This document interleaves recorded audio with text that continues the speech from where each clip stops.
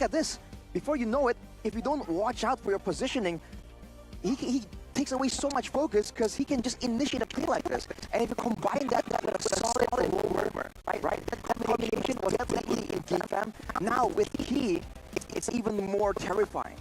We have always seen Super Luke being this flashy XP laner, and it kind of draws comparisons with Cerezo back in the lineup. Sure, he was a stable XP laner, but he wasn't this XP laner who kind of makes the gamble to create those flashy and kind of like, you know, high risk, high reward plays, Gani. Yeah, especially on that Ruby. I think now, seeing that game yesterday, yeah, Dewa United, you better either, I think, ban that Ruby out or prioritize it and steal that Ruby. Again, Luke displayed a wonderful Ruby game yesterday, so it's going to be very scary here for Dewa United.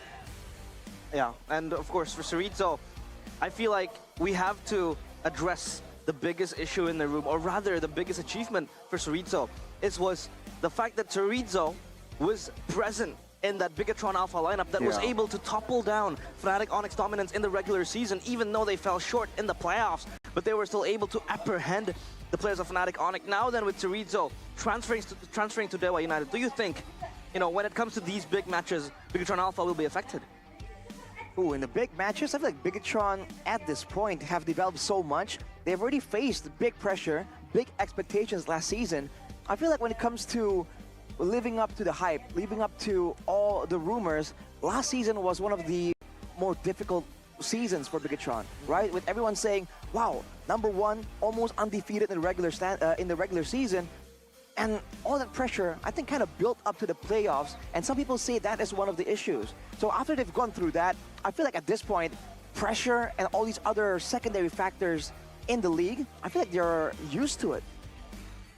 They're definitely used to it. And with, again, if we're talking about the roam position now, very, very interesting to see how Mueza will combine with Hijume. Again, I think they can be a deadly duo as long as Hijume can keep up with the plays from Mueza coming in against Bigatron. Because Bigatron, Hijume is going up against Moreno, and Moreno is that lethal, right? I mean, arguably still worse than Sans, but maybe this season actually Moreno is the #1 mid laner in the league. Oh, that is a hot take, because we have seen Sans as this, you know, alien, as this guy who was always able to perform consistently week in, week out. But now Moreno, I feel like, yes, he is the skiller robot coming in from Bigatron Alpha, who has been very consistent.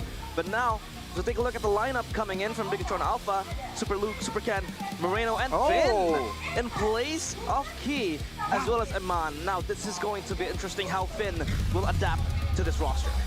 Without Key in the lineup, will Finn be able to be the key for Bigatron's success today? Ladies and gentlemen, it is still the Red Robots, Red Terminators with Super Luke in the EXP, looking to stay consistent, stay on top. This is Bigatron Alpha. The Red Robots march with their newly mended robot, and that is Finn. All eyes on him today. Definitely a key factor here. With Bigatron playing so aggressively, so calculatively, the roaming position is critical in ensuring that you have control in the vision, control in the team fights. With Key performing really well this season, Finn has big shoes to fill in, especially up against this roster. Here we go, Cerezo, Ray, Hijume, Mueza, and Watt. Yeah, still the same roster for Dewa United, but Ray, I think we also have to describe him as this jungler who has finally found his groove again. The Retribution will play a huge part in today's clash against Bigatron Alpha. Of course, Dewa United, they want to keep that momentum going. What will Watt bring today in that gold to support his team? This young team, promising one as well. Can Cerezo defeat the X team, or will it be Bigatron prevailing the victory? Well, let's see. Let's welcome. It's Dewa United Esports. Looking right at the eyes of his ex. Used to be a mechanic, now ascending to godhood. It is Cerezo looking to wreak havoc and smite the players in Bigatron Alpha. It's personal for Cerezo. He has to show to everyone that the new guy in the team, in the mix, can't really match up to him. We'll have to see. So Rizzo, well known for having that macro play, the split pushing, the flanks. It's a different style compared to Luke, and he's gonna try and prove that he has what it takes today. Our Marshal Dainang, though, bringing up the big brains right here on the stage. Coach Wura and assistant coach Theo Nile with Coach Raizan and his analyst. Yeah, Bellin. Bellin, who used to be called Erpang, now he uses the name Bellin. I think it's more classic, and it kind of feeds off the more, I don't know, elite name, but yeah, we'll see how elite that draft could be in Dewa United's standings. Now, of course, for Dewa United, we have seen Bigatron Alpha surviving in that draft even after the departure of Kesq. So what do you think will be the differences as we take a look at the rival showdown here? X Factor or X Factor? I don't want to talk about X's because sometimes it hurts, but Rizzo hurt his X this time around. Well, sometimes you have to face the pain to find progress. But Super Luke and Rizzo, as we mentioned, it's personal. Both looking determined to prove to everyone once and for all who deserves all the hype, who deserves to be in that EXP lane, and who can exert their will onto their opponent. With Super Luke having the higher KDA, but for average kills, actually, Rizzo holding his own right there. Definitely two of the more dominant performers in that EXP lane. It's going to be very interesting to see how they will go at the EXP. Can X or Rizzo be that X factor, or will BTR claim that fourth victory? That's some foreshadowing, Gani. The case of victory for Dewa, to avoid contesting objectives directly and focus on pickoffs as an alternative. We've seen a lot of teams go with this strategy, and it really works well in the current meta, where the neutral objective is a lot more difficult to secure without contest. And against Geek, like what they were doing against Geek, prepare strategies for long team fights, right? Gets a lot of the spammable skills, initiates that don't really require the ultimate, because when the fights get longer and longer, when you have more skills, more cooldowns to throw out, usually you'll find a window of opportunity. For Bigatron though, Luke should play the initiative heroes rather than the reactive ones. Go in with his style, with his dominance, in order to actually have control, because he is not that kind of XP laner that want to adjust and play around his opponent and maintain that aggressive early game. Play with Finn as their roamer here. Utilize his potential as the X Factor, right? Another X Factor that Dewa might not be prepared to face. They might be preparing for Key this whole time. Now that it's Finn, use that as a curveball. Yeah, I feel for Bigatron Alpha, they have always been cementing that roam spot for a Key, but this time around, Finn could just stir up the pot for Dewa United. Maybe they can't really, you know, react to what he is going to do. But I want to talk about the jungle proximity coming in from Bigatron Alpha. Super Ken with Moreno has been such a fantastic duo, fantastic combo in trying to secure the objectives and secure the map control. But usually it could also be Super Ken and Key to try to usher out the players of Dewa United or their enemies. But this time around it's going to be Finn. Do you think there will be synergy issues? Well, let's see, right? I mean, Coach believed in Finn, but yeah, I think there will be some slight differences with synergy with Finn coming in, but I want to see this guy. I want a fresh look for Bigatron as well. Let's go to the Land of Dawn, or rather, the drafting phase presented by the official tournament smartphone, Samsung Galaxy Z Fold 6 and Z Flip 6. As we take a look at the bans coming out, Fanny, Ruby, and Harith taken out of the fray. And for Bigatron Alpha, they want to take out that Ling in the hands of Ray, as well as the High Loss and the Chip. I mean, as expected, right? Dewa United, they saw what the Ruby ring can do from side of Bigatron. They ban it out. They instantly pick up the Roger as well, a hero that got a savage with Susujin yesterday. So perhaps Dewa United are trying to replicate the same snowballish gameplay that the Roger brings. If we're expecting that heavy pick-off style from Moeza, then heroes with a lot of burst damage can gain a lot more value. But for Bigatron, that mid lane value on the Valentina in the hands of Moreno can't be denied. And on top of that, getting the Arlet here, great flex play coming in from Bigatron. It can be put in the hands of Finn, perhaps, in the roaming position. He usually goes for it. Or it can be put in the hands of Luke. But they have left open the Sushin, and they have not gone for the Zask, so this is going to be one of the first times we've seen a Sushin kind of not really matched up by that Zask. And along with that, that's the signature Cho, man. What will Bigatron try and bring out? The Ruby has been banned away. Yeah, we talked about the Cho being either a flex pick, but for Dewa United, I feel like they are going to give it in the hands of Moeza because Moeza has been very good with that Cho. So take a look at Bigatron Alpha. They respond with a Hayabusa pick going to the jungle. So of course, flexibility still in the hands of both teams. The Roger can be flexed, even the Cho could be flexed. For Bigatron Alpha, they have the Arlet in the hands of either Finn or Super Luke. But how do you describe this matchup by Zuxian and Valentina? So take a look at the history by Finn. Third until fourth place from MPL ID Season 9 with Bigatron Beta. First place DGWIB Season 14 with beat Bigatron Beta. And fifth to eighth place MDL ID Season 8 with Bigatron Beta. So this is going to be a new experience for Finn playing in the top stage. But back to my question, how do you describe the matchup between Zuxian and Valentina?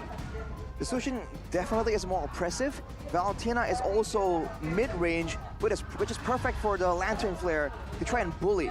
But the thing is, in combination with the Cho, the Sushin will be able to clear the waves a lot faster with the help of the Jeet Kundos coming in, presumably with Mueza. On the side of Bigatron, we'll have to wait and see what the roamer is, because at this point, it's never really a 1v1 technically. The roamer is always part of the equation when you're talking about the impact around the map. And speaking of impact around the map, the Moskov denied by Dewa here. They're concerned that Eman might bring that big brain approach and go for those flanks, go for those split push plays. I really like how you point out the Cho and the Zutsin combo, because for the first three picks, right, it's very clear that Dewa United, they're playing with their mobility composition, right? Roger, Cho will help with that mobility, the fast spacing in that early game. And yeah, they deny the Moskov. Well, for that last man, Bigatron, they deny the Terizla. Seems like they know that Dewa United needs some sort of peel, and they will eliminate that Terizla in the hands of Dewa. Goni mentioned about the mobility of the composition in the first phase by Dewa United. How do you exactly fare off against the mobility? Do you go mobility again, or do you go global presence? Usually, in theory, right, if you're going up against mobility, you want to go for crowd control, because you take away their ability to kind of kite back away, or chase, technically. So slows can be an answer, especially against a Tsushin. If you're trying to go with a slow, lumbering approach, then you're prone to getting tossed around by the Lantern Flare. So big crowd control tools I would expect to be seeked out by Bigatron. But for the side of Dewa, they ban away two gold laners, including the Harith already taken out. So for Eman, what is it gonna be? Dewa has a chance to flex over that Roger into the gold position. For Bigatron, that option isn't really available just yet. Yeah, 3 marksman bans against Eman. You could technically see how Eman is the Terminator, and this guy is one of the winning conditions for Bigatron Alpha to excel and flourish in the Land of Dawn. But now, taking into account how Harith, Moskov, and Claude all gone in, the options given to him, what will he pick up? And he will go for the Mathilda, or rather, they will go for the Mathilda in the hands of Finn. So still concealing that marksman pick as the last pick. Interesting. We haven't seen a Mathilda for too long, but we'll have to see how this matches up. There's a lot of mobility, kind of, too, for Bigatron. If you add the Mathilda to the mix, I wonder if the idea is to save people from that Lantern Flare, right? From that slow and chase. Exactly, right? They add themselves a hero that can help you with mobility issues, right? Sure, you have the Hayabusa, but with Mathilda, you can jump in and out, and there you go. Dewa United, they saw, you know what?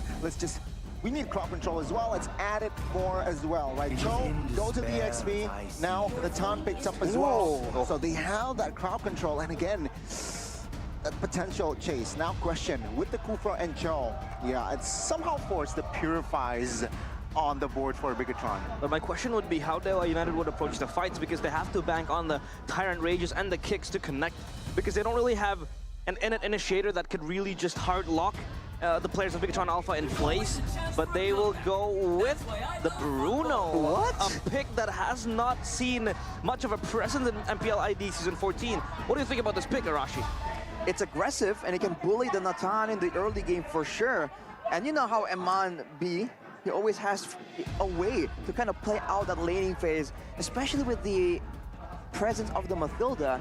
There's going to be a lot of potential dives available for the side of Bigatron. They can go in, get out, like you said, Goni, especially with the invulnerability of the Hayabusa. A lot of tools available to really shut down Dewa. But that's only if they can circumvent all that crowd control, the Jeet Kundos, the Way of the Dragons, and of course, Like you know, Gani, the Tyrant's Rage, Tyrant's Revenge combo from that Kufra. It's going to be very interesting to see, but he actually expected 3 Purifies on the board. Yeah, Bruno can rock the Purify. Take us to the Land of Dawn. Yeah, and here we go. Land of Dawn will be witness of who wins the Battle of Nostalgia. Will it be Bigatron Alpha or Dewa United as we open up the match today right here? Let's go! Bigatron Alpha against Dewa United.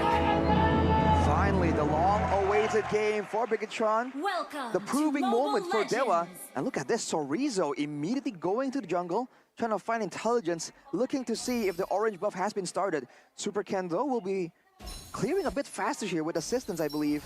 So Ray will be a bit behind. On the Roger, though, he can catch up really quick. As you can see, Hijume will have a bit more presence in the lane when it comes to trading. But when it comes to clearing, Finn and Moreno should be able to hold their own here. And level 2 might be quite dangerous, considering the Wisp available for Finn to try and do more damage. Ijume does have that reach with the Lantern Flare. And that would be the main issue for Bigatron Alpha to just rattle through that front line, but Super Ken already showcasing his movements, his aggressive movements. And now the emblems, Sarashi, what do you think about this? The emblems by IndyHome shows that Dewa are here to brawl. 3 tenacities, really gaining popularity, but look at this, engage. Launcher's win, just to poke though. That will force Finn to recall early, though the spells are not triggered, so it's still even if you want to go for that turtle. Looking at Finn though, support emblem, more movement speed, more shielding and healing, agility and Wilderness Blessing. So expect him to be all across the map, all around. And I wonder if that's the approach, right? Make sure that every lane is dominant like this. Has a shadow kill. Oh, but the Quad Shadow will force Sorizo to use that flicker. Unfortunate for Super Ken, the shadow kill hits the minions. Like I said, imagine if Finn was actually there to assist with that dive. It's a dangerous combo coming in from Bigatron. But look at Ray. Whew. That's some damage available for the side of Dewa as well. So for both teams, it's a delicate balance. Whoever really makes the first misplay and maybe forces the issue a bit too hard are susceptible to getting punished really, really hard. We have seen Dewa United only wanting to pull the trigger, but it's always Bigatron Alpha slowly but surely making the proactive plays. And we can take a look at how much of a presence this Matilda is, but there we go with a brawl. Yep, terrified as well. Final slash triggered, but Mueza calmly used the flicker. Now he has to recall here, or will he force with quite low HP? And Bigatron there in no rush and taking the turtle, seems like. Finn trying to push, trying to get level 4. Circling Eagle will be valuable in the next engagement potentially. With no flicker available to the Kufra. Oh, they're going on Sorizo. Here, Circling Eagle already used up. Now it's Sorizo good. Jet control, but oh, nice final slash towards the Hijume. Now Super Ken finds the turtle. Mueza looking to bounce away. That's a final slash onto his 4 members. And Moreno claims for his blood, and Super Luke finds another. Now Sorizo stuck in that mid. With that shadow kill, Super Ken claims the kill. Oh, they rattled through Chorizo and the front line of Dewa United. What a final slash coming in from Super Luke. As Ray trying to hold his ground against the aggressiveness of Super Ken. No shadow kill though, Ray! No! Not enough space to get out. Watts here trying to find something, does not find it, but Super Luke, man, what an engage earlier. Now Circling Eagle connecting onto its Finn, or Watts in the backside. Super Ken has damage, 1 HP, and Super Ken claims another. What is the damage, my guy? Super Ken coming with the shurikens, not even the shadow kill, just cutting down the members of Dewa as Iman uses the early presence to get all the turret gold, and Mueza can't stop him. Yeah, this bottom side turret already corroded by the players of Bigatron Alpha. Iman will just farm the plates as he tries to excel the gold. And talent prediction by the new application GoPay. Unanimous decision, all in the hands of Bigatron Alpha. Well, can you blame us with how dominant Bigatron has been? All seems to believe a bit more in Dewa. It's not personal, man. We just have to go with the data. If Dewa can surprise us, we'll be pleasantly surprised. But from the looks of it, Bigatron has got full control right here. Even when Dewa has the more aggressive playmaking tools, the fact that Bigatron are so good at setting up for the objectives is really costing them. They're putting Finn, Moreno, and Eman surprisingly in the front line because they have the Purify. They can tank it up and allow Luke to have the flicker to go in aggressively. But look at Sorizo trying to hold his own. Oh, Moeza trying to be the front line, but they're going on him. They want to defeat the rookie, but now with the flicker. Oh my goodness! What? That calculation by Superkin, that allows Bigatron now to control the Turtles area. Hijime now engaged on, but forced to use that ult. That will be the second mute secured by the Red Robots. That's clean coming in from Supercan. And look at how Bigatron are playing this. Against all the tools available, they're stopping Sorizo, they're stopping Moeza, engaging on them before they can engage. And on top of that, the early power from Hijime on the Sushin is negated. Because look at how Luke was playing it, man. Just going straight at him. Circling Eagle though. Yep, onwards too. Airborne and Ray, good night. Watt trying to do something but gets taken down. Moeza now will bounce away. Oh! Super Luke! Welcome to Bigatron, man. 4 members wiped out from the side of Dewa United. Super Luke looks at the eyes of Sorizo saying, I'm better than you. I'm better for Bigatron Alpha. Stand down, he declares. As Supercan immediately goes into the jungle. He'll be able to get purple buff. Sorizo, though, might fall. Hang on a minute. Enough range there. But yeah, I mean, wow. 6 minutes in, 7,000 gold lead. That was a crazy course of events in the bot lane, man. The layering of crowd control from Bigatron, circling Eagle, and then saving the final slash. Sorizo, though. Sorizo has enough sustainability, though. And yeah, I mean, it's all across the board here for the side of Bigatron. It feels like Bigatron Alpha will just be rolling with this dead ball. And look at them, just having fun with the recalls. Moreno 2 kills, Supercan 4 kills, and Super Luke to Iman 2 as well. It feels like Dewa United, they're bleeding left and right. The gods are bleeding as they look for another engage. Sorizo with a flicker. Oh! Dragon! Super Luke falls now. Supercan to the backside. Sorizo though falls as well. Shadow kill onto his 3 members. The damage will not be enough. But Ray survives. But Eman finds the double.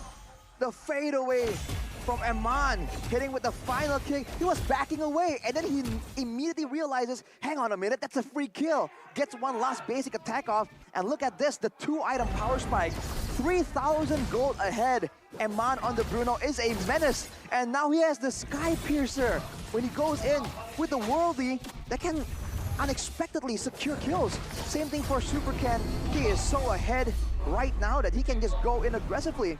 And it will take a concentrated effort from all 5 members to really get a shutdown. Uh-oh, Finn pops a circling eagle. He will be fine. And of course, Dewa United, it looks like they're so heavily cracked, heavily bleeding. Moeza looking for an engage towards Super Luke. Now towards Super Luke though. Now he will fall. Let's see about the re-engage power by Eman, who finds a kill. The world pass. Moeza loses his immortality. Now Bigatron, they still can't fight. Now let's see Sorizo will dive under the turret. Oh, Moeza flickers out. Eman still can find the kill by Super Ken. Shadow kill will be cancelled, but again, the FOFO, fight objective by Bigatron is deadly game 1. It's crazy to see how Bigatron are playing this, especially for Eman. You're used to the gold laners being so passive in the current meta. So much danger lurking around from the mid lane, from the jungle. But look at Eman leading the charge on the Bruno, knowing that the backup is available. And even if he gets focused down, Luke will back him up. Moreno and Finn will keep him alive. 11, almost 12,000 gold ahead at 8 minutes. This might be one of the craziest goal discrepancies we've seen in the league so far. Dewa descending from their godhoodness, and now Bigatron Alpha taking charge to try to obliterate them from the face of the earth. This is still game 1. This is going to instill such raw mental fortitude in the hands of Dewa United. But how did Dewa United come back from this? Because it feels like their winning condition is in the Natan, but then Natan keeps being forced to fight by the engages from Bigatron Alpha. Yeah.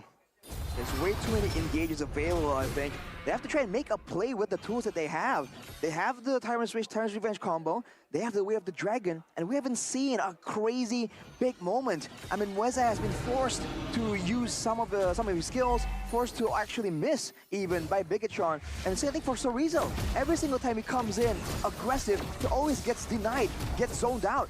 And being so far behind with so much danger from Bigatron, the potential to chase down, to combo them down, Dewa is forced to just relinquish that Lord. And now it's a 13,000 gold difference for Bigatron. I would argue this would be the weather the storm type of condition where Dewa United will wait for a timer, maybe just go for their power spikes in the items. But game fact, by the new application GoPay, Bruno is one of 3 Eman heroes who got Maniac in MPL ID Season 13 with 71.4% win rate from 7-time pick. So this is going to be a pocket pick for Eman, I would say. But when he is given this pick, he goes aggressive.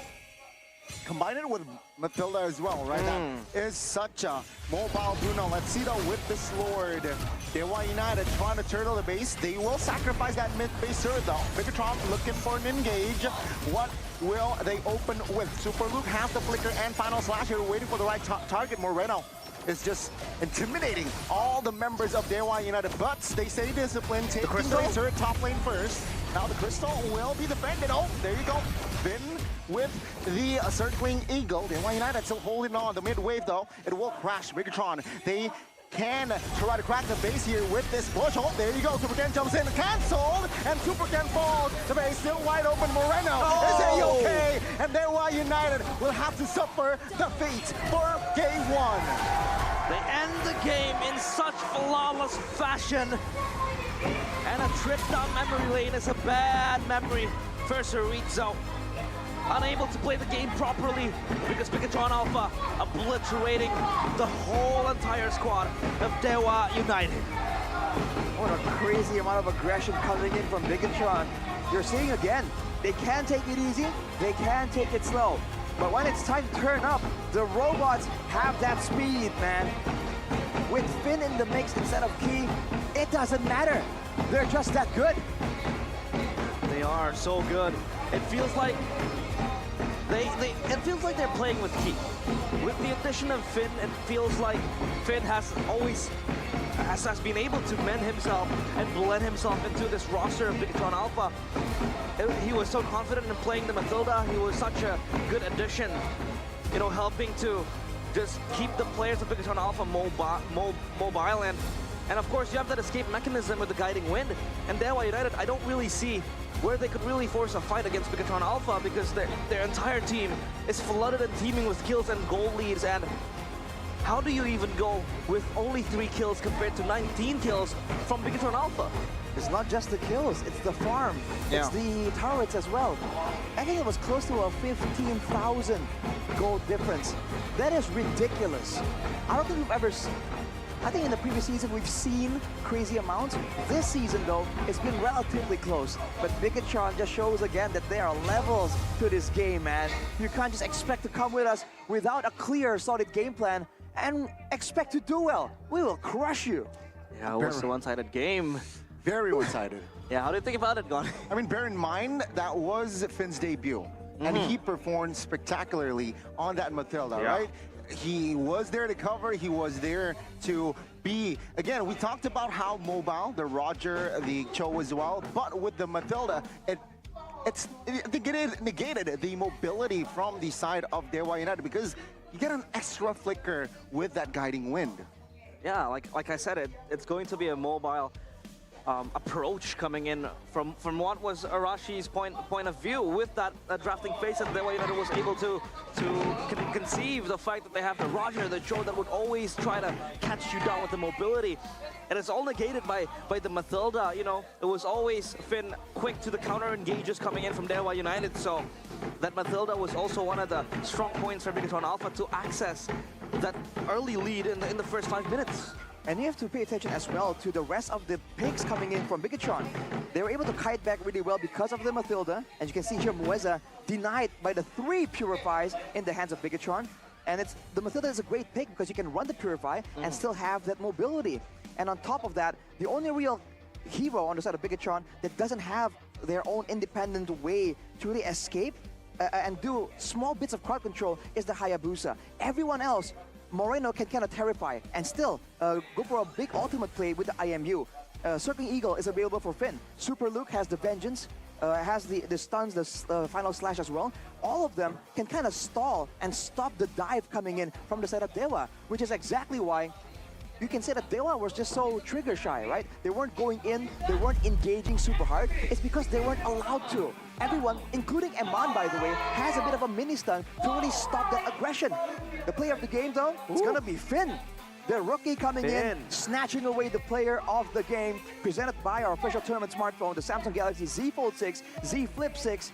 It's the Mathilda with the Blood Wings, with the Flask of the Oasis, and the Enchanted Talisman. A lot of healing, a lot of shielding as well.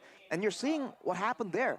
Every single time they were able to kind of threaten one member, he just gets regen up to full. And because he has the built-in healing with low cooldown, with almost unlimited mana from the Enchanted Talisman, Pikachu never really need to go back. Yeah, and also has the QC to move quickly and reposition to try to, hitchhike his teammates towards better grounds. But in the first few minutes, it feels like the United were forcing the issue, trying to go on to the players of Bigatron Alpha. But take a look at that beautiful counter-engage coming in from Super Luke, that final slash. It felt like it sealed the fate for the early game for Bigatron Alpha. I think it's a shame that Dewa had the Tsushin, but you can see that Hijime was completely shut down. And Mueza here, the longer the game goes, the squishier he gets, and Super Ken is just smooth on that Hayabusa. Take a look at this play on the bottom side, him with the circling eagle and the instant follow-up from everyone. You can see that Mueza tried to kind of turn it around, tried to do something to really help, but it wasn't really allowed. There's still the Purifiers available. That dive was done without the Purifiers being used at all. What do you think that could have been done better by Dewa United, Arashi? What do you think was the weak link or the missing piece of puzzle in their gameplay or their execution, or maybe their draft? I feel like there's just so many issues right here. The targeting doesn't really win out well. You saw that Hijime, Mueza, and Sorizo and Ray, they have aggressive picks, but they were really shut down completely from the early game. So it feels like they weren't really calculating the matchup properly. And afterwards, again, look at this goal difference. What is it, 16,000? Yeah. How do you defend? Look at how fast they get taken out. This is not everyone from Bigatron. It's just 3 members, and then Moreno comes in, cleans up completely.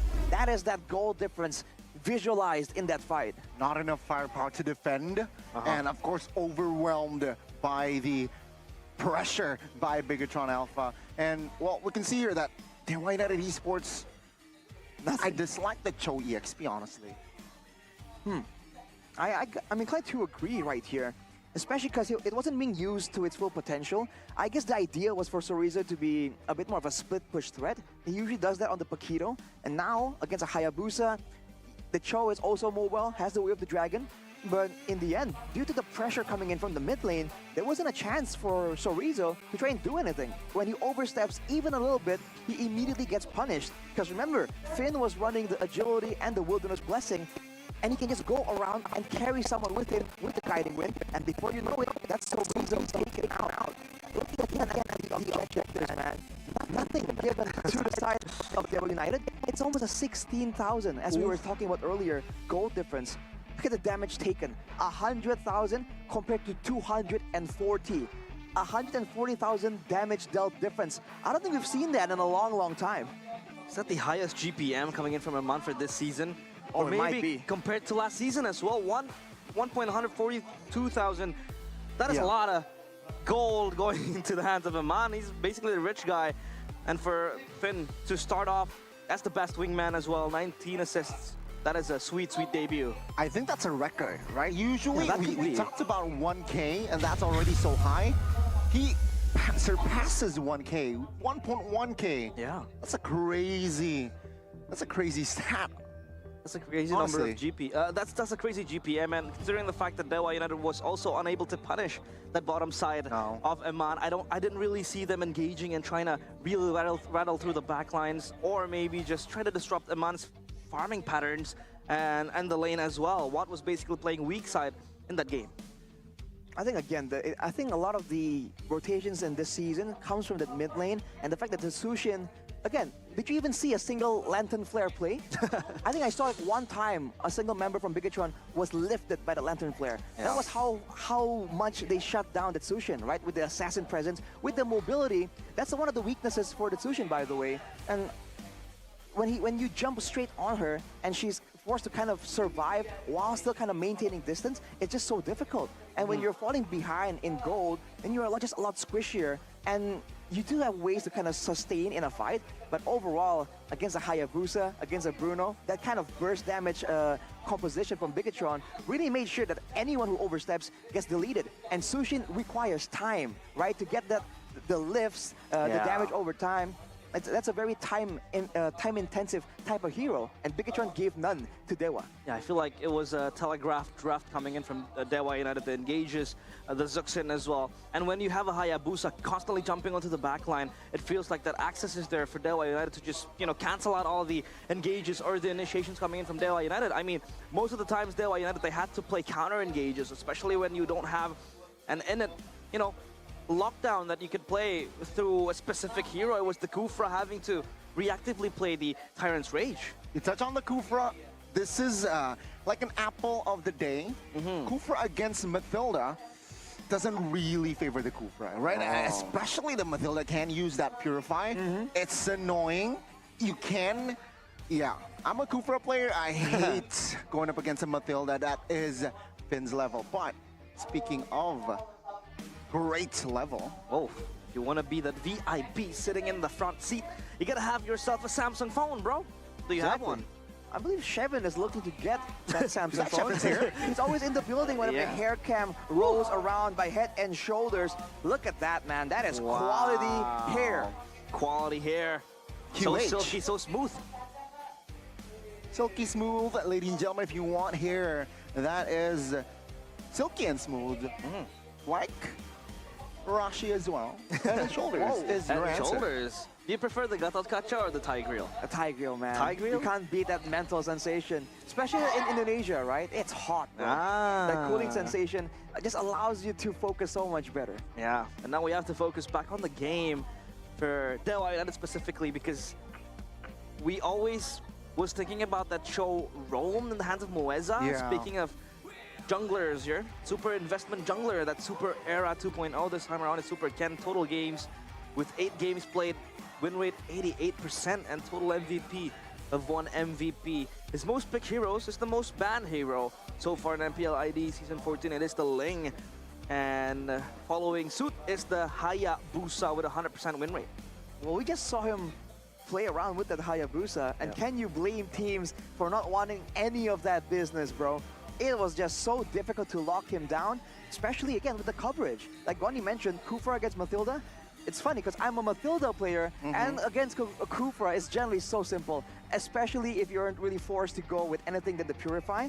If you look at Super Ken, with that coverage, he's just able to have such a high win rate on the Assassins. And I know that in the current meta, junglers that play the Assassins are just so fearsome, but it feels like Super Ken, aside from the aggression, it's also the safety, right? He doesn't really play high risk and trades his life for objectives. He is just so clean with it, getting in and always only going in when he knows there is a clear way out. I think that is what makes him stand out amongst the other junglers in the league right now. Yeah, Super Ken successfully beats Kyrie's farming speed when using Hayabusa by successfully reaching level 15 in 9.20 minutes. Kyrie, that's crazy. 9.53. So after that game, it felt like the players of Bigatron Alpha were breaking records. So Aman reaching that high level of GPM, and now Super Ken breaking that Kyrie record by the Hayabusa farming speed that he had as well. I think it's so easy to farm up to 15 when you're farming heroes. He wasn't really farming only in the jungle. He wasn't relying on the clear speed. He was farming Dewa's heroes again and again. Is that the new meta? Are we gonna see the same kind of approach? I feel like teams really want to play like this, but it's just difficult, right? Usually teams will have some kind of solution, and if you think about it, how impressive is it to play an Assassin against a Kufra that can kind of block in your the quad shadow from Super Ken, against a Cho, by the way, they can still threaten using the Way of the Dragon and still be able to go in aggressive and farm both the jungle and the heroes by Super Ken, showing again that his knowledge, his risk assessment in the middle of a fight is just impeccable, man. Let's see if Dewa's draft can be impeccable as well here. The drafting phase presented by the official tournament smartphone Samsung Galaxy Z Fold 6 and Z Flip 6. As we take a look at Hylos, Zuxin, and Ruby taken out. This time around, it's Bigatron that bans out the Ruby, Gonny. Well, very interesting, right? It means they do not want to prioritize the Ruby. Instead, they want the Roger. Again, no, it's not the Roger. Instead, they prioritize the Valentina. They want the Moreno in full effect for Game 2. Valentina in the hands of Moreno can be a deadly hero. And so far, he has proven to be that deadly of a player. But now, for Dewa United, they quick pick the Hereth. And do you like this pick in the first phase?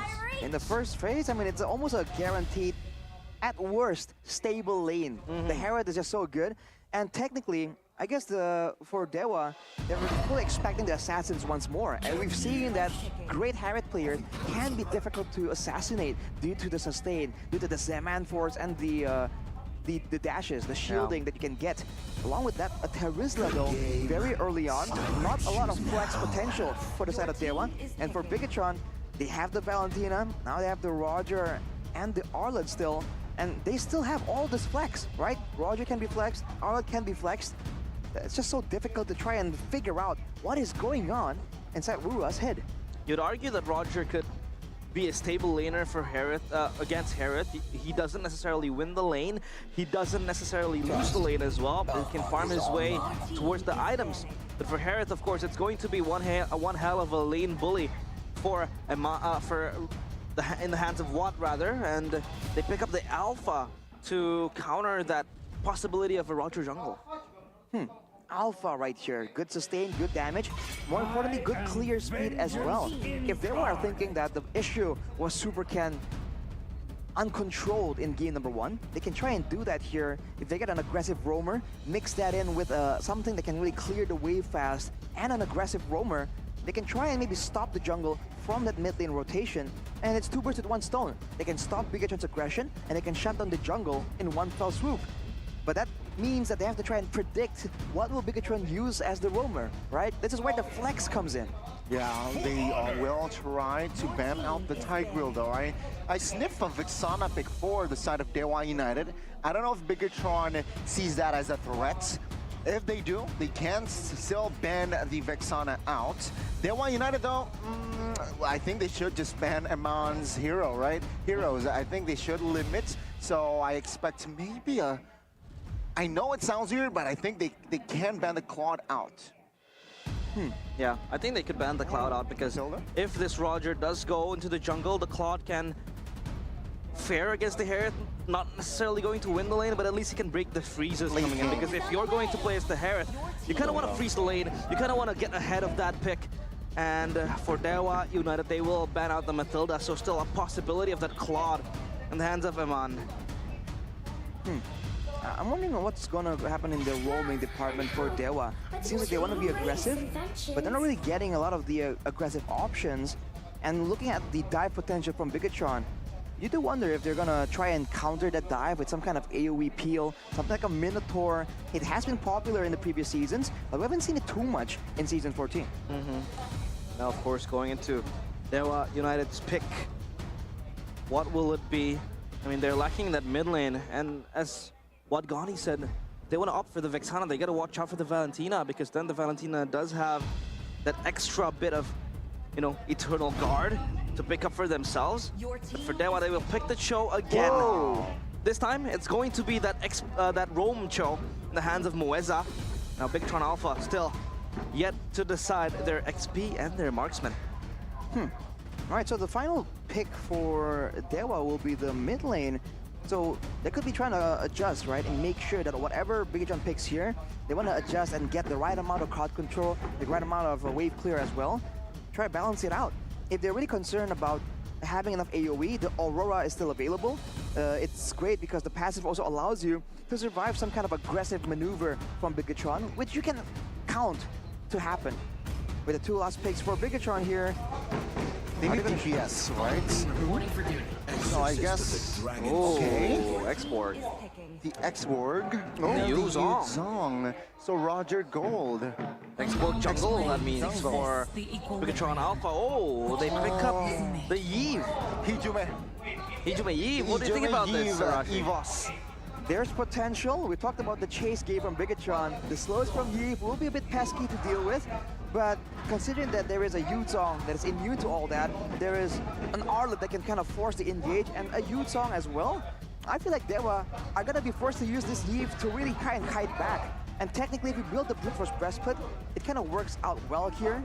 Against all these fighters, I'm expecting Hijime to go in with a sprint maybe. But for Dewa, this is once again a more reactive type of draft. they're allowing Bigatron to get the control right here. And if that's the case, you can't help but be worried for them. And now, of course, the draft index coming in from Dewa and Bigatron.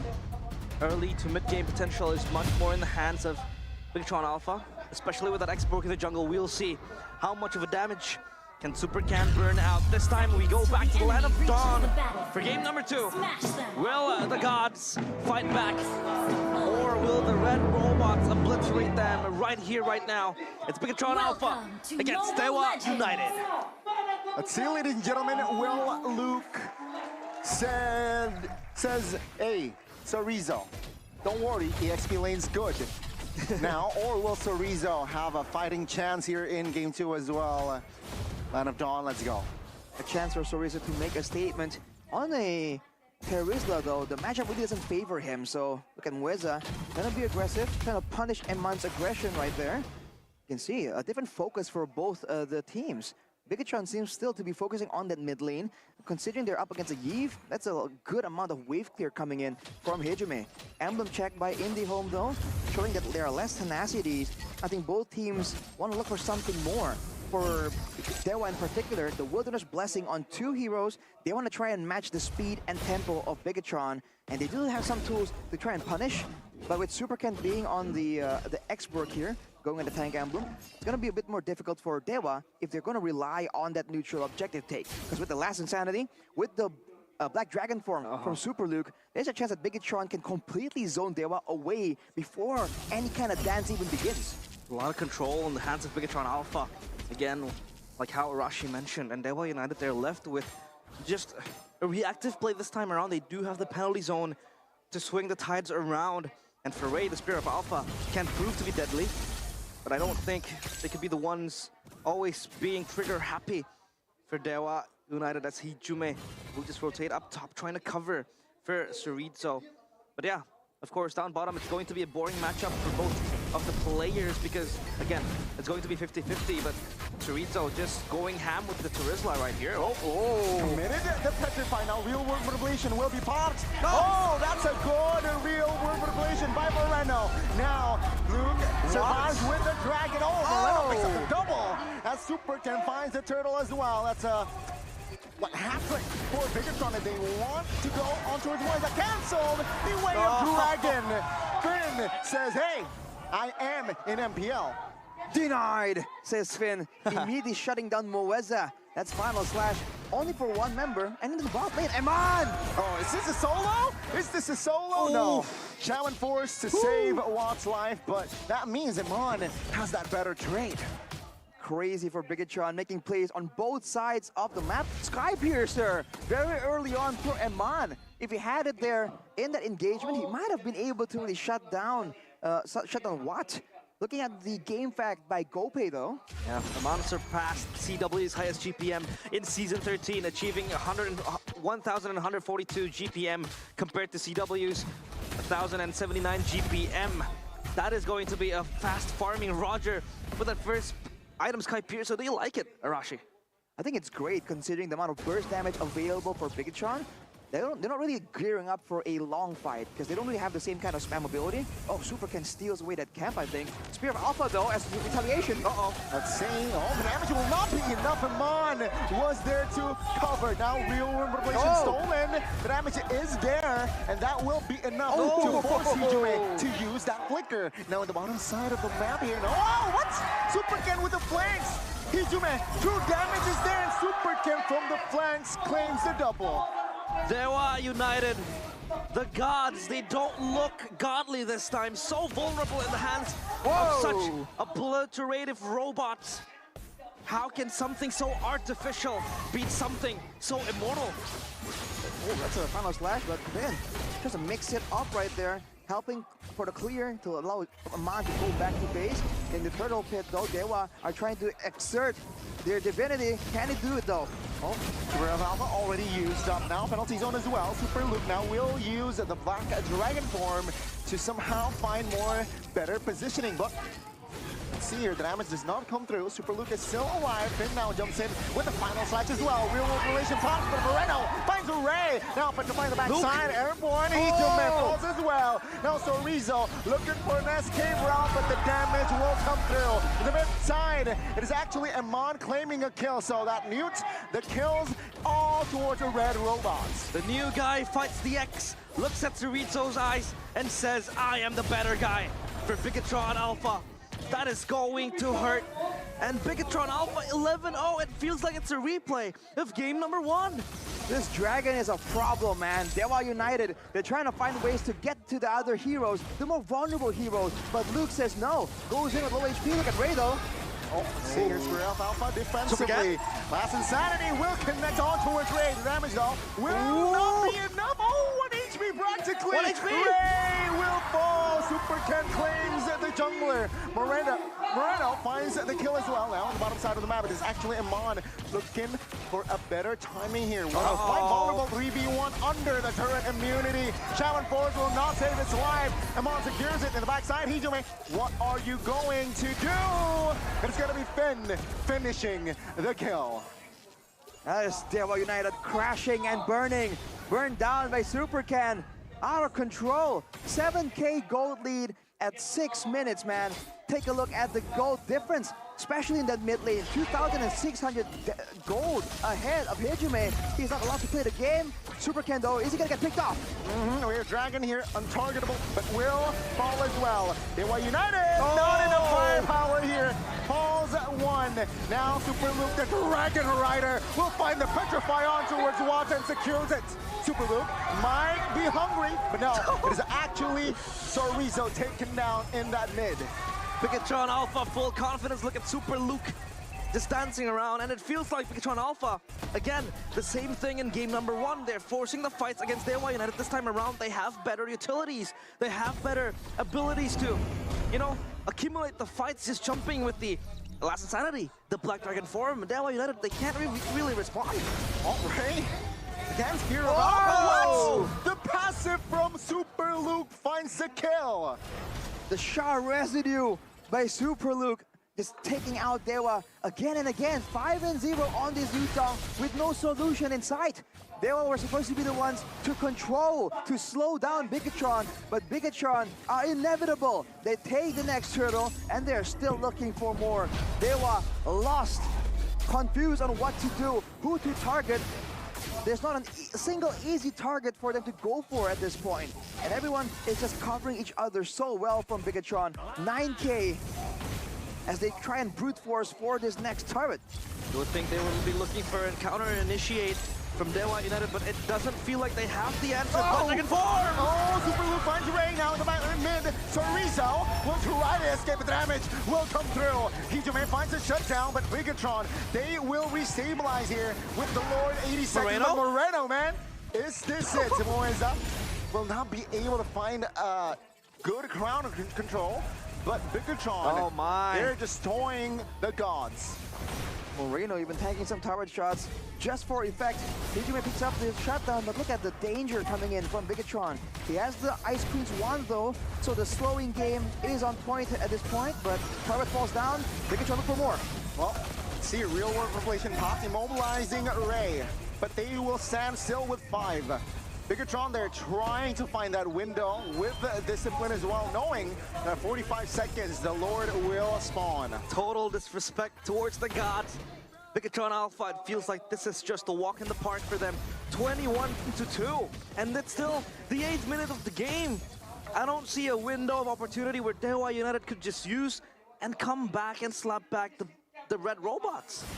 For Dewa, I think Bigatron needs to make a catastrophic mistake for them to even find something. Unless they go for a massive combo and Bigatron really don't respond at all, maybe then something can happen, because at a 10K gold lead, going for the turret right here, even before the Lord is even in the picture. Oh my goodness. This is such a tough and bitter pill to swallow. And if you see him on frontlining like that, it is full confidence in the hands of Bigatron Alpha. Dewa United, they are just trying to hold their ground and forcefully scamper away the players of Bigatron Alpha as they relocate and reposition themselves for this Lord take. Dewa, they will relinquish and concede all advantages in the line of dawn. They're gonna take this next Lord, no contest. While in the meantime, Moreno asserts his dominance as always. Stands in the front, stays in vision, pops the recalls as Moeza catches a glimpse of the Black Dragon form. Super Luke will not find Watt though, but Moeza. No, final flash will be triggered, but Moiza will calmly step away. Now, Dewa, they will turn the space here. Mind you, structures from the side of Big John Alpha remains untouched. When I take a look at that Black Dragon form, Super Luke skipped Moeza, but this time they were able to catch Watt. Thankfully, Watt was recalling, and now the siege towards the base. Will this be the end of Dewa United? We will see. This might be it. The Haymaker from Bigatron Alpha. Dewa United now receives a lot of damage. Terrified as well. Final slash. Final and last insanity as well will claim that life. Now where's at the backside? Will fall. So Rizzo trying to hold on, trying to clear the wave. But Amon claims a double. Looking for the triple as Watts falls as well. They will go for the ends. And Bigatron Alpha, they will remain on top. Bigatron Alpha chase down Dewa United to the ends of the earth. And the earth no longer theirs. It is invaded, obliterated, pulverized by the red robots. Bigatron Alpha seek out the 2-0 as Dewa United falter. It's insane how many ways Bigatron Alpha can just take control. That last fight, you were expecting the Black Dragon form. You were expecting the Order to come in with a final slash. No, it was Moreno coming in with the Terrify along with the last Insanity. This is the flexibility that the red robots possess. You have no idea what is coming for you. My goodness, what a statement of a match. And it felt like the addition of Finn did not really leave a single scrap in the backs of Bigatron Alpha. They were even much more dominant. Did not give a single inch towards Dewa United. You give Bigatron Alpha an inch, they will take a mile. And they were supposedly so unstoppable. And this time, it's still the same game plan as game number 1. They were consistently on the engages, but this time around, it's supplemented by even better engage tools. The Black Dragon form, the last Insanity, and Amon just, being in the Gold Island. And you can take a look at the poses coming in from the Bigatron Alpha players, full of confidence. Moreno flashing the emotes, flashing the recall in-game and out of the game as well. A painful conclusion for Sorizo there. Completely outclassed by Super Luke as he takes the front, walking ahead of Moreno. It's going to be a friendly exchange of sportsmanship here. But man, that was a statement. All the whole for this season, you saw that when you beat up against your ex-teammates, it hasn't really worked well for some of the teams in MPL ID. But for Bigatron, it is not a problem at all. It's tough, it's tough. It was very hard for Watts to be relevant in this game. Yeah, it was so hard. I mean, the Harith first pick for him was, he was set up for success, but Bigatron Alpha was able to win in every single lane. The jungle, the XP, and the mid lane. It was so hard for them to even try to stem the bleeding from Dewa United. And this final clash just was the icing on top for Bigatron Alpha. But of course, we want to hear from the players of Bigatron Alpha. So onto the stage, we will go. Yes, ini adalah tim super cepat dengan 2-0-nya Bigatron Alpha. Wow, ini match yang begitu banter. Moreno, cepat sekali ini berakhir. Iya makanya. Ini jam berapa Bu deh? Jam 4. Jam 4, cepet juga ya. Iya. Benar, ini cepat. Tapi bagus, kita jadi cepet libur. Oh ya, cepat untuk break dan membahas. Iya. Kalau kelar gini, apa yang kalian bahas dengan kemenangan tadi nih? Kita nggak bahas apa sih? Kalau gamenya menang, matchnya menang gitu. Libur mau kemana? Oh, libur mau kemana? Iya, Simpel itu. benar. Kalau misalnya hasilnya tidak menang, alias kalah, Latihan.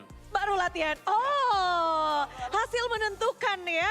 Tapi hari ini kau melawan Sorizo, Iya Bang Otot. Bang Otot. Iya. Bagaimana pertemuan kalian dengan mantan dan kalian mematahkan kutukan dari mantan? biasanya tim yang melawan mantan kalah. Berarti mantannya masih sayang, makanya menang. Berarti dia masih sayang sama kita-kita. Gitu. Iya. Bagaimana tadi rasa sayang dia di Land of Down yang kalian rasakan? Mungkin tadi yang paling ngerasain look Super look. ya. Super look. Apa? Kamu melawan orang yang tadinya berada di posisimu super look. Bagaimana? Jago sih, Jago. jago. Apa? Deskripsikan dong. Jago ya, kita tahu jago. Dia cosplay cowok aku tadi ya. Hah? Cosplay cowok Luke tadi dia. Oh, dari cowoknya ya? Iya. Oke, kamu coba memberikan contoh. Memberikan contoh juga. Kamu ini kayaknya baru berapa lama di Bigetron udah ngeblend banget sama Biget Troopers juga udah ya? Itu Bude. Oh iya Biget Itu Troopers. anak dewa tuh. Kamu malah Bukan anak yang itu. dewanya. Beda. Yang itu. Yang itu, udah ngeblend bareng semua nih. Udah. Udah. Apa sih, gimana sih caranya Super Look bisa kamu mengisi posisi yang krusial banget, terus bisa bersinar seperti ini? Gak tahu sih, emang udah deket aja sih sama anak-anaknya. Jadi gampang lah. Siapa yang paling membantu Super Look? Gak ada sih. Loh, Sama lah semuanya. sama semua ya. Tapi yang nggak sama adalah ada satu player anyar, Vin. Halo Vin, pakai F ya. Ini beda. Halo, debut di MPL bagaimana Vin? Seneng Bude. Nah, senang ada groginya atau bagaimana? Pasti ada lah dikit. Tapi kamu dimunculkan atau bermain saat ini apakah spesial untuk melawan Muiza dari tim Dewa United?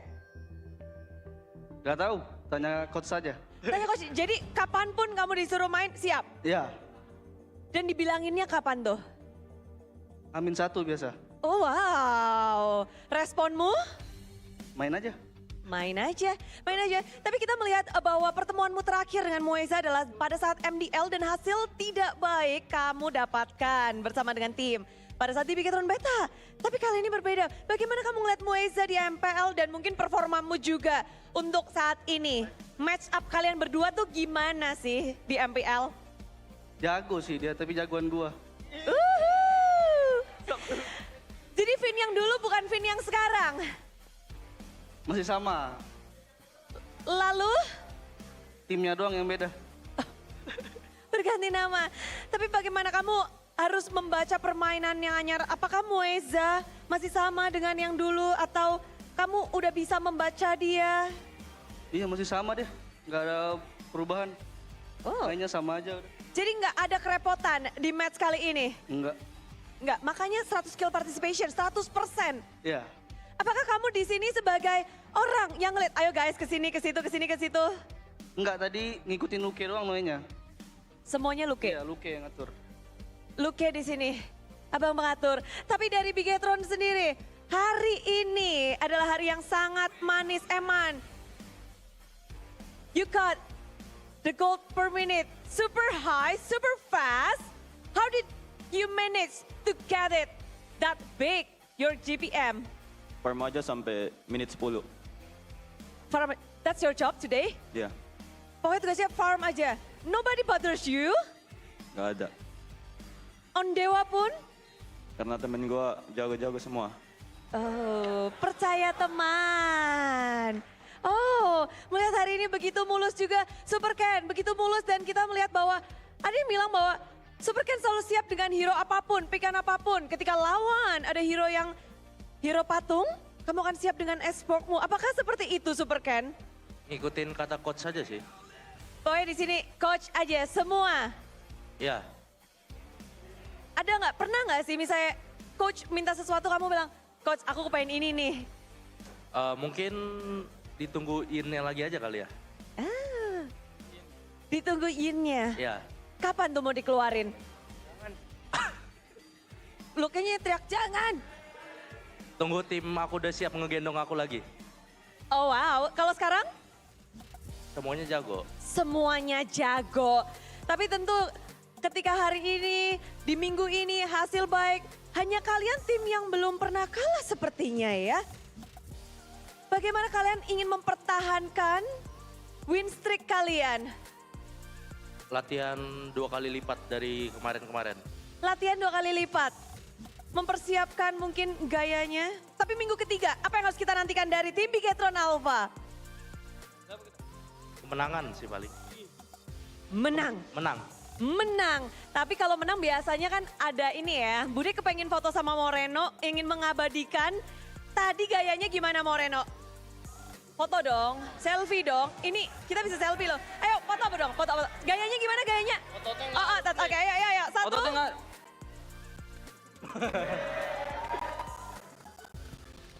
Wow, thank you Moreno. Lihat nih. Iya, Wow, keren ya. Thank you banget.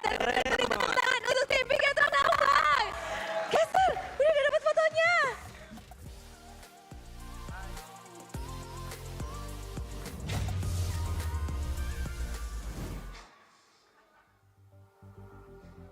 Seems like Bigetron Alpha players Hey. were putting the time in the gym as they were able to just thrash the players of Dewa United. And of course, that pose is Cerezo's pose, because Cerezo, you know, he's a Giga Chad. He has those guns, you know, up here. I mean, and they were calling him Mr. flexing. Muscle. I mean, Mr. let's be Muscle. honest. We've had tougher ranked games. Wow. Wow. Really? You gonna say that? What do you think, Goni? Right Is behind it- the Dewa fans? I think we're the Bigetron side, actually. Oh yeah, we we're- are in the Bigetron side, my bad. Here you go, Goni. Are Dewa just so unprepared for now, right? In the early stages, in the early weeks, or is Bigetron just that good, man? I 'Cause think like you said, Bigetron it is looked that good. easy. I- It really looked easy. Yeah. Flawless victory, effortless. I think Bigetron is levels above most teams in MPL ID this season. Ooh. Yeah, and that really decorates MPL ID even more, because we have been talking about how Onyx, or Fnatic Onyx rather, is the benchmark for most teams, and now it feels like the teams, they gotta catch up with the players of Bigetron Alpha. They're trying to state something here. Sure, we're talking about it. Maybe Dewa United isn't as strong as other teams. Maybe this is just going to be limit testing time for Bigetron Alpha, but still, you know, 16-1 in like what, 6 minutes? It's still 16-1 in 6 minutes. It's crazy that in every single role, it just seems like, especially the interview, they're like, yeah, no, he's good, but I'd win. And immediately just shutting down the conversation for every single role in Bigetron. Let's take a look at the MVP here presented by our official tournament smartphone, the Samsung Galaxy Z Fold and Z Flip 6. It's gonna be your boy, Moreno. Moreno. With the best facial expressions in the business right now. 5-0 and 13. And they keep giving him his Valentina. Yeah. What is up with that? Even in the last, you saw how subtle he was playing. He was just chilling around. Luke was taking control. And once everyone's like, oh man, Luke is gonna make the play happen. Boom, goes in, terrifies 2 members, sets up the final sequence. This guy just knows exactly how to play around with the mind games of his opponents. And that might be the idea why he's just so annoying sometimes in the post-game interviews. Let's take a look at the player of the match highlights by our official gold partner, UBS Gold. This was a crazy play for Luke to finally get that kill, get level 4, and dragon out, fly out of there, get a bit of a drive-by going on. But everyone from the whole team, they were going for this high burst damage approach, and you can see that Dewa, I guess we're trying to do somewhat of the same, but look at their picks, man. Terizla, Chol, and Yves. The damage there isn't quite adequate enough to try and scrap with Bigetron Alpha in the early game. If you look at Bigetron, it's the exact opposite. The Yuzong, the Valentina, the X-Borg, everyone has some kind of base damage, has some kind of built-in damage for the early game, and that is why in these engagements, they're able to get so much of an advantage. And even under the turrets, they were not safe, man. Nowhere is safe when Bigetron are on the hunt. They were everywhere around the map, and the engages coming in from Super Luke. He was dragging Dewa United to the finish line, and they were basically done. I mean, the confidence showed by the players of Bigetron Alpha was top-notch, and the final engage, the final clash was also just, you know, immense coming in from Bigetron Alpha. And it felt like also, in the grand scheme of things, their communication was on point. They knew what they were supposed to do. They knew their power spikes. And we want to hear from the players of Bigetron Alpha in the mic check. So here we go. Golden moment by UBS Gold. Depan ni long, pok dikit-dikit boy. Gue cari. Roger di merah sih. Aman gua. Atas satu nih. Lihat Charles, gua depanin Ken. Nice one. Bisa perang, bisa perang. Boleh guys. Duluan lock. Ada Kiga. Lihat Nice, tuh. Kalem guys. Go kick. Fokus. Nice Target. guys. Udah Kick. guys, coba. Ada ulti gak? Mati, kasih gua boy, kasih gua. Nice one. Tarik gua di atas. Mau ditendang-tendang. Tarik atas. Mau ditendang sama Korijo mau. Pressure jungle, boy. Aman aja bro, reset lagi bro. Jangan tarik. Nah tuh. Nice guys. Nice one. Rata. Lihat gua boy. Boleh buka yuk, Nah, boleh ini buka nih. yuk. Sabar. Tunggu Gua buka masuk. ya. Ready. Ready. Tuh. All in gua. Gustun. Boleh majuin guys. Ray. Target Ray guys. Ratain, Cok. Kiting. Ini pecah. Ini mau pecah. Wow, music to my ears, their communication's on point. And they were like, that super Luke evil laugh, super villain. And, Marina was like, I want to get kicked by Chorizo, please. They're just taunting, even when their opponents can't hear them, laughing at the feeble attempts of Dewa United to even equalize. There was so much going on. That was it was below 11 minutes, that game. It really seemed like with all the action, it went for a bit longer, but Bigatron, that's just some domination. And I think that Bigatron were prepared to go for this. Every single one of them went for the damage items, right? Yeah. They know that they have built-in sustain. The Arlet, the Roger, and the Yutong technically all have some kind of tankiness, some kind of sustain. So they just went in for full damage, knowing that they want to out-aggress Dewa United. Looking at the carry, it's Moreno, 58,000, 59,000 basically, with everyone just wreaking havoc in the backline. He just can pick and choose. Do I want to go in aggressive? Do I want to take the real-world manipulation and hang back? Do I want to take the Lycan form in the first game? Do I want to take the penalty zone? He can do whatever he wants, right? And when you are put in that situation, as a player as creative as Moreno, it's just so dangerous. Looking at the damage taken again, it's just a crazy disparity. With only 444 damage to the turrets, they will just have to go back to the drawing board and they have to shape up, man. That is a tough mental blow, even before you factor in the mental warfare from Bigatron Alpha. Yeah, that was such a pulverizing game for Dewa United to go through. I mean, they went guns blazing by Bigatron Alpha. What a win that was, a monumental win. A huge win, rather. So one-sided, so dominant. And they kept on giving Moreno's Valentina when they were going to pick an Alpha, when they were going to pick a Yve, when they were going to pick a Terizla, which have so much engaged tools that, Valentina will just yoink. Yeah, I mean, I get what they're trying to do, right? They're trying to overwhelm with good ults, because technically Valentina can only take one, right? Yeah. But yeah, I mean, it's Moreno. He will find the most effective ult, use it, and yeah, it will backfire you. So again, a very, very direct approach from the side of Bigatron, right? Usually you see the Rogers being prioritized, the Zast perhaps, but no, they first pick the Valentina, and it shows how that first pick value in that game. Yeah, the question is, will Dewa United be able to come back from the clutches of defeat? This time it's not just a defeat, it's a statement from Bigatron Alpha. So, of course, we want to hear on how Dewa United has to say from that loss or losers interview. Sepertinya Dewi Fortuna tidak bergantung kepada Dewa United kali ini. Dewa, halo Raizan. Di sini ada coach dari Dewa. Bagaimana dengan hasil hari ini? Apa yang Raizan katakan kepada anak-anak ketika masuk ke dalam ruangan? Sebenarnya gini sih, Dewa United sendiri roster yang season ini tuh dibilang baru semua. Ya memang mereka ini udah kenal dari mereka udah kenal di real life lah, mereka udah kenal di turnamen offline atau apa. Cuman tetap kita di sini sebagai tim itu masih terhitung baru.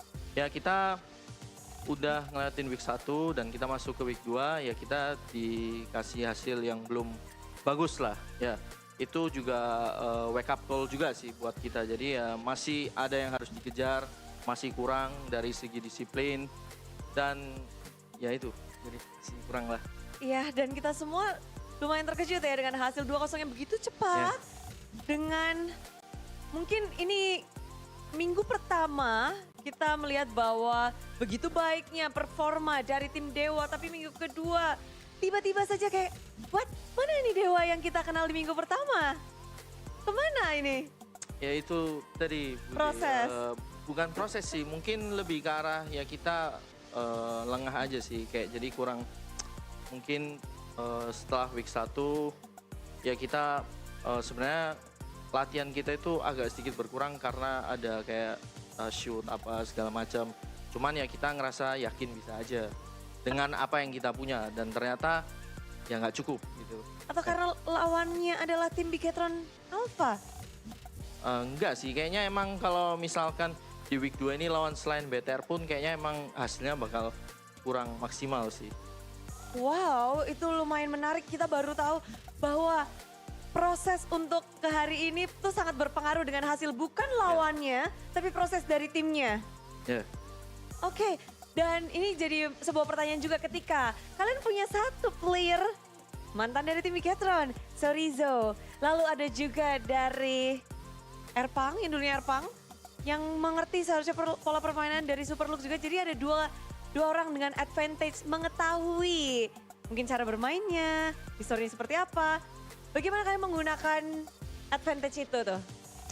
Sebenarnya kita udah ada pembahasan juga sih tentang apa yang bakal BTR mainin atau apa. Dan kita juga ada preparation juga tentunya mau mainin kayak gimana. Cuman emang apa yang kita siapin itu tidak sesuai rencana lah. Tidak sesuai dengan kayak yang kita lakukan di scrim lah istilahnya. Ya jadi emang ya enggak. Atau ada perubahan dari tim Bigetron Alpha yang membuat kalian terkejut? Karena siapa sangka Ki tidak bermain dan Vin yang bermain. Nyangka nggak sih ada pergantian ini dan gimana melihat? Kalau ngelihat dari pergantian Vin sama Hengki sendiri ya, itu sebenarnya nggak ada perubahan sih. Karena yang dibawain sama Vin itu hero poolnya sama-sama Ki lah. Dia juga main Matilda juga, ya kita juga bakal expect Arrow Flash juga ya, cuman emang ya nggak doing well aja lah. Oke, jadi nggak ada terlalu perbedaan banyak dari kedua player ini, Ki dan juga Vin. Ya, kalau soalnya kayak yang saya lihat sih Vin sendiri pun memang dia dari MDL ya, bukan kayak dari MPL atau apa, tapi dia udah kayak mainnya itu udah nyaman banget dan pede banget dia main di situ. Jadi ya saya rasa sih emang ya Vin sendiri udah nyatu lah sama BTR MPL ini. Jadi kayak ya gak ada perbedaan sih, emang kuat lah. Player kuat dari MDL yang lagi bersinar seperti halnya dengan Moiza di sini. Tapi untuk next week-nya apa yang harus dibenahi oleh tim Dewa United nih? Udah ada sih, kayak udah ada gambaran juga next week bakal kayak gimana. Kita next week bakal lawan Aura sama Rebellion kan. Mungkin ada hal baru yang bakal kita bawain juga. Ya tunggu aja lah nanti. Membawa hal baru untuk minggu depan. Itulah yang harus kita nantikan dari tim Dewa United. Sekian, terima kasih Coach. Dan kita akan kembalikan kepada para caster. Monggo!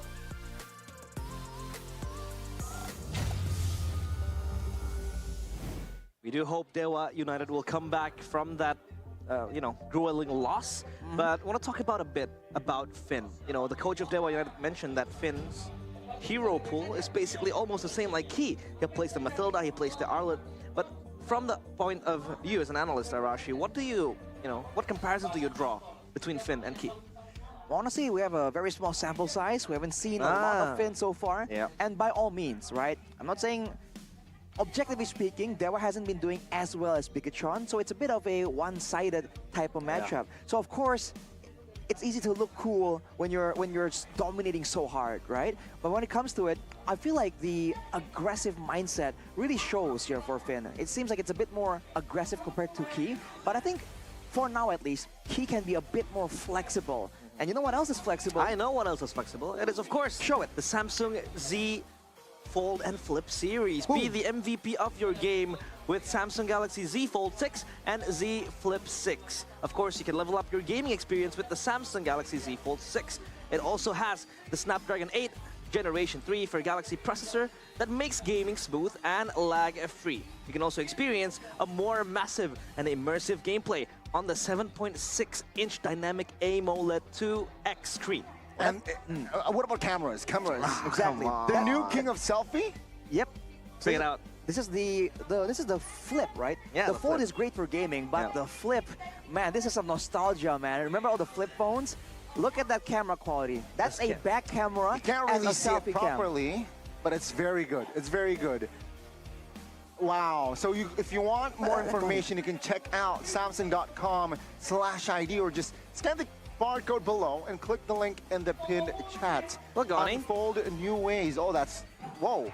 I told you, I right? took a Handed- selfie with the back camera that has a screen on it. That's so crazy. of course, this is such an immersive breakthrough. And the quality is amazing, Yeah, the guys. quality is amazing as well. So just unfold new ways to be productive and creative with Samsung Galaxy Z Fold 6, Z Flip 6. Yeah.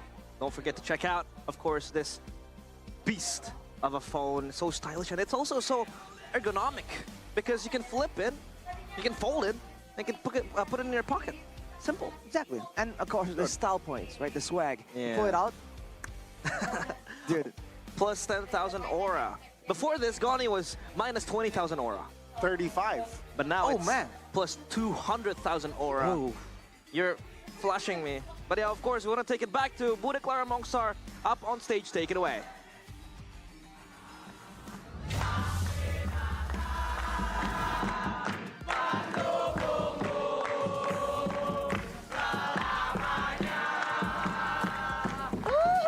Rame banget sih di sini. Udah kan jadi happy banget. Not rame banget anak dewa. Mereka pada excited banget karena kemarin di week pertama tuh kita udah sapu bersih matchnya. Bener gak? Hari ini kesapu nggak apa-apa ya. Next week gimana? Tetap semangat? Wah, memang tapi komunitas anak dewa tuh semakin solid ya Not. Apa Betul. mungkin karena ada dewa ini roadshow?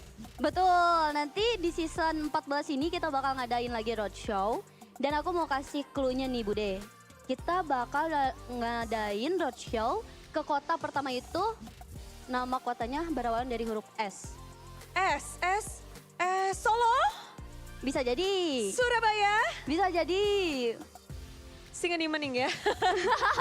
Mana lagi ya? Bisa Pokoknya jadi. masih rahasia Bude, nggak boleh dikasih tahu. Serius? Mm-mm. Itu Notot bakal udah hadir nggak? Aku bakalan hadir pastinya. Nah, ini kan kapan sih mulainya? Atau ada informasi kita bisa lihatin dari mana sih, Not? Pokoknya buat kalian yang mau tahu gimana update-annya, kalian bisa datengin langsung ke Instagramnya Dewa United Esport. Jangan lupa di follow. Jangan lupa di follow. Tapi pasti banyak banget activity yang menanti juga, menunggu. Ada apa aja kira-kira Not? Pokoknya kita bakal seru-seruan bareng, kita bakal nobar bareng. Yang pastinya kita bakal foto-foto, pokoknya seru-seruan bareng Bude. Seru-seruan bersama, pokoknya jangan lupa untuk follow semua akun sosial media dari Anak Dewa dan juga Dewa United. Dan juga pastinya Not bakal spill akan ada di kota mana saja yang depannya S. Coba tulis di kolom komentar ada apa. Dan mungkin akhir kata ada yang mau diberikan dari Not dan juga Anak Dewa? Mungkin kita ngetes semangat mereka kali ya. Boleh. Siap gak? Dewa United! Kita akan break untuk masuk ke match yang kedua. Joget.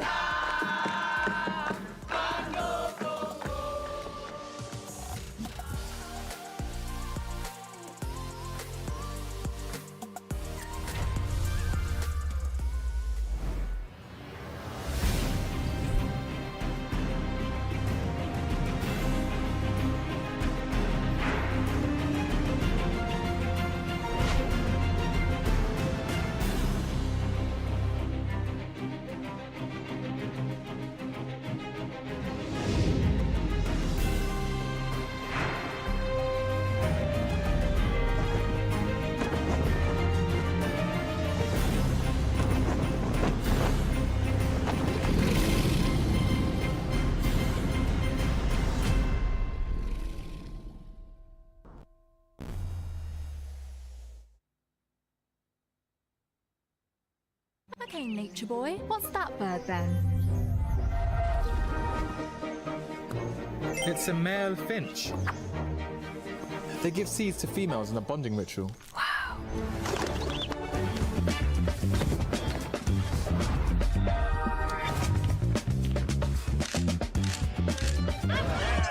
Wow. Samsung Galaxy Z Flip 6. Get it now. Pakai aplikasi GoPay, dompet andalan gamers. Banyak damage-nya. Ada cashback hingga 20.000 buat upgrade skin baru. jika seringan nggak makan memori. HP lemot bisa victory. Top up langsung dalam game tanpa hambatan. Ikutan selebrasi MPL di aplikasi GoPay. Menambah total hadiah ratusan juta. Bonus stage. Gratis 100 kali transfer kemana aja. Beli pulsa harga termurah. Scan QRIS dengan mudah. Download sebelum mabarkan. Dia tidak akan segan untuk menghadapi siapapun yang berani melawan. Dia mewarisi perjuangan karena di tubuhnya mengalir darah seorang pahlawan. Pedangnya mengukir takdir kemenangan, menghadapi segala tantangan. Penuh keberanian untuk terus berjalan menuju masa depan. Raihlah masa depan, nabung mulai dari hobi. Koleksi terbaru UBS Gold X Mobile Legends Bang Bang, edisi spesial MPL ID Season 13.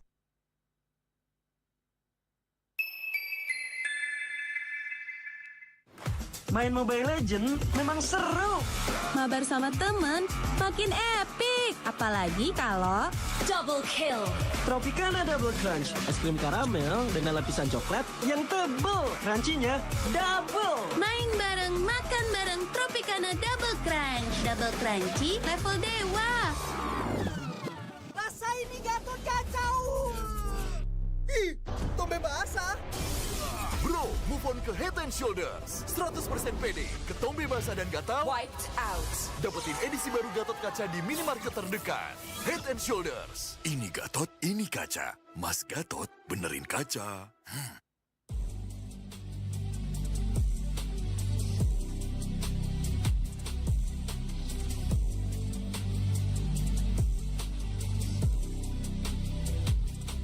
Kenangan adalah jati diri kita.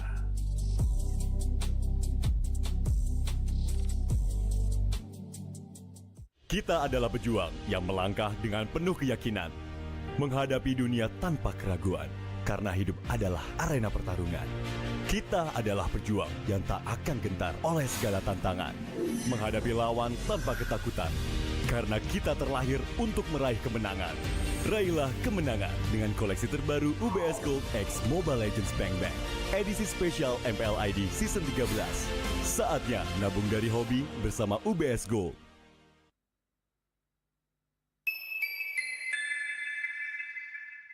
Apa akan kehilangan ingatannya?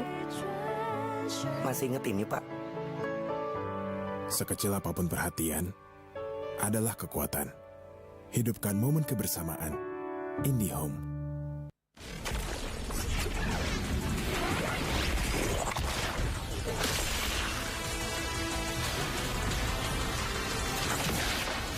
Strike first and without mercy.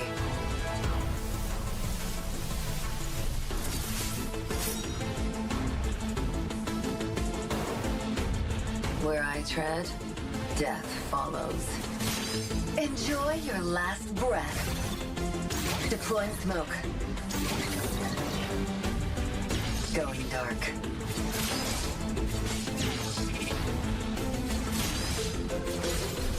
War is my trade. Death is my craft. Backup plan? I am the backup plan. My destiny is what I make of it.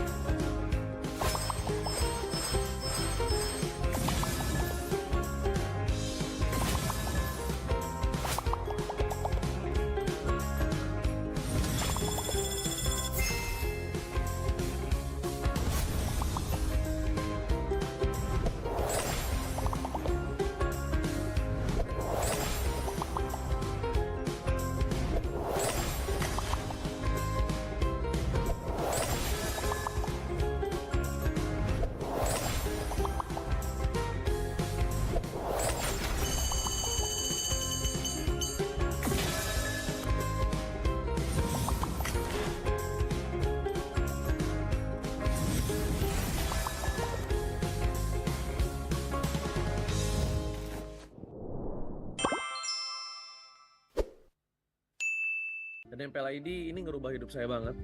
Pertama, gue bukan nobody lagi, tapi gue minus banget. Bahkan sampai bisa membelikan orang tua kendaraan untuk di Indonesia ini, ya kendaraan pribadi itu sangat penting. Rumah saya yang tadinya tiap hujan bocor, bahkan untuk berteduh sulit, tapi udah bisa normal. Saya bisa sekolahin adik saya bisa sekolah S1, saya bisa naikin umur orang tua saya bisa umroh. Saya bahkan bertemu orang-orang besar buka MPL ID. Dan kalau ditanya, ya MPL ID udah nggak bisa dipisahkan sama saya sebagai dari jati diri saya. Bahkan sampai saya keluar sana ya ketemu orang besar, ya saya diperkenalkan adalah salah satu caster. Saya kemarin di Arab, saya ketemu salah satu atas pertahanan yang kedutaan Indonesia yang ada di sana. Abang saya memperkenalkan ini salah satu caster nomor 1 di Indonesia. Jadi MPL ID udah part of my life lah. Setelah itu dalam namanya karakter develop selama caster, aku selalu belajar supaya bisa terus berkembang. Okay, nature boy, what's that bird then? It's a male finch. They give seeds to females in a bonding ritual.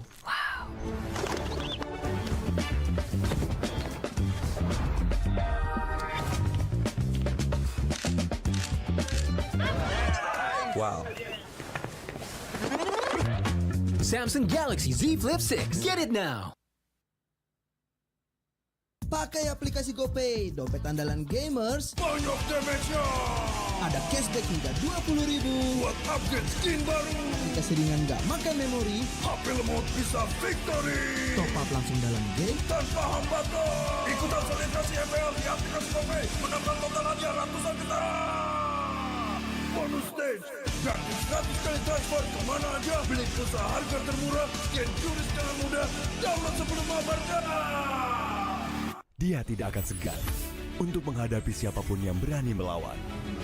Dia mewarisi perjuangan karena di tubuhnya mengalir darah seorang pahlawan. Pedangnya mengukir takdir kemenangan, menghadapi segala tantangan. Penuh keberanian untuk terus berjalan menuju masa depan. Raihlah masa depan, nabung mulai dari hobi. Koleksi terbaru UBS Gold X Mobile Legends Bang Bang, edisi spesial MPL ID Season 13.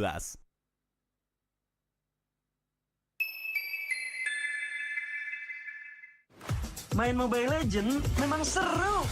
Mabar sama temen makin epic. Apalagi kalau double kill.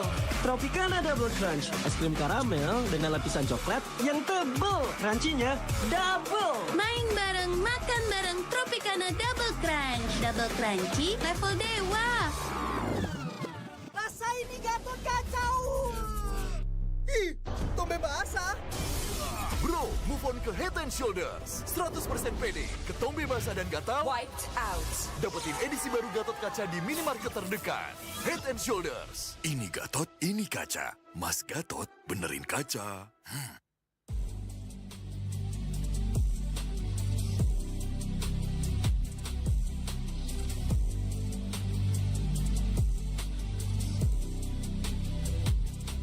Kenangan adalah jati diri kita.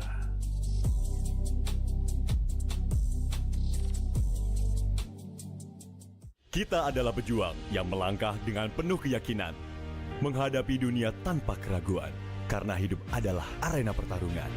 Kita adalah pejuang yang tak akan gentar oleh segala tantangan, menghadapi lawan tanpa ketakutan, karena kita terlahir untuk meraih kemenangan. Raihlah kemenangan dengan koleksi terbaru UBS Gold X Mobile Legends Bang Bang, edisi spesial MPL ID Season 13. Saatnya nabung dari hobi bersama UBS Gold.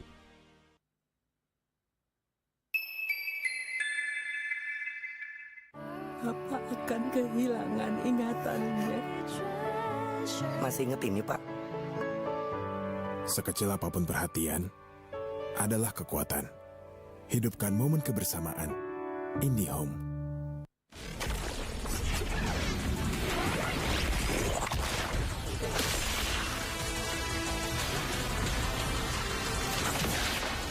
Strike first and without mercy.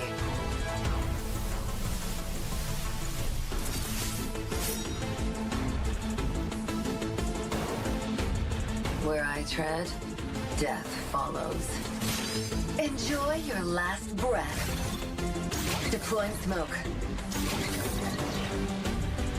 Going dark.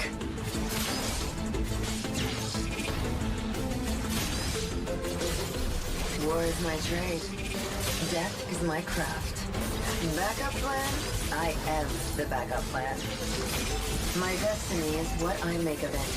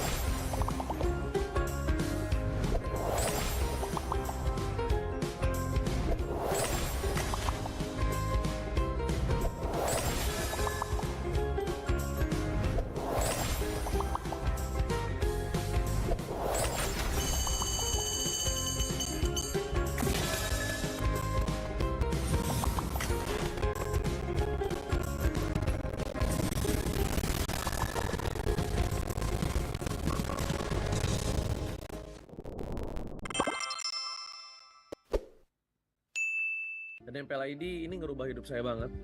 Pertama, gue bukan nobody lagi, tapi gue minus banget. Bahkan sampai bisa membelikan orang tua kendaraan untuk di Indonesia ini, ya kendaraan pribadi itu sangat penting. Rumah saya yang tadinya tiap hujan bocor, bahkan untuk berteduh sulit, tapi udah bisa normal. Saya bisa sekolahin adik saya bisa sekolah S1, saya bisa naikin umroh orang tua saya bisa umroh. Saya bahkan bertemu orang-orang besar buka MPL ID.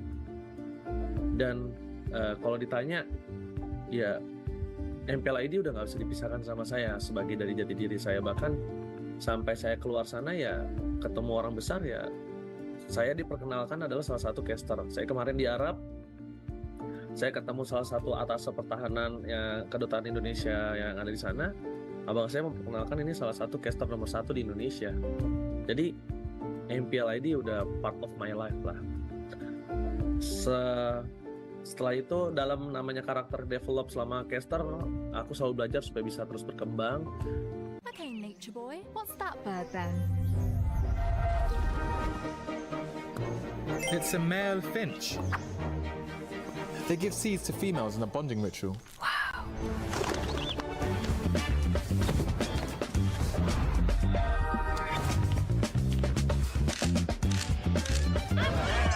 Wow. Samsung Galaxy Z Flip 6. Get it now.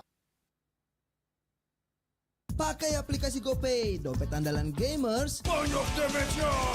Ada cashback hingga 20.000 buat upgrade skin baru. Aplikasi ringan gak makan memori. HP lemot bisa victory. Top up langsung dalam game tanpa hambatan. Ikutan selebrasi MPL di aplikasi GoPay. Menangkan total hadiah ratusan juta.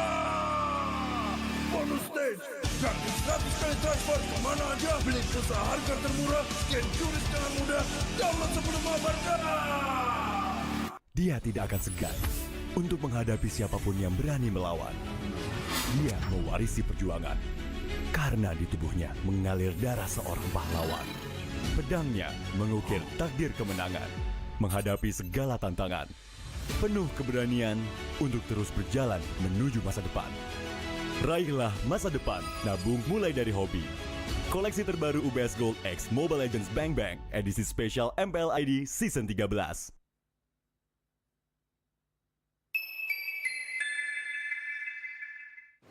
Main Mobile Legends memang seru.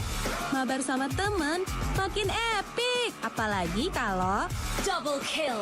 Tropicana Double Crunch, es krim karamel dengan lapisan coklat yang tebal. Crunchy-nya double. Main bareng, makan bareng Tropicana Double Crunch. Double crunchy level dewa. Rasa ini Gatot kacau. Ih, tobe basah. Bro, move on ke Head and Shoulders. 100% pede, ketombe basah dan gatal wiped out. Dapetin edisi baru Gatot kaca di minimarket terdekat. Head and Shoulders. Ini Gatot, ini kaca. Mas Gatot, benerin kaca.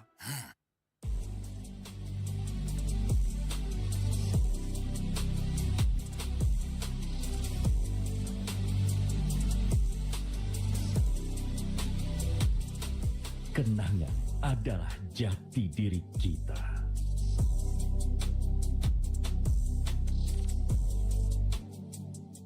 Kita adalah pejuang yang melangkah dengan penuh keyakinan, menghadapi dunia tanpa keraguan, karena hidup adalah arena pertarungan.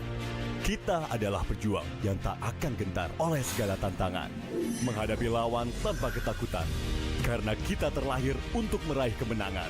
Raihlah kemenangan dengan koleksi terbaru UBS Gold X Mobile Legends Bang Bang, edisi spesial MPL ID Season 13. Saatnya nabung dari hobi bersama UBS Gold.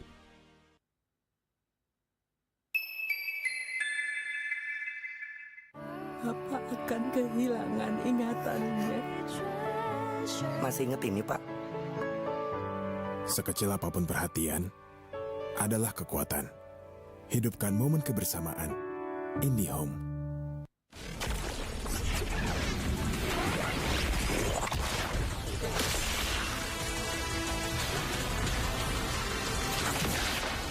Strike first and without mercy.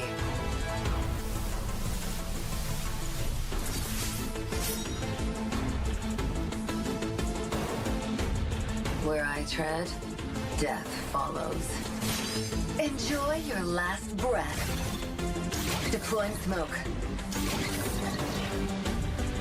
Going dark.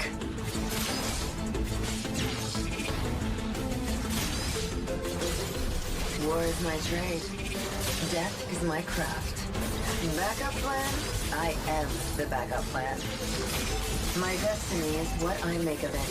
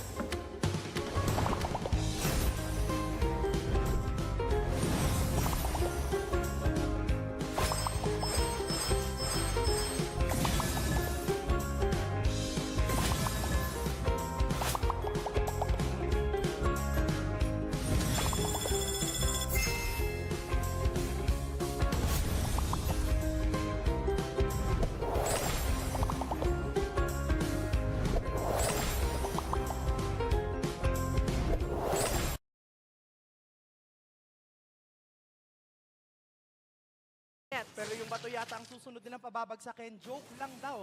Sabi nila kasi ayaw din naman nilang mag-overextend considering na 22 seconds bago lumatag. Pwede sila ang dito, ikalawang turtle ng ating laban. Hadi yata dito ang magiging biktima pero sumakay lang din naman siya doon sa kikiam na kinopya niya galing kay Super Prince. He will stay alive but then 8 seconds left before this turtle comes up. Wait lang nga. Oh, ginagantihan okay, na.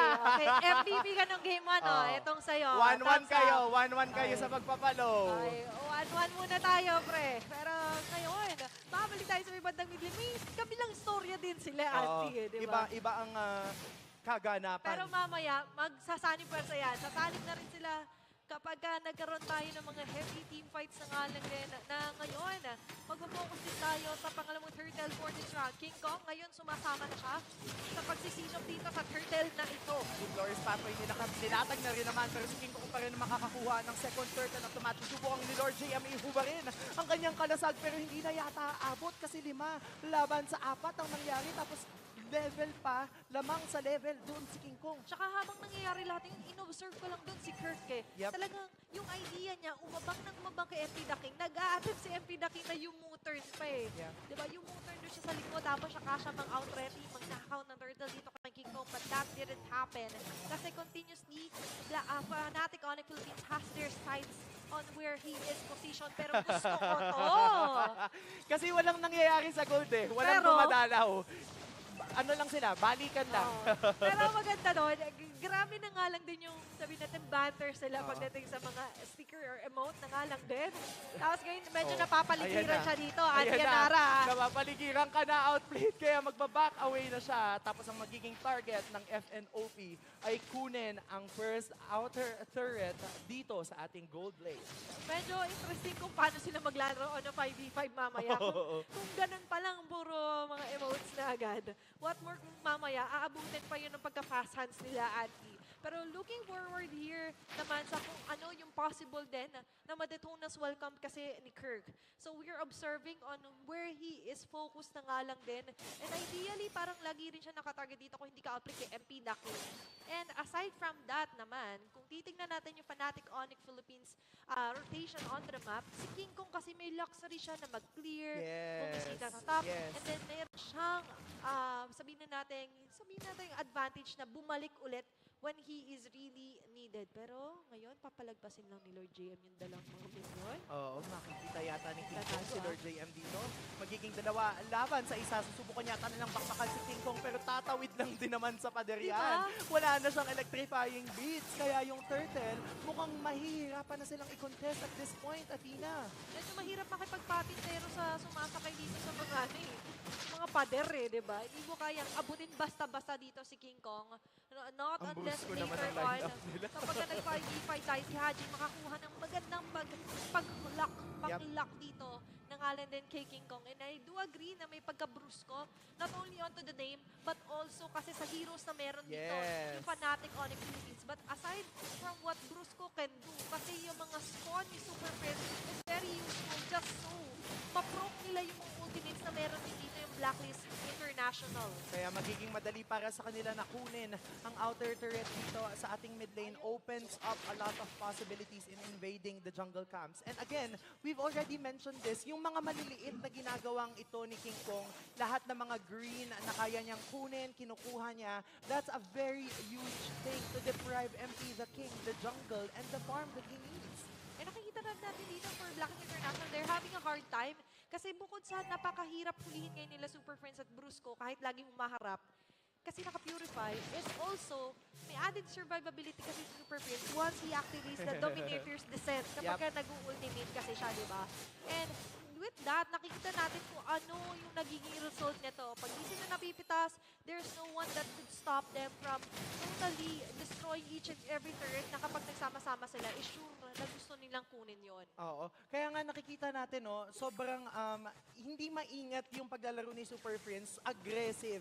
Kasi nga, kagaya ng binanggit mo, yung Dominator's Descent, alam niya na mabubuhay siya regardless as long as yung tatlong Brusco na miyembro, namely Kelra, Brusco, tapos may and ganun Kirk, pa, no? ma-respond agad siya. Talagang parang nagsasagala lang siya sa gitna, tapos may dalawa siyang escort na nga lang din doon. PSG. Oo, PSG yung sarili dito, si Super Prince. Kita mo, that's 3 members po na medyo nagpo-poke around kay Brusco. Tapos kapag medyo naaring na si Bruce, darating naman sila Kirk. Ayan na nga yung sinasabi nating pag-soak ng damage output. Kaya naman isa-isa ng pababagsakin ng FNOP. Mga kupunan ng Blacklist International. Si Kitong nandun lang din naman sa likod. Mapapapurify na lang din naman doon si Outplayed. Pero yung Tempest of Blades, susubukan niyang ikasa. Pero wag na lang daw muna kasi may Lord. Tapos may napitas na silang isa. Pero maganda doon for Blacklist International. Nagulat din yung Fnatic Connect Philippines. Medyo may kasakitan na rin dito si MP Daki nung pagpasok niya, di ba? Especially with the Rhythm of Joy. Blade of Despair. Pero kasi, with the Blade of Despair addition dito kay Kito, we can only imagine what he can do kapag meron siyang na-isolate or meron siyang nakita na nag-iisa dito sa mga members ng Blacklist International. And I can't highlight this enough. 3-level gap ang meron dito si King Kong. Pero nandun na lang din naman may nagpapasagulo sa river. Isa-isa na yatang susubukang pabagsakin ng FNOP ang mga membro na side ng Blacklist International. Si Perks yata ang unang magiging biktima. Si Haji yata nandun lang din naman. Pero yung ginaya yung Dominator si Zeta makakapagpabuhay sa kanya. Lumabas na siya doon. Kaya naman 4 laban sa 5 dito sa unang Lord ng laban. Ang dami kasing slow na nalalagkit sila. Naapakan nila doon yung mga hive clones na pinapakawalan din kasi dito ni Super Prince na by the way, hindi niya agad nilalatag. Kapag medyo nahahampas na si Bruce sa kanya nilalatag. That's why it's a really sticky situation ng Alan that for Blacklist International. And ngayon, for Fnatic Onyx Philippines, nakuha ni King Kong 3 straight turtles yan, plus right now, a Lord onto their hands and Yanara. Although, this is just a level 1 Lord, but imagine yung damage na na-deal nila ngayon laban sa Blacklist International. Yes, and if Blacklist does survive this Lord Siege coming from FNOP, medyo mahaba-haba ang kanilang paglalakbay to ensure na makakabalik sila dito sa game number 2 because FNOP, in-overwhelm nila ng damage output ang Blacklist International. Yung sinasabi nating 3 Brusco na nagmumula sa FNOP, may dinidish out din na damage output yan kahit papano eh. Kaya nga eh. Saka yung slow talaga sobrang laking bagay. Diba? Nahihirapan ng Blacklist International to get those setup, to get those space. Diba? Hindi nila masyado take advantage yung ginagawang play na nga lang dito ni Lord GM. Meron man siya na Earth Shatter, but because of the slows, because of what Kirk and Bruce was doing, walang makalapit dun sa mga nasa-set upan niya. Oo, kaya ang hirap for Blacklist International na lumaban at pumalag. Kasi nga naman, yung lineup na meron dito, yung FNOP, paulit-ulit na nating binabanggit, ang Bubrusko, ang Dalagkit, lahat yan halos may crowd control lahat. Kaya naman kapag medyo napalalim doon, yung kupunan ng Blacklist International, King Kong just proving why he is the king of the jungle. May statement na gusto talagang gawin dito si King Kong. And specifically targeting din doon si MP, the King. May kababaan pa naman yung mga death timer nito. And looking at the lead dito ng Fnatic Onyx Philippines, that 8.5k gold lead po. So ilang core items na yan ang kanilang inilalamang kung kaya naman nararamdaman na rin dito ng Blacklist International yung damage na meron sila. Oo, tapos nandito lang din man sila susubukan nilang depensa ng kanilang base pero ang kunat talaga ng kabayo. Tapos makakain pa ng dinosaur yung bato kaya naman si Perks ang babagsak. Unti-unti na yatang gugustuhin ng FNOP na kabagsakin ng mga inhibitor turrets ng Blacklist International. Kasi 5 laban sa 4. Tapos speaking of 4, yung Tempest of Blades na may 4 na blade, isa-isa niyang kukunin. 3 na bumabagsak sa kuna ng Blacklist International at mukhang gugustuhin ng FNOP to extend this to a game number 3. Dito pala ni reserba ng mga Sonics ang kanilang hiyawan at sigawan. At Fnatic Onyx Philippines takes game number 2 at medyo napapayakap pa dun si Coach Wynot kay Kirk. Imagine, nagbunga ang kanilang paggapang. And with that, game number 2 falls out of the hands of Fnatic Onyx Philippines. Some noise, Fnatic Onyx fans dahil King Kong pinapakita na kayang lamangan si MP the King with his signature ling. And welcome back dito sa Infinix Game Tambayan. Kami pa rin ang inyong mga kasama, Ingan, Rockhard, and of course, Renmar. And guys, unang match pa lang, game number 3 kagad ang ating masasaksihan mamaya. May nakita ko doon, hindi yun King Kong eh, Ling Kong na eh. Ling Kong. The Ling Kong, man.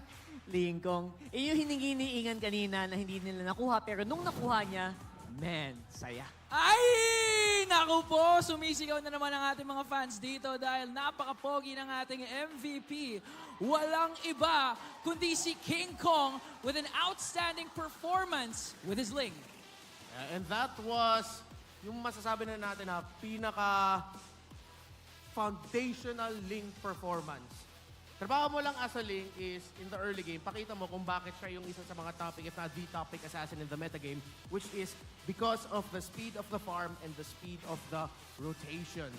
And feeling ko one of the main reasons as to why King Kong also got the MVP of the game is na-prove na rin niya when yung Fnatic Onyx, when they were sieging the base, nahanap pa nga niya si MP the King with that solo kill up against the Joy. I'll explain a little bit more about the beauties of that push by Fnatic Onyx Philippines. But MP the King just did the right job by at around 8 or 9 minutes in, 3-level or almost 3-level gap na silang dalawa ni MP the King. But we have to take it back to this early 2-minute trade, yung tinatawag natin. So it was a kill onto Lord JM, then MP the King nahanap niya si Kirk, so naging EXP trade. King Kong takes down MP the King, but then MP the King eventually, ma-avenge siya nila Haji, and Haji would take down King Kong. But the first turtle still ended up going to Fnatic Onyx Philippines kasi nanalo sa Retribution Battle doon si King Kong. And in this highlight naman, nakita natin yung strength ng lineup ng Fnatic Onyx Philippines. O wala silang marksman. So mapapaisip ka kung, uy, delikado naman to yung Fnatic Onyx Philippines, wala silang marksman. Anong klaseng lineup to? Hindi to, kung RG na to, siguro, wala na to. Freestar na kasi wala daw marksman. Pero dahil doon, meron silang 2 sources of basic attacks. Ling is a basic attack hero. Zask, alam natin dahil sa mga changes sa kanya, somewhat of a basic attack hero, yes, but a lot of the basic attacks you're getting from is the Ling. But yung lineup mo is built to fight around the Barats and the Hylos. Pag nilapag yung Glorious Pathway, pag nag-revitalize na rin dito yung Hylos, has that heal, and Kirk is there, that means sobrang sustained ng lineup mo plus the Ruby Gold lane na si King Kong and Super Friends will be able to deal damage, but then at the same time, si Barat, si Hylo, si Ruby, nagda-damage rin yan. So it's overwhelming for the lineup of Blacklist kung saan yung main sources of damage of Blacklist International, the Joy and the Roger, they want to play close. But you're up against a lineup that wants to play close at dun malakas yung lineup ng Fnatic Onyx Philippines, the close-range battles.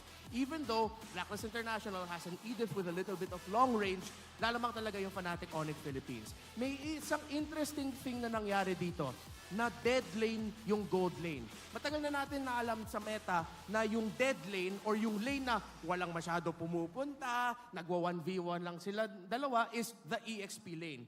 Pero dahil naging Ruby versus Roger matchup, it was the gold lane that became the dead lane. Kasi pag meron kang isang team playing around the Barats in the early game, which is yung Barats ni Kirk in the EXP lane, pag naka-full stacks yan, in the early game, parang 5-man ka na eh. Kahit 4 lang kayo, but with the Barats na full stacks, that's a 5-man composition. Kaya doon nahirapan yung Blacklist International in the early game. They didn't have the damage to take down the Barats, and as the game would go on, they realized because they couldn't get the early game they wanted, they don't have enough damage for the Barats and the Hylos. Which then makes me wonder, why was the Joy one of the last 2 picks ng Blacklist International? And that's probably the question that's going around in a lot of people's minds. Looking back at it, Roger was picked early by Blacklist International. Meaning that there's a chance that they could flex it. Pwede pumunta yan ng gold lane, pwede pumunta ng jungle. If you're Blacklist International, tas nakita mo na meron ng Hylos, Zask, Ling, and Ruby, hindi mo lalagay yung Roger sa jungle. You want to put in the gold lane where it can farm. Because that Roger will not have a fun, will have a not so fun early to mid game. So they ended up picking the Joy, which Fnatic Onyx Philippines, we have to credit them, they called back to recent history. Shout out to Smart Omega Empress, the Women's World Champions.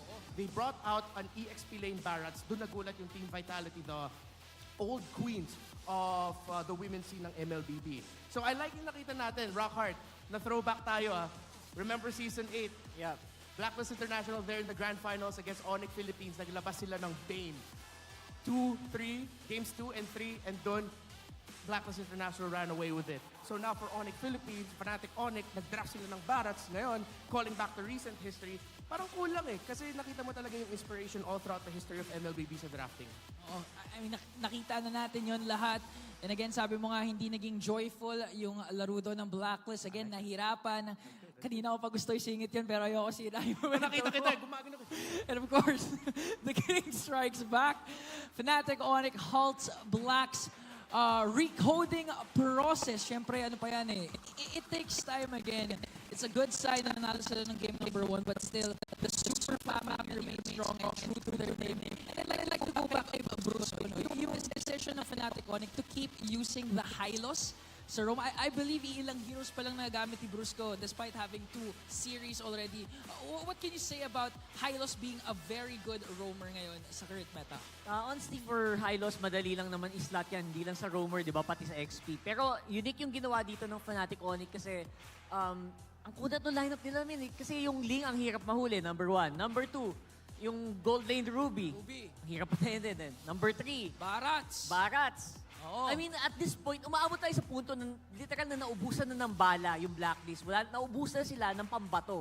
Kaya napaisip ako nung sinabi nito na, nga, medyo, after kasi mag-electrifying beats tong Joy, yun na yun eh. Wala na Ano na gagawin mo? Yung Zask, may mama ko pang, kailangang tibagin. So, anong gagawin mo talaga dun? Feel ko kasi masyado mabilis yung beat kanina. Hindi nasabayan ni Joy eh. Ito ang beat. Naiwan eh. Pero Ano dapat? speaking of bato, si Perks kanina game number 1. Matilda ginamit, utility. This time the Grok. Kayo ba? Kanina sinasabi natin, New Ube. Does Perks need to go back sa mga utilities and really live up to Ube's name? Not necessarily. Kasi yung Grok pick na yun, it's the response to the Ling eh. Yung isa sa mga dapat hindi natin makalimutan is kung kalaban mo yung assassin na jungle, you're gonna have to have a roamer or an EXP laner na pwede manggulo sa jungle ng kalaban. That's how you disrupt the rotations of assassin junglers. But again, looking back at the lineup of Fnatic Onyx Philippines, hindi natin masyadong naramdaman yung presence ng Grok. Because what is the Grok up against in the mid lane? It's up against a Hylos and a Zask. So, ang hirap na mag-invade kung Grok ka kasi risky yun. Ititrade mo yung buhay mo para magulo lang yung rotation ng Ling. Hindi mo yung gagawin. In the gold lane, you have a Ruby. In the EXP lane, may Baras ka. So, ang hirap talaga. So, it's not na go back to the utility. But really, I really just want to highlight gano'n talaga na outdraft or na outsmart yung Fnatic Onyx Philippines yung Blacklist International sa game na ito. Great job by F, no? Draft no ngayon. Fnatic Onyx actually selects the red side. Kanina nasabi mo na Blacklist showed na kung gaano yung importance ng blue side. This time, Fnatic Onyx, bakit tingin mo red side? Anong benefit nila sa red side, Mark? Well, it puts you in a zone earlier it was Blacklist in the blue side, right? The Fnatic Onyx Philippines, they won the game from the red side. They just want to continue this momentum. And I don't know if you'll agree with me, pero yung Fnatic Onyx Philippines ngayon, nakikita ko sa kanila, yung team na gusto talaga ng momentum. Early game momentum, momentum from the last game, momentum from the draft. Ikaw, what do you think? I think that's exactly what they tried to do in both these games, right? And again, mas gumana dito. Medyo binago nila yung timpla at some point, pero Ling pa rin yan eh. Parang yung Ling, parang wala kang choice. Either early game, malakas ka ng early game, malakas ng late game. It's not the same as game number 1, syempre, pero ito, medyo mas trip ko din to. Kasi may balance ito eh. May pang mid ka, may pang late game ka. So, either way, medyo secured ka at pantay yung laban. Ganun naman talaga pag super family, no? Kailangan balance. Hindi pwede parati lahat na sa bunso. Bunso kasi ako eh, so na-spoil ako. Ikaw, bunso ka ba? Only child ako eh. Ay, so spoiled ako ka yung talaga. bunso at saka yung eldest. Ako yung kuya. Kuya ko, sarili ko. Lahat na. Lahat na. Nilahat mo na rin. Ikaw, pangilan ka ba? Eldest din. Oh. Eldest, okay. So, ako yung kuya. Ha? So, Ikaw kuya. Ikaw yung kuya. Kuya. Kuya Mora. Kuya. Kuya. Kuya. Kuya Mora. Tumawa doon na rin ko. Kuya tawanan. Pero you know, I mean, I'm excited because bihira tayo makita ng first series, Game 3 kaagad, and it's an exciting matchup. Kung babalikan natin, a lot is at stake here, not just for the standings, but of course yung pride ng ating dalawang junglers, no? Oh, pride battle na to. Nakita natin yung usapan kanina ni King. For the English viewers, so what was said earlier by King Kong is, prove that it was worth it that you were brought to the Philippines. And what MP the King said was, what was it? What did he say again? Ang sabi ni MP, siguraduhin mong malalamangan mo ako. Just make sure that you will get the lamang over me. The lamang! Advantage over Bakit me. bitin? Let's go! Bakit kulang? Little by little, we'll teach them new Filipino words. Okay, so ngayon, Blacklist International looking to get their very first win. Malalaman natin kung sino nga ba ang tunay na hari ng jungle as we head on back to our casters. they got the lamang na nga for game number 2, Fnatic Onyx Philippines. Pinatunayan lang that the super is within them. Yep. At nagka-booking na nga kung pang ilan sa mga magkakapatid ng ating mga panelists. Ikaw pang ilan? Pangalawa, bunso. Yes. Ako ay panganay. Ay, syempre, di ba? Pero with that said, titignan naman natin kung paano nga ba yung nagiging order naman natin. And speaking of order and sides naman, nakita natin, Fnatic Onyx Philippines still chose to be onto the red side sila, Auntie. Yeah. And tinanong ni Ingan doon, si Renmar, on what his thoughts are, kung bakit nga ba ni-retain pa rin ng Fnatic Onyx yung kanilang position onto the red side. Ikaw, ano naman yung POV mo on that one? Yeah, we mentioned this kanina nung game number 2 when red side din yata ang naging side ng Fnatic Onyx. And more than anything, like more than the momentum, which I agree with, parang yung fact lang na hindi nila kasi masyadong minamind na may makukuhang OP hero yung kanilang kalaban kasi alam nila na meron silang opportunity to get 2 heroes na kasunod. And on top of that, no, after the drafting phase ends, yung second phase ng draft, mas meron silang kind of flexibility kasi makikita nilang mag-open yung heroes na meron dito, yung blue side. Kayo ba guys, what are your thoughts onto the Zaz na nga lang din? Nanilakin din agad doon ng Fnatic Onyx Philippines. Comment down below dito sa stream natin. And aside from that, syempre, ngayon, yung kaninang mga sabi ko, type yung predictions nyo, medyo kinabahan ng lahat. Tingnan mo yung bans. All one. Tapos yung bans natin ngayon for Blacklist International, it's going to be 3 assassin heroes na ginagamit po ni King Kong. Pati yung Hayabusa, tanggalin na rin agad. Parang kanina, no, nabanggit din dun sa ating panel na the Ling really is a force to be reckoned with. Star Wars. Sabi kasi ni Rockart, mapa early to mid hanggang late game, a Ling is still a Ling pa rin naman. So they have to acknowledge that. Pero with this, Fnatic Onyx Philippines, I like na lumiko din sila dito, Ana Valentina ba? So Azaz pick is still possible for game number 3. It's a matter of pwede yung Blacklist ang umuna dito or Fnatic Onyx. Pagka hindi yun yung kinuha, automatic first, isa yun sa first 2 picks nila. Smartest Dinobot of all! Yeah. Kasi nga naman, ang ganda pa din ng Roger, I'd say. I think the performance of Outplayed in game number 2, hindi naman siya lackluster. Hindi lang siguro nagkaroon ng enough space for him to be able to flourish, especially with the, especially with the parang dominance na pinakita ng FNOP.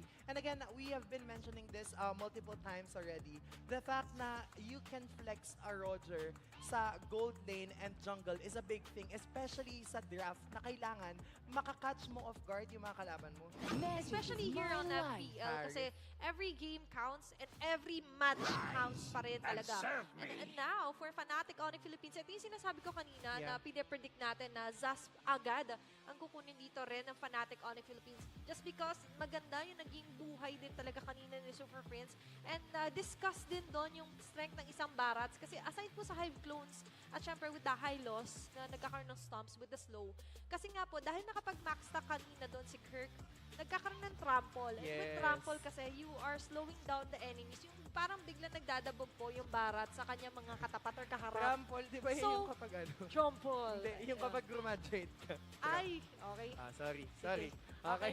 Ipakirate naman po yun from 1 to 5. 5 being the highest po sa banat ni Andy. Pero ngayon, for Blacklist International, kinuha naman nila agad yung ED, tapos biglang liko sa Luyi. Yeah, I'd say the Luyi is parang you can counter a Zask with the Luyi kasi mas malawak yung range ng first skill, di ba? Yung Luyi. Kapag nagbato siya ng first Snowland. Dispersion, no? Kasi kapag first skill siya tapos dispersion, yung basasak in nung vortex ng Luyi, madaling mababurst down agad yung Zask. Eh, ang lambot-lambot ng Zask. So, imagine, yun yung isa sa parang nakita nila na parang pwede natin punan yung aspect na yon para dito sa laban nito. Kasi nga, kanina, hindi nila maabot din si Super Prince. Nahihirapan sila. So, what can a Luyi do aside from getting those vacuums? Diversion play Shout out po sa mga diversion play. Sabi mo, kailangan magulat. Hindi lang sa draft, magulat nila yung kalaban nila. A diversion play is a very good tactic if you want to go for the surprise attacks. And shout out, ayan. Authentica squad lang sa kalam. Ayan. happy birthday kay Mama VK. Yes. Ayan. Hi. Hi, little girl. Ayan. Very happy siya na nanonood dito sa MPL Arena. Kaya kung kayo... Akala ko si Eto Max yung isa. Ay, meron na naman tayo mga kakamukha today. Yeah. And alam mo, Athena, interestingly enough, no, nababan talaga yung mga utility heroes. Si Ate Mara ba yan? Hindi natin makita masyado. Babaan yung brightness. Ay, hindi. Akala ko si Ate Mara, nagulat ako. Anyway, yun na nga, hindi natin masyadong nakikita na parang binabanan si perks ng utility heroes. Hinahayaan lang siya. Oo. Oh, Bini Esports PH. Oh. Ganyan. Salamin nga. Salamin. Ay, diba? Talaga naman yan yung mga perks din pag nanonood ka on-site. Diba? May Yes. pwede kang i-trim or clip mamaya as pang flex mo sa mga kaibigan mo. At pwede rin yung mga kaibigan mo yung i-flex mo sa live stream natin. But speaking of flex, diba, andito pa rin tayo, turn pa rin tayo dito sa Roger pick ng Blacklist International, Andy. Yeah. Babalik ulit tayo sa kung papahawak pa rin ba nila ito kay Outplayed. Kasi as we're tinatry ko i-lip pero hindi po ako magaling. Tinatry ko parang, Coach, na nagtatanong sa Outplayed, hero ko na ba to? Pero eto na nga, sakto. Binabanggit pa lang natin sa Outplayed at binanggit ko nga, yung Moscow din talaga yung isa sa specialty hero niya. Kumbaga tapos umayos na ng upo, Auntie. Oo, ito na yun. It's game face on. It's time for them to show what they are made of. Meanwhile, for the side of Fnatic Onyx Philippines, since na-close down na yung show, pwede siguro... Eto, ano lang to, parang wild guess, Lolita. Lolita, no? Pero tignan natin, kasi kanina, posible pa rin more on mga PSG, mga bodyguard nga, di ba? More on bulky, yung naging romance side nila dito for Fnatic Onyx Philippines. And we wouldn't be surprised if ever na maisip din niya ni Coach, why not? And parang he's trying to explain kung possible or posible nga ba iyan para sa lineup na to. Kufra is still also a viable option.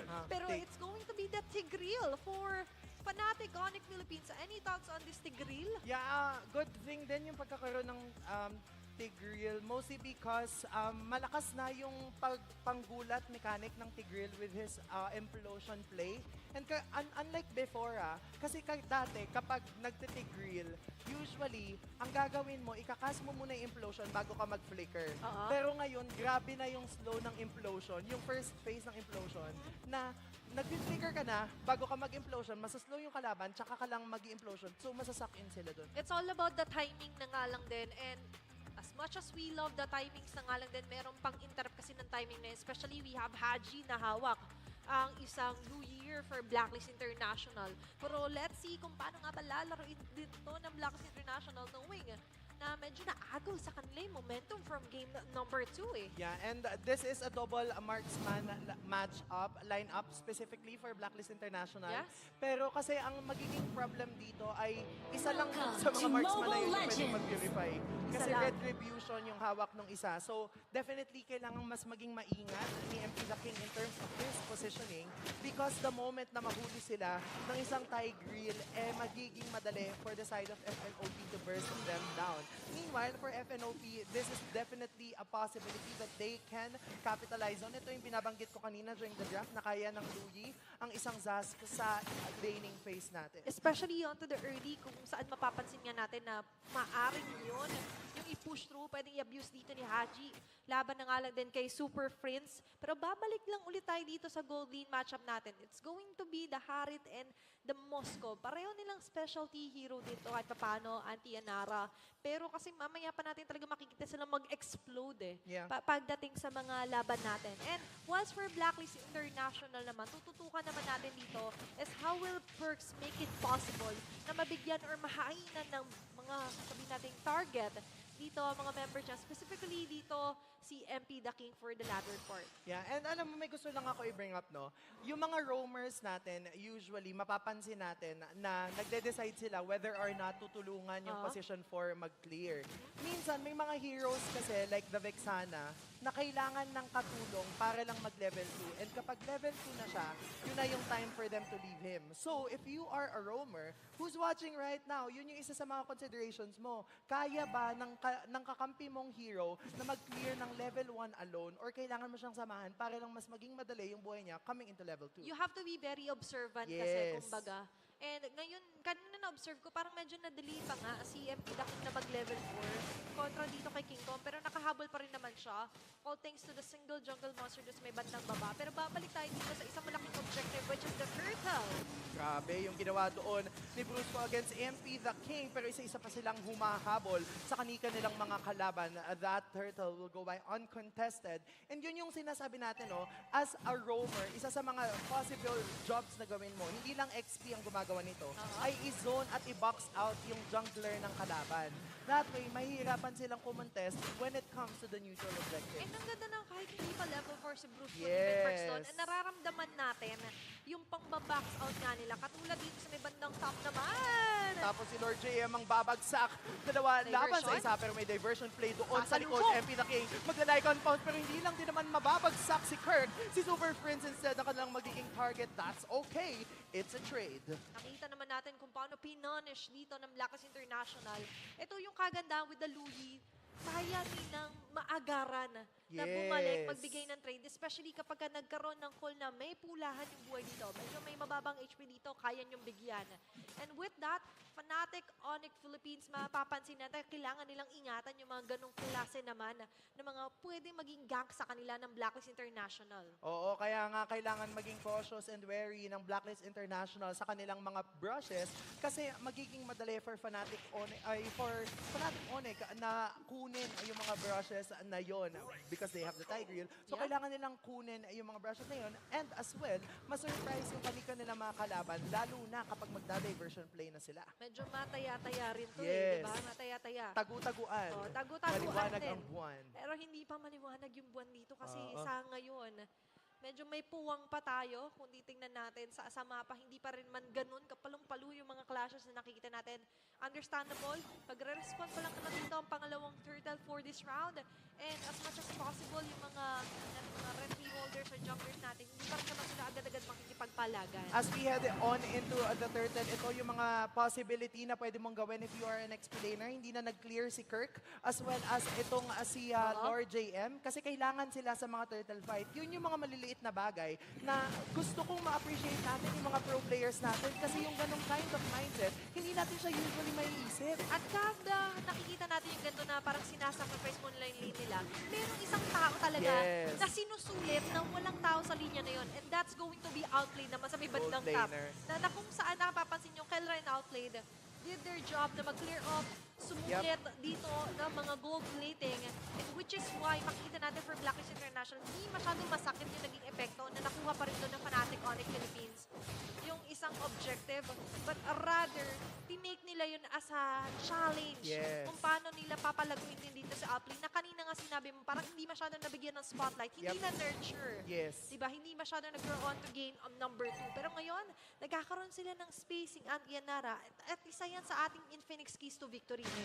Na kailangan i-capitalize nila yung space na binibigay ng kanika nilang mga roamer because yun yung isa sa mga ways for the main primary damage, mga primary damage dealers to dish out enough damage output and ma-ensure na meron silang items kapag nagkaroon na ng isang malaking team fight amongst all of our teams. Kaya naman ngayon, may nagbabadyang gulo. Dalawa pa rin naman ang mga kaganapan. Dalawa pa lang bumabagsak. Isa para sa pares natin. Grabe yung positioning ni Kurt tsaka ni Brusco dito. Talagang sa nila kaliwa kanan ka man tumingin. Kahit saan ka pumunta, medyo delikado pag sumilip ka eh. Pero ngayon, sisilip lang ng konti si Lord JM doon sa gitna. Kaya lang mapupush na din naman ng FNOV ang kanyang mid lane Kurt. Penalty zone kinasana walang natamaan doon. Pero Unite Merrick Spawn, ang sakit ng damage output na nararamdaman na to ni Lord JM. Pero diversion play na gagawin sa top, susubukan yata nilang mag-def. Pero mamamataan sila ni King Kong. Naramdaman na, nakutubad, sabi niya, parang medyo matagal na maganda yata, to, medyo matagal na wala yata ditong tao. Baka maisip na nilang bumisita, at bumisita nga. Pero ngayon, bibisitahin din natin ang isa pang muli na objective here to our battlegrounds. Pero sa ngayon, ito pa rin yung plano ni Outplayed. Hanggat may pagkakataon siya, hanggat may lupa, sige, i-clear mo lahat ng wave dyan. At hanggat maaari, syempre, nakikita natin yung Spirit ng Oh! Ay, nakakakuha pa ng turtle! Siya nga makakakuha ng turtle pero ang sagot ng FNOP ay flicker plus penalty zone. Tapos meron pang implosion play doon. Uubusin nila mga kalahok ng Blacklist International kasi nakuhanan sila ng pagong. Ang magiging kapalit ay 3 miyembro nila pero si Outplayed, trabaho lang dun sa top. I-build up ko pa lang na may Spear of Destruction siya kaya kahit malayo siya, kaya niyang bumalik eh. Kaso, yun yung nakuha niya. It's all part of the bigger plan for Blacklist International. Oh, wow. What a very wonderful steal coming from Outplayed. But the response coming from Onyx, Fnatic Onyx Philippines is even better. Yeah. Pagkakuha ng Spear of Destruction dun sa Turtle. Kasi nga naman, hindi na siya ni-retry nitong si King Kong, which is understandable kasi wala naman Walang nasa nag-contest. paligid. Yes. So, yung ganoong movement coming from Outplayed, kapag Lord na yung pinag-uusapan, that's a different thing. That's going to be something na kailangan tutukan, bantayan, Yep. bilangan Yes. ng Fnatic Onyx Philippines. Kailangan hanapin mo lagi kung nasaan din si Outplayed. And with that, nagkaroon ng sudden surge din kahit sa mga agents natin with Outplayed still there. Diba, hindi lang siya outplayed, nangi-steal din siya dito. Diba? Hindi ko alam kung paano ko itatranslate sa English yun, pero yun. Nasa pangalan na mismo niya yung moniker niya. Yes. He's outplaying everyone here on this round. And you know, what's beautiful about having a Moskov in your lineup as well as having a Louis ay yung control nyo talaga sa mapa, sobrang hindi biro. Kasi a Moskov can cast his Spear of Destruction regardless of the time. Kailangan lang tumama. So kapag meron pang diversion play coming from Louis, yung lead na hawak kanina ng Fnatic Onyx Philippines, nababaliktad kahit papano ng Blacklist International. Kasi yung turrets, in a way, na-equalize nila. And pinupuntuhan na nila pati sa outplay ngayon. Nakita mo, that's a 5-man diversion play onto the boss side. Medyo mahuli dun si Berks, but he still has what it takes para makatakas doon sa ina-attempt na play sa kanya ng Fnatic Onyx Philippines. Yep. But looking here onto the first Lord of the round, nandito si Lord JM pero medyo malayo dito ibang members pa ng Blacklist International. Oo, tapos level 14 si King Kong, level 13 si MP the King. May consist play na gagawin habang nandito lang din naman sila.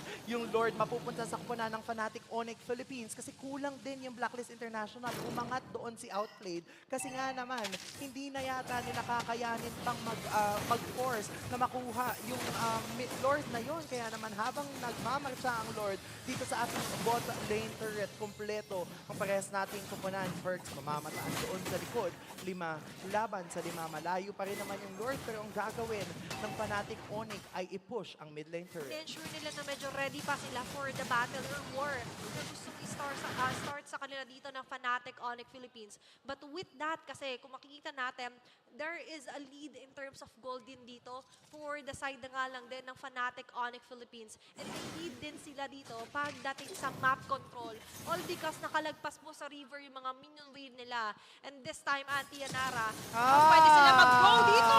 Ito na nga, pagkatapos ng implosion ay may penalty zone lang din naman pero si Bruce po ang unang babagsak. May Lord doon at may dance floor lang din naman pero si Lord JM ang susunod magiging casualidad. Yung Lord nagmamarcha pa din sa bot pero 4 laban sa 3. 3 miyembro na lang ng side ng Onyx Philippines ang buhay doon. Kaya mukhang madedepensahan pa rin naman ito kahit papano. Diversion Meron play? diversion play na gagawin. Mamamataan ba nila kung nasaan ang 2 miyembro nila? Pero nakita yata doon si Super Prince pero si Perks pa din ang babagsak. Si Haji na din ang magiging kasunod. Kaya naman killing spree coming from the gold standard. Hindi pa sila tapos. Athena, hindi pa sila tapos kasi ang gusto nilang gawin na i-push ang mid lane turret. Pero sabi nila, wag na muna kasi kulang na tayo. Kalma muna. Pero medyo nag-backfire doon yung diversion play nila Haji. And that's going to be Super Prince na nga lang din na nakita natin na maganda rin naman yung ginawa. Kaso nga lang, look at that, Auntie, medyo nakakakaba kung ano nga may mga susunod na kabanata dito para sa laban ng Blacklist International Fnatic Onyx Philippines. Pero looking back muna ulit tayo dito sa mga bigger picture, kumbaga. The pros and cons for Blacklist International and for Fnatic Onyx Philippines. Yeah, in terms of the lineup that they have, no, I'd say paulit-ulit ko itong babanggitin kasi maganda talaga yung pag-control nila sa mapa because they have the Moskov as well as the Louis. However, ang ginagawa ng Fnatic Onyx Philippines ay a better lane management. Meaning, nagiging magiging madali sa kanila na i-set up yung Lord fights kasi alam nila lalamang yung minion waves na meron sila. And ang magiging response of course ng Blacklist International ay kailangang mag-split push ni Outplayed. Or merong magbantay Yes. muna. And when that happens, kulang na agad sa Lord. Lamang na agad sa posisyon yung Fnatic Onyx. Kumbaga nagkakaroon agad ng -1 dito sa members ng Blacklist International. Especially now, nabutas kasi yung mid and even the bot side nila. So very vulnerable sila sa mga side attacks na pwedeng i-attempt sa kanila ni King Kong man yan. O kahit nga si Kelray, di ba? Pero ngayon, Auntie Yanara, you mentioned nga pagdating nga sa mga Lord fights, medyo magiging bawas. Yung magiging offensa dito Kagaya ng niyan. Blacklist International. Especially this one. Dahil nakaangat nga po yung minion wave dun sa taas, mapipilitan po na may isa munang dumepensa mag-clear.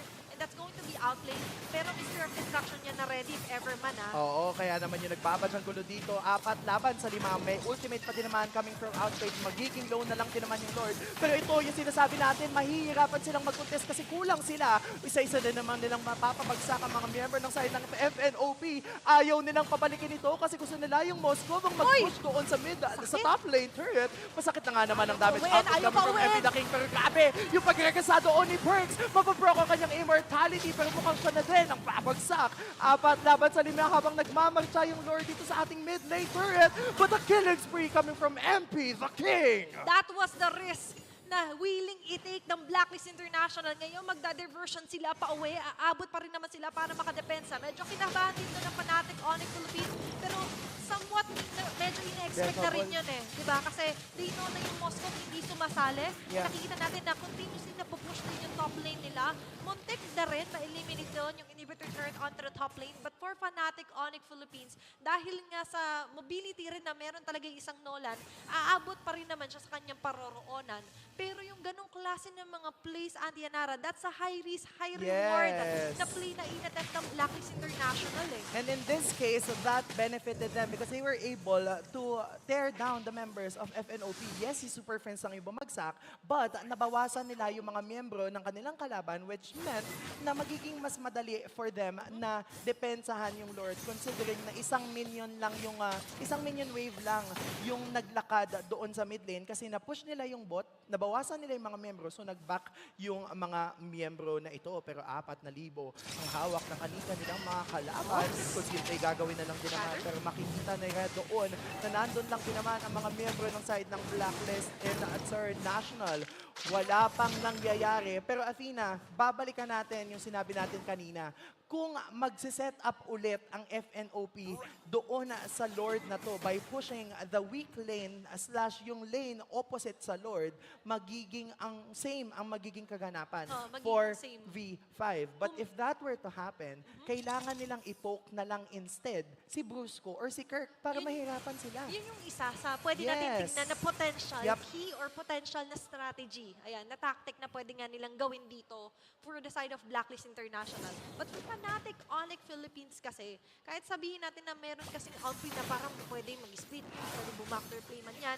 Kasi nga lang, dahil nga meron silang Kelra sa kamay pa rin nila na sinasayawan so far, lang. hindi pa rin po namamatay ngayon si Kelra. Having that KD of 4-0-3, sumasayaw-sayaw, kahit sabihin na natin parang si King Kong yung madalas natin nakikita because of what he's doing. Is marami silang magagawang plays. All because Kelra and Super Prince is enough kasi to tore down the members of Blacklist International. Kahit medyo i-sacrifice sila na umuwi or dumepensa si King Kong. Pero nandiyan yung pailaw with the Magic Sentry. Nakita nila yung ibang members pero this is it for Blacklist International. Medyo i-attempt ulit nila yung ganun tactic. Medyo may iwan si Outplay doon sa may bandang top to clear off the lane. But the difference is, aware na yung Fnatic Onyx Philippines na may ganung klase na play or goal na gustong gawin dito yung Blacklist. Oo, so kailangan tumama ng Spear of Destruction and makaharap ni MP the King kasi nga naman parehas na silang level 15 in terms of the Lord fight. Penalty zone kills na lang din naman si Lord JM ang magiging low pero yung Lord 15k pa rin ang buhay. 5 ang kuponan ng Fnatic Onyx na nandito pero si Kelra pa rin ang makakakuha habang nandun lang din naman yung implosion. Tatama sa tatlo pero unstoppable coming from Kelra. MP the King yata ang susunod na mababagsakin ng kupunan ng FNOP but outplayed ang nakakuha ng top lane turret. Pero yung Lord nagbabadya na naman dito sa ating mid lane. Unti-unti nang nalalagas yung mga kupunan ng Blacklist International. At tatlo na lang sila laban sa 5 miyembro pa rin ng FNOP. Hindi pa nila pinapauwitan si Haji habang si MP the King at outplay na lang matitira para dumepensa dito. Antianara pero sinasayaw-sayawan na ang Asibat laban sa mga chrono dashes at yung Lord kakatok na rin sa base.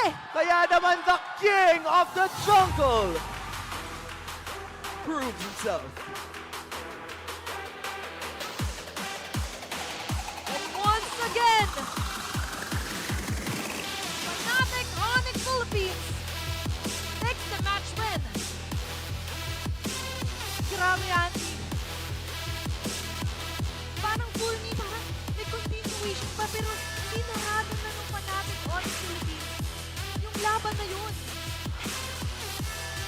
Grabe. That movement na nakita nila, wala nang kaganapang natuloy. Wala na. Sabi nila parang huwag nyo nang pauwiin dun si Haji. Huwag nyo na munang pansinin yung ibang mga wave. Dumiretso na kayo kasi nakita natin may Lord. Lagas na. Nalagas na. And sabi ng Fnatic Onyx Philippines, i-attempt ulit nito yung kaila outplay. Pero ganda naman ng yakapan din doon. Nakikita natin on our screens. We have MP the King and even Kelra na una nagyakap agad. And even Bergs there with Kirk. And all smiles pa rin, of course, or Blacklist International. And nakita na natin, Antianara, nagkaroon ng counter punch naman eh. Umabot tayo sa game number 3 for match number 1. And even King Kong, parang Marine, parang hindi rin naman naging easy. Diba? Yung ganong klase ng mga plays. Especially for game 3 na it was kinda a seesaw battle. But of course, let's give it up for Blacklist International. They still proved themselves and that was a great fight indeed. And week 1 pa lang yan natin, Nara, pero halos umuulan tayo ng mga game 3s. What a match, indeed. And it was great showing from Blacklist International. Yeah. It's not like they went up without a fight. Ang ganda ng kanilang pinakita. Yes, and of course, for our winning team, we have Fnatic Onyx Philippines. Kaya naman, kung ready na kayo, ipasa na muna natin ito sa ating host, Ms. Mara Aquino.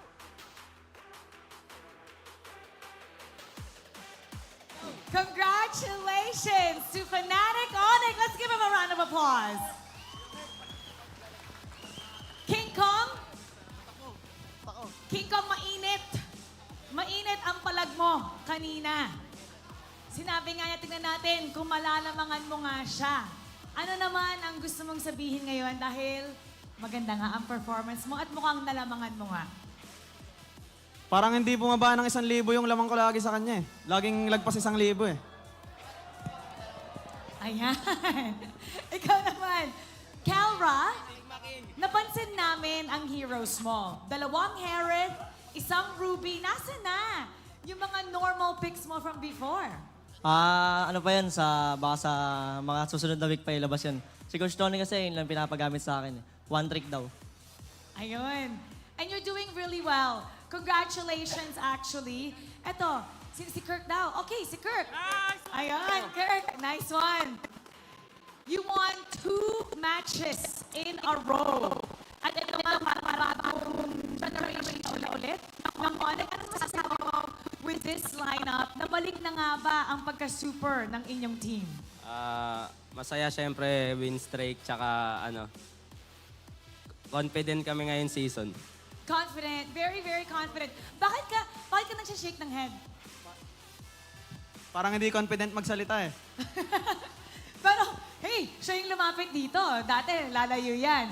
And now, the MVP of the game. Can you guys guess who it is? Okay. Let's take a look at the screen. Kara! Congratulations! MVP! Ano nga ba ang masasabi ng ating MVP? Anong gusto mong sabihin sa lahat ng ating mga manonood? Siyempre, unang-una sa lahat, salamat sa mga pumunta dito ng fans namin. And, sa fans din ng Blacklist, sa mga effort nyo, and thank you sa walang samang suporta. Tsaka bilhin na pala kayo ng DNY perfume namin. Ayun, kaya pala ang bango mo. Kaya pala ang bango-bango. And now, meron tayong winner para sa ating 3,000 diamonds, ang ating fan. Come on up! Ayun mo na. Hello! Come here. Oh, okay, nice to meet you. Anong pangalan mo? Aaron po. Aaron! Parang may angas si Aaron ah.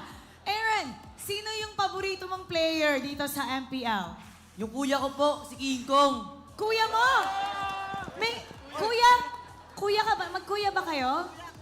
Kuya mo yan? Opo, kapatid ko po yan. Shoutout nga pala sa mama ko, tsaka sa papa ko. Nandun yung mama tsaka si papa. Hindi mo ata alam kung sino mama at papa mo eh. Okay. Niloloko mo ba ako? Talaga ba magkapatid kayo? Kapatid ko po yan, oh. Ano? Pakita ulit. Paano? Pagtabihin natin. Sige nga, tabi ka kay King Kong. Okay. Sino ang mas pogi? Ikaw or si Kuya King Kong? Lamang lang ako ng 5%. Lamang ng 5%. Oh, magkitabi kayo. Anong gusto mong sabihin kay Kuya? Kuya, kahit di ka MVP. Face to face. Kuya, ayos lang yan kahit di ka MVP of the game. MVP ka naman sa puso namin nila mama at papa. I love it! Congratulations! Bigyan ng diamonds! Ganyan. Kapatid mo ba talaga? Opo, kapatid ko po yan. Halata naman po sa mukha eh. Ay. Thank you for being such good sport. Congratulations once again for your second win in a row. You may now take your bow.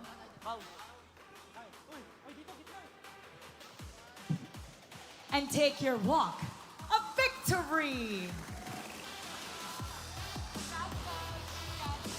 Congratulations to Fnatic Onyx! At nakaka-impress naman talaga ang mga bagong heroes na ipinapakita nila, and we can't wait to see what will happen next week. Let's break it down for you. Balikan na natin ang ating panel. Pass up. And Fnatic Onyx remains undefeated sa kanilang unang linggo dito sa MPL PH Season 14 after an amazing victory. Once again, ako nga pala si Ingan kasama si Renmar and Rockhart dito lamang sa Infinix Game Tambayan. Pero bago natin balikan yung game, kuya ba talaga yun ni King Kong? Ay, kuya ba niya talaga si King Kong? Sabihin na lang natin, oh. Basta, na-inspire din ako. Aaron, maraming salamat. Gusto ko rin i-shoutout si mama at papa ko. Yeah. Mama at papa, sana proud ka sa akin. Pero sure, one thing for sure is proud na proud din tayo sa ating game MVP, none other than Kelra. Nasabi nila kanina, Harit at Ruby pa lang yung pinapagamit sa kanya. Marami pang baon si Kelra. And it's, I want to shout out here Coach Tony, Coach Why Not. Gusto ko yung philosophy na pinapakita ngayon so far ng Fnatic Onyx Philippines, especially with this game, na wala sila yung traditional marksman, wala sila yung masyadong long range. Lahat ng mga lineups nila, pang ano talaga eh, bugbugan talaga eh. Up close and personal are the lineups that Fnatic Onyx Philippines built. Their marksman wants, or their gold laner wants to be close range. We missed that, Kelra. Their mid laner wants to be close range. So it's just all close range. I was actually thinking here, it might be a little bit risky for the lineup of Fnatic Onyx Philippines because their lineup is built on two main factors. Number one, Kirk's penalty zone and Brusco's implosion. Kung hindi matamaan ng dalawa na yun yung mga ultimate nila, wala na silang catch, edi makakawawa dun yung lineup ng Fnatic Onyx Philippines. By the way, shout out to Brusco.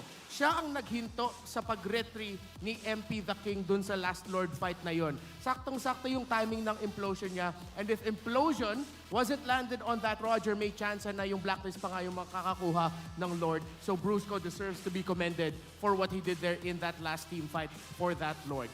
Going back to the lineup of Fnatic Onyx Philippines, it's clear that yung philosophy nila sa laban na to is early to mid-game, high control, high damage. Yung mga type of lineups na gusto natin i-build pag nagfa-5-man tayo sa RG, na uy, pambilis na lang, wag na tayong farm. Basta from minute 1, go na kagad. Pag nakuha na yung mga first jungle buffs, yung unang orange, yung unang purple, laban na kagad.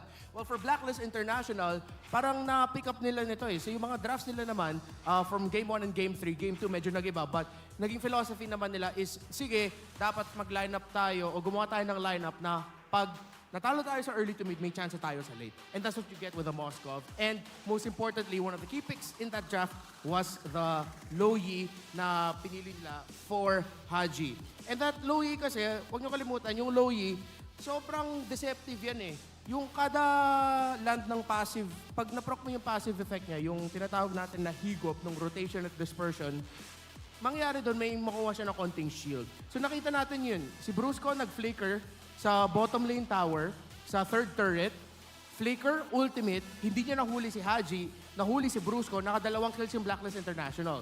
But it was just a good call by Fnatic Onyx Philippines at eventually, nung Blacklist International, nung lumabas na sila sa base, pumunta sila sa may purple buff, ready na sila lumaban doon yung Fnatic Onyx Philippines na counter sila and without Haji, doon naman nahirapan yung lineup ng Blacklist International.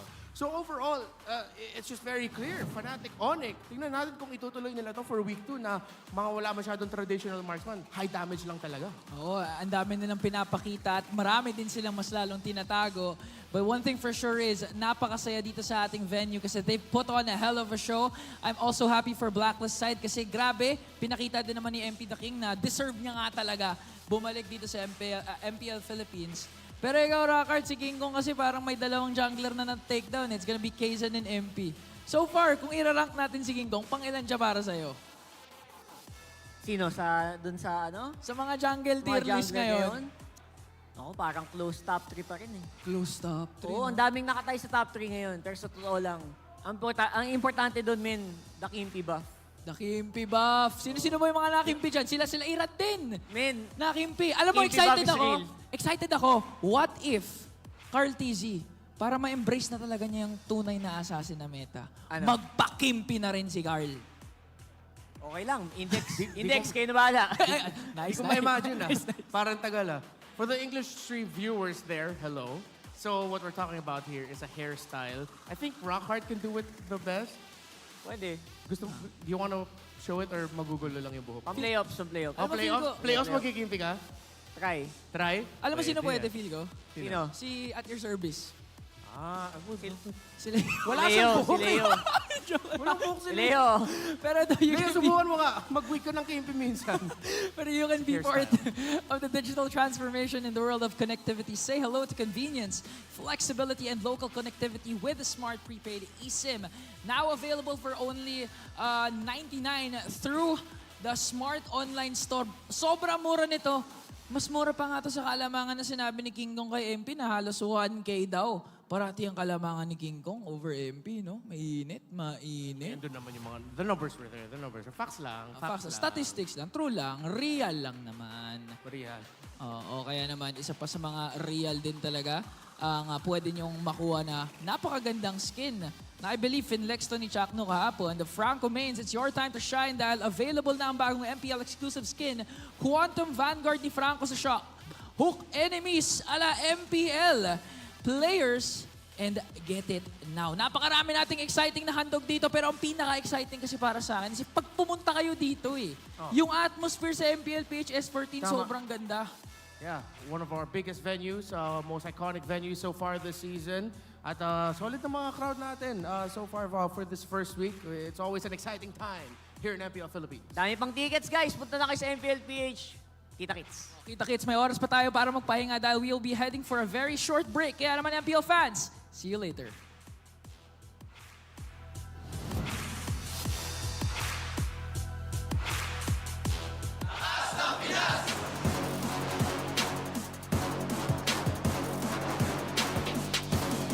Lakas ng Pinas!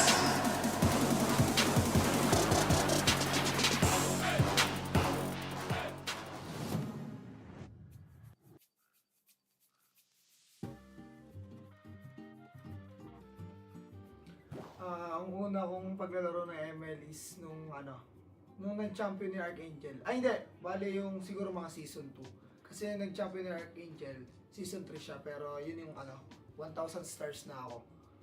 So, siguro tingin ko mga season 2 ako nag-start ng ng paglalaro ng ML nung MPL. MPL mismo. Marami kasi akong naging ano eh.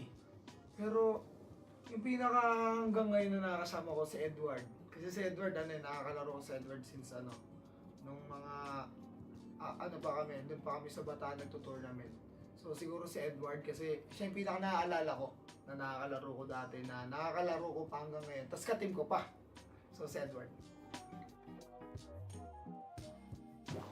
Siguro yung best MLBB memory ko, dalawa. Parehas first time yun. So yung season 6 nung nakapasok kami ng MPL sa qualifiers ng MPL. So para sa akin sobrang pa rin siya. Sobrang saya at naalala ko pa rin yung moment kung paano kami nag-champion doon kasi sobrang tawag dito. Talaga nag-prepare kami ng sobra doon. Tapos yung isa yung M5 kasi tawag dito yun yung first time ko na international na ako talaga yung lumaro. Tapos kasama ko pa yung tapos bagong team pa kami. Kaya para sa akin sobrang memorable niya. Marami rin siyang nabago sa buhay ko. Kumbaga, part din talaga siya ng buhay ko ngayon kung bakit nandito ako ngayon, kung bakit si Renny J ako ngayon dahil din sa ML. Pero syempre, hindi lang dahil sa ML yung kumbaga, marami din siya mga patterns like dahil kay Boss din, pinakilala niya ako or siya yung siya yung nagbigay sa akin ng opportunity. So, marami siyang natulong sa akin. Tsaka kung ba't si Renny J ako ngayon, isa siya sa dahilan. Yung Attack on Titan na MLBB skin na nilabas nila. Kasi tawag dito, bago nila ilabas yan, kakanood ko lang mismo ng Attack on Titan. Kahit hindi na sobrang hype ng Attack on Titan that time. Kasi pili ko ako lang nahuli kasi hindi talaga ako nanonood ng anime eh. Pero dahil na-encourage ako ng mga ka-team ko manood ng anime, pinanood ko siya at sobrang nagustuhan ko. Tapos nung nilabas yung Attack on Titan na na skin ni ML, talagang gumastos talaga ako ng pera ko. First time ko gumastos nun. So, gusto ko talaga ilalim kay Levi. Yes, thank you kay Muntun dahil dami kong nakuha ngayon na bagong MLBB skin na libre lang, yung 4 na skin. Tapos, meron pa siya yung pagka 500 na yung total skins mo, umiilaw yung loading screen. So, yan. Siguro yung recent career ko ngayon para sa akin, parang ulit from the scratch ulit kasi bagong kami, bagong team, tapos new journey kasi bagong bagong org din. So, yun, sana maging successful lahat, tapos yan, champion na kasi.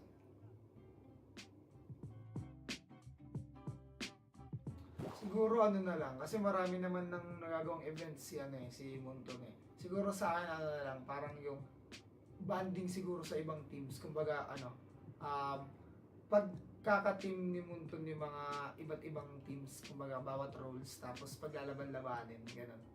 Yun lang siguro sa akin. Siyempre, unang-una gusto ko magpasalamat sa lahat ng mga MLBB fans ko. Yan, sa mga sumusuporta pa rin sa akin since day one, since pumasok ako sa MPL. Yun lang.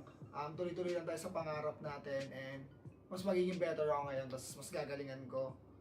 Tapos supportahan nyo kami, Aurora. So, we are back guys. Kita kayo sa MPL.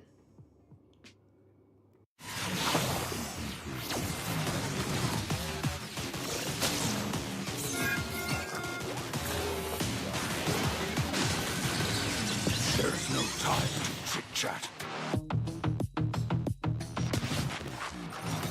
You will never learn. Mystic magic is so wonderful.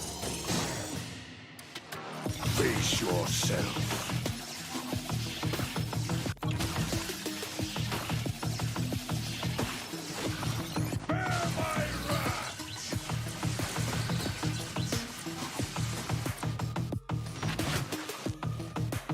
Imagination is the driving force of the energy. I'm not a monster. I'm a demon.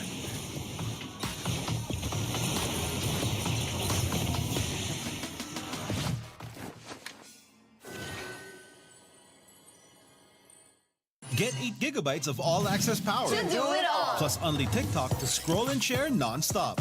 Power, work, life, and more. With Smart Power All access data now up to 90 days. Load now. No signal, no fun. If only you could switch in an instant. But wait, you can with the Smart eSIM. Backed up by nationwide coverage. Get your Smart eSIM now.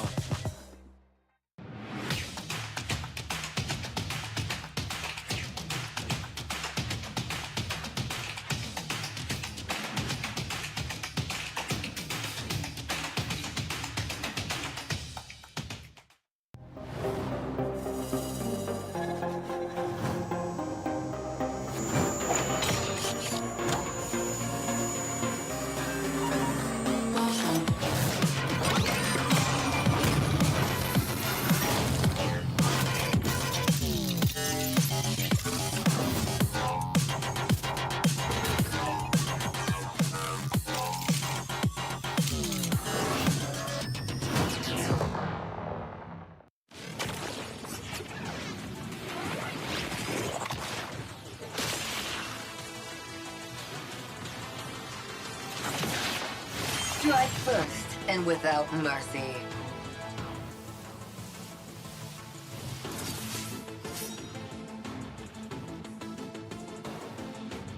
Where I tread, death follows. Enjoy your last breath. Deploying smoke. Going dark.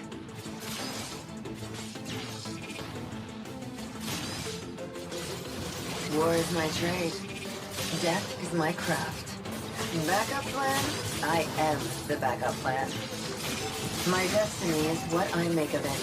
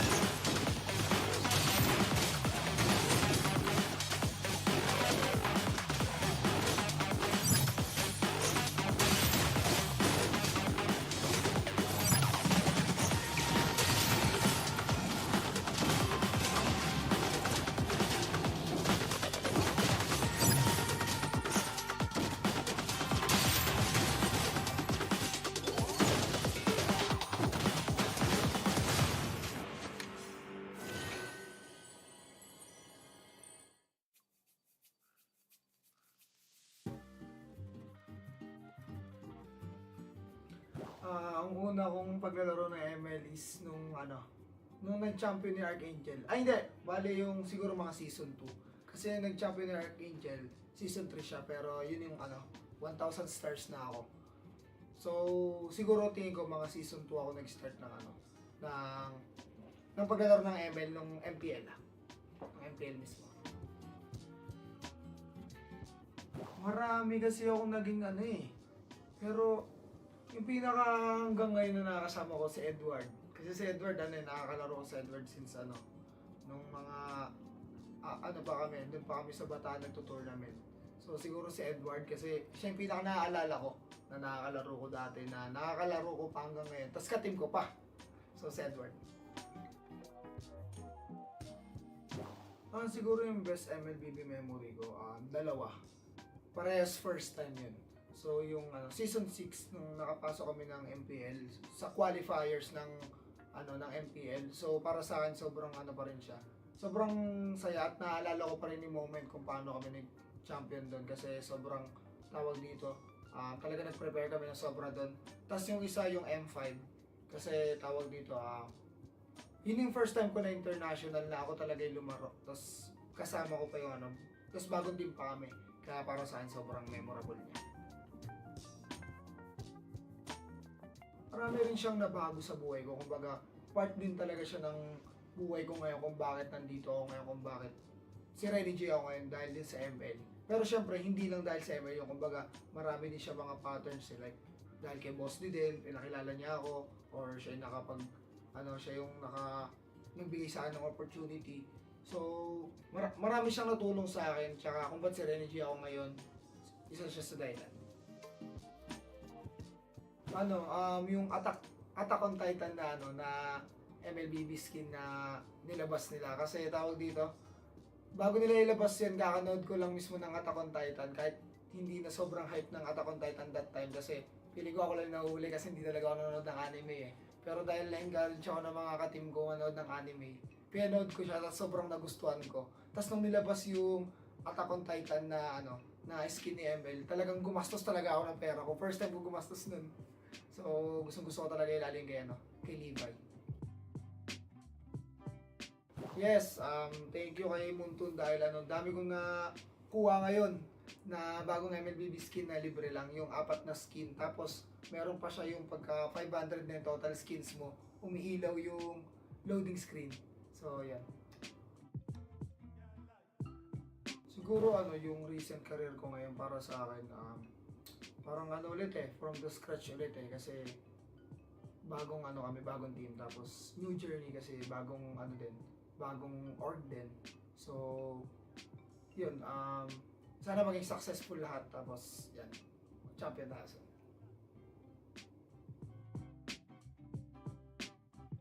Siguro na lang, kasi marami naman ng nagagawang events si Munton Siguro sa akin na lang, parang yung banding siguro sa ibang teams. Kumbaga pagkaka-team ni Munton yung mga iba't ibang teams, kumbaga bawat roles, tapos paglalaban-labanin, gano'n. Yun lang siguro sa akin. Siyempre, unang-una gusto kong magpasalamat sa lahat ng mga MLBB fans ko. Yan, sa mga sumusuporta pa rin sa akin since day one, since pumasok ako sa MPL. Yun lang. Tuloy-tuloy lang tayo sa pangarap natin and mas magiging better ako ngayon, tapos mas gagalingan ko. Tapos supportahan nyo kami, Aurora. So, we are back guys. Kita kayo sa MPL.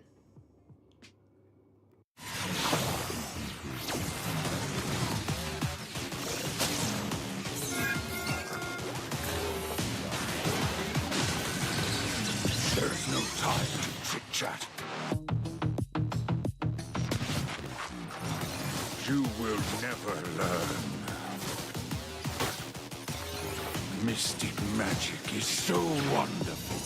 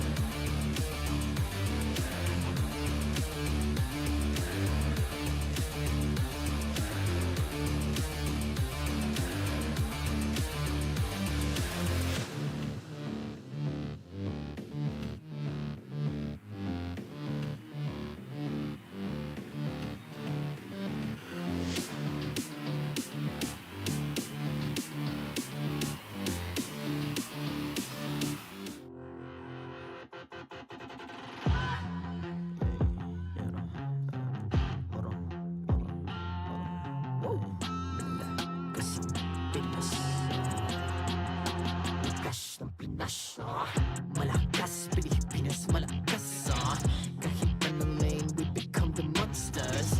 Malakas, Pilipinas, malakas face the golden sun and ribbon for the 3 stars. Look at us to the top, no ifs, no buts, winning any game para to sa PINAS. Di mo matitin ang aming boses on your level. Nasa kalye man o mobile, you know I become a legend. Open fire, we unite, we winners.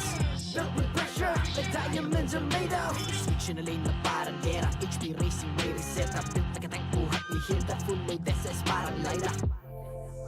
Susundan ko ang iyong bakas, kasama patas, tagumpay natin to dahil tayo'y malakas.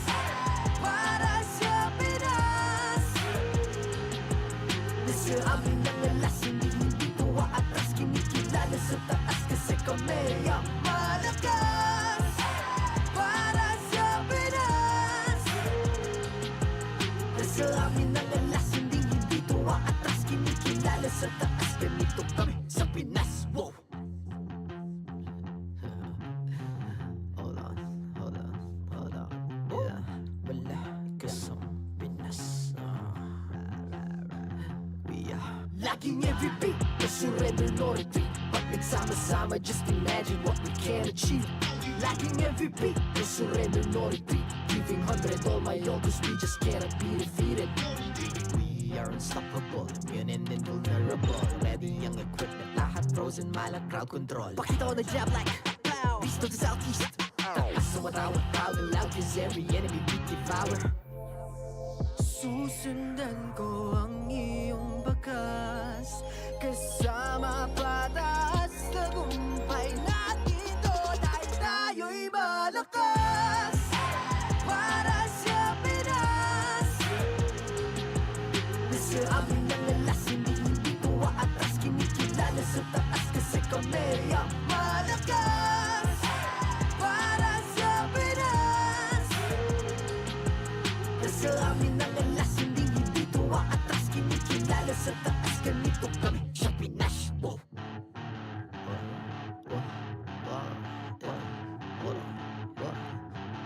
Malakas, Pilipinas, malakas. Kahit anong lane, we become the monsters. Malakas, Pilipinas, malakas. Face the golden sun and repping for the 3 stars.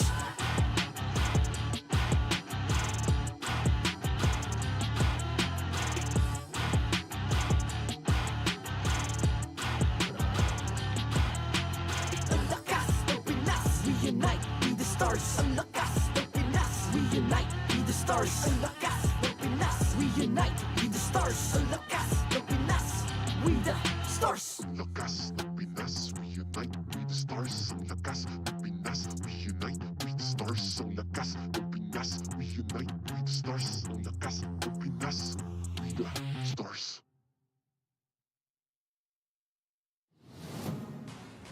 The 14th season of MPL Philippines is brought to you by the following sponsors. Smart, the official telco partner of MPL Philippines Season 14. The official tournament phone of MPL Philippines, Infinix GT20 Pro. Official suppliers, EMC Asia and Index Salon. Experience the MPL PH Season 14 action live at Green Sun, Makati City. Grab your tickets now via official MPL PH website. Don't miss any MPL action by following our official Facebook and subscribing to our YouTube channel. Follow MPL PH on TikTok for more content. And to ensure the equality and fairness of our games, MPL Philippines is also monitored and supervised by the Games and Amusements Board.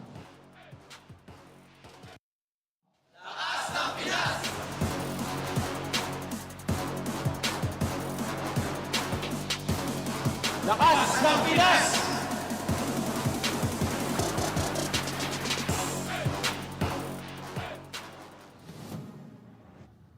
And we are back para sa huling araw ng unang linggo ng MPL PH Season 14.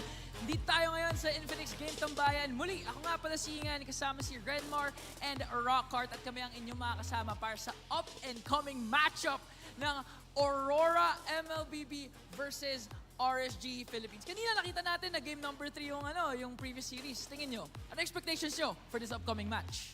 All I want to see is another heated battle between 2 junglers. Kanina si King Kong at saka si MP maganda yung mga words na nasabi. Dito naman nata, it's Irad and Demon Kite. Ako po. Imagine mo, magkakatropa yan dati. Literal na they shed blood and tears together. Wow. And ngayon, maghaharap sila. I love na you mentioned that upcoming matchup kasi these 2 players have a similar history. Kaya naman the Kingslayers Prodigal Sons are back. I mean, Rockhart, talk us through the history of Irad and Demon Kite. Well, honestly, we've seen Irad, he left RSG for RQ Hoshi, and MPL Indonesia yun, syempre last season. Tapos bumalik ngayon, ulit dito sa RSG. And sa kabilang side naman, si Demon Kite naman, umalis sa RSG. And this time naman, for your first time in his career, maglalaro para sa Aurora. Kaya naman nasabi ka ni MP the King kay Demon Kite na, Demon Kite, siguraduhin mong tama yung desisyon mong lumipat sa Aurora. And nung game number 1 nila kontra Blacklist, napatunayan naman ni Demon Kite na parang, okay so far, so good. Yeah, Demon Kite still on top form. And I feel like sobrang saya si Demon Kite kasi nung MPL Philippines Season 8, nung nag-debut siya, he was the rookie of the season. And nung panahon na yon, it was still very playable to use the assassins, mag-link ka, mag-fanny ka. Doon talaga siya nag-shine eh. And now going up against the jungler na at one time, it was Demon Kite na madalas pinipili sa starting five. And then it even got to the point where it was Irad who was played more or Demon Kite would take the rest. Tapos pumunta din si Demon Kite sa RSG Malaysia. So now for the first time, we're seeing Demon Kite in a completely new organization. And so far, yeah, as you said, Ghana. Kaya naman for Irad, talagang medyo malaki yung shoes na kailangan niyang gampanan with the departure of Demon Kite. Pero one thing for sure is exciting yung magiging matchup. Demon Kite and Irad, known for being very ecstatic junglers, magagaling. We even mentioned na Irad was the mechanic dahil sa mga mechanical prowess na pinapakita niya whenever ginagamit yung mga assassins. Kayo ba, ano bang favorite hero niyo na ginagamit ni Irad? Isa na lang isa na lang talaga no? Yung Lancelot, magliligoy-ligoy pa ba tayo dito, guys? Ano ba yan? And I think that's one of the reasons why kahit na dati kulang siya sa experience, talagang siya. Kasi yung mechanics niya, yung pro mechanics na na-make up niya, yung lack of experience, now, pwede niya ulit gamitin yun. Okay. I mean, ang daming assassins na pwedeng gamitin dito ni Irad. And for Demon Kite, of course, his flexibility can be the utility, can be an assassin. Kaya it's a good upcoming matchup na pwede nating makita. Again, a lot at stake here for Irad is to parang reinforce yung statement niya na sinabi niya na in terms of rankings, siya yung number 2 behind Kyle TZ. And for Demon Kite naman na talagang tama yung decision ko eh. Tama decision ko mag-Aurora eh. Kayo ba? Ano ba thoughts niyo doon? Well, para sa akin, there's a section of the community that loves all of the heated talks na mas nakita natin ngayon so far in this season. But a part of me, and especially for this game, this series, let the wins, let the action do the talking. Yes, and speaking of let the action do the talking, nakita natin yan from the hitman, the healman, kung ano man gusto nyo itawag nyo kay Rene J. Dahil muling nagpapakilala si Rene J dito sa MPL PH Season 14 with his amazing performance kontra Blacklist. Game 1, it was the Matilda. We called him the healman. Game 2, pinakita niya yung unstoppable wild charge plays niya with the Grok. Ayan, ikaw, kilala mo ba? Ako, kilala ko. Kilala mo yan, ikaw, kilala mo? Kilala ko yan. Kilala mo. Buti naman. So right now, ito obviously is the different shades of Rene J. Wow. Ganun ang graphics natin. Throwback. Yeah, of course. We've seen Rene J shine. Multi-role man yun eh. Naging gold lane nag-umpisa, tapos naging XP, and now it's really in the roam position, especially nung Season 12, heading into the M5 World Championship. Doon nag-shine si Rene J. Again, the Hitman became the healman na mas dinadala niya yung mga utility. The Matilda needs to be respected. But then Rene J pinakita din niya when it comes to the Ediths and the Groks, two of the top roamers in the league, in the meta right now. Pwede mo na rin i-add yung yung Tigreal. Parang ang daming pwede laruin ni Rene J eh. Parang lahat comfort ni Rene J. Let's be real. Kaya nga nagpapakilala ulit. Kailangan yung, again, respect yung naging journey niya. Again, started with NXPE, went sa Black. Sa Black, natatandaan natin, first time niyang mag-international tournament. Di ba? Grabe yung performance na napakita nila. And now he's leading Aurora as the team captain of this new team. Pero apart from Rene J, syempre Irad and Demon Kite, may gusto po ba kayong i-highlight sa ating mga naging stellar performers from both of these teams? I think for me, I want to start it off with RSG Philippines. I like what Light has been doing so far, especially nung game number 1. Merong ginawa si Light na sobrang lupit against Team Liquid Philippines. Yung game-winning play nila doon, ginawa niya, nag-earth shatter siya, chinarge niya, nakaharap dito. Pero yung mga gusto niya tamaan, nandito. Oo. Tapos nasa loob pa ng shrub, yung Sansan Duo. Doon sa may naglalaban sila sa lower portion of the map, sa may orange buff. Tumalon si Light, tas nag-flicker, earth shatter, lumapag sa Sansan, doon nanalo yung RSGPH nung game number 1. So, I feel like Light, yung mga, di ba ang tagal na natin sinasabi kay Light, off-angle yung mga approach niya. Oo. I think he's really gonna shine in this current meta. May something talaga eh, no? Especially pag naglalaro yung RSG tsaka TLPH. Sinawag natin kapon sa panel na blockbuster, yung parating kinakalabasan pag nagtatapat yung dalawa. Yung kaya yung pwede natin mag-expect kasi Aurora this time tatapat naman or will test their strength kontra RSG Rockhard. Pag si Hitman gumamit, Grockbuster. Okay, I like that. I like that. That's a high Kasama five naman for ako me. dyan. Pwede naman ako Tito tumayo jokes, dito. guys. Tito jokes. Grockbuster, pero again, we cannot, as you mentioned, no, Matilda, kailangan ni respeto. Hindi natin alam kung ano mga pwede nilang ilabas. Ang daming maskara eh, no? Parang Ang dami. iba-iba eh. Saan? Serenity. Ganun. Akala ko na. Different versions. Pang-graphics na yun, pang-graphics na yun. Anyway, sobrang ganda na nagiging performance and I'm really excited to see kung ano pang pwede nilang ilabas. But apart from that, no, what can you say if Aurora beats RSG Philippines kasi they were able to take down Blacklist, where would you rank them in terms of a tier list as a team para sa inyo? Well, based off of the combined performances nila in the international tournament bago nag-umpisa yung MPL this season and their performances in MPL so far, if they beat RSU, if this is going to be a dominating 2-0, I'll be comfortable to put them in the top 3. If this is a 2-1 na medyo nahirapan sila up against RSG Philippines, I'll put them maybe not comfortably too much in the top 3, top 4, top 5, maybe. But yeah, I'm glad that you mentioned that kasi magiging good chance to para makita natin kung saan ba so far yung bar ng dalawang teams eh. RSGPH, they got that game 1 against Team Liquid Philippines pero nahirapan sila eh. In games 2 and 3, medyo naging one-sided, mas one-sided yung affair. Aurora naman, it was dominating in both games up against Blacklist International despite the start ng game 1 na mga 10 minutes, 11 minutes bago nag-first blood tayo. Oo, naalala ko yun. Naalala ko, nag-post pa si Brigida eh, walang ma-play-by-play kasi 11 minutes na wala. Wala akong bakas, sabi ni Brig. Nakakatawa nga actually yung game na yun kasi game 1, walang kills 11 minutes, puro Torre na destroy. Nung game number 2 naman, walang Torre na destroy until 8 minutes, puro naman kills. Ganun yung kinalabasan, sobrang dynamic na naging previous series nila. Pero ang pwede natin kasing sagutin na tanong for the series is, can Light outshine actually yung source of light na nakukuha ng Aurora from their Northern Lights? Yan. Honestly, I really want to see Light perform better this time around kasi I feel like kahapon madaming muntik na. Talagang, I feel like they could have taken the series. May mga muntikan lang. Pero on the other side, naghahanap sila ng ilaw yata. Sino yung hinahanap naman? May hinahanap ata si Yuan. Kasi maganda yun will the Aurora Lights outshine the Dylan Light? The Dylan Light. Dylan Light. Pwede. Alam mo, nakaligtaan ko actually. Maganda din pala yung XP lane matchup. One of the nasanay na tayong panoorin, it's gonna be Nats going up against Edward once again. And it's a delight to see those two face off. Anong pwede nyo expect doon? Actually, meron akong hinahanap na isang hero na nakita na natin sa sa unang series. Feel ko kilala ko sino yan. Okay. Sabihin natin at the same time, ha? Hindi, wait. Last series? Hindi ko alam kung sino yan, sorry. Last game yung kahapon yung iniisip. Ikaw na lang. Hindi, pero gets ko, iniisip mo Yuzong, no? Oo. Diba? Yun yung inausap. Pero yung iniisip ko is the Barats. Because I feel like Barats has a very important spot in this meta. And I think Edward nakita natin si Nats. Ay, alam ko meron din history siya sa mag-Barats XP. So yun yung hinanap ko mamaya. I actually want to look for the high-loss XP for Edward kasi that's something na rarely gamitin niya. And I wonder if he's gonna be up to the task kung magamit niya yun for the combinations na iniisip niya yun itong Aurora. Pero bagay ba yung kay Edward? Kasi pag sinabi mong Edward, alam mong explosive eh.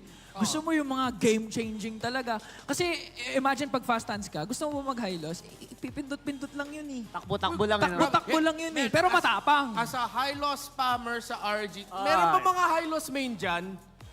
Meron. Madami na magamit na high-loss dyan. Main! Sigaw kayo dyan, mga high-loss main! O di ba meron? Hindi lang yan pindot, pre. May finesse yan eh. Pipindutin mo, tapos dapat pindutin mo ulit pag masyado na mababa yung health niya. Ay! So, tapos dapat timingan mo yung rampa mo kasi pag masyado kang maaga rumampa, baka mahulog ka sa stage. Ay, baka... Wag naman ganun. Wag naman ganun. Again, a lot is in store for this matchup. It's gonna be Aurora versus Blacklist versus RSG Philippines. Titignan natin kung sino nga ba ang mananalo. Kaya naman, kilalanin natin ang ating magiging koponan for today's matchup. MPL Arena, please give a warm welcome but the fine gentlemen that ensure the integrity and fairness of our league. JJ, Ems, Pat, and Wilbert, it's our marshals!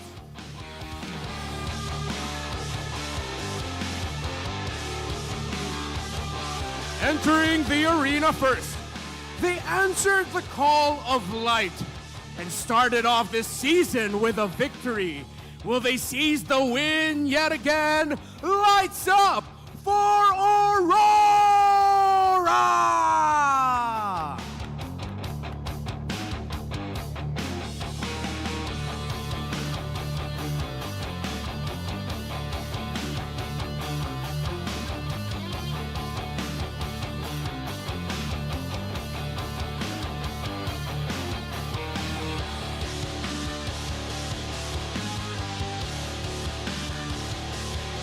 The tides of battle has changed in the seas they once ruled.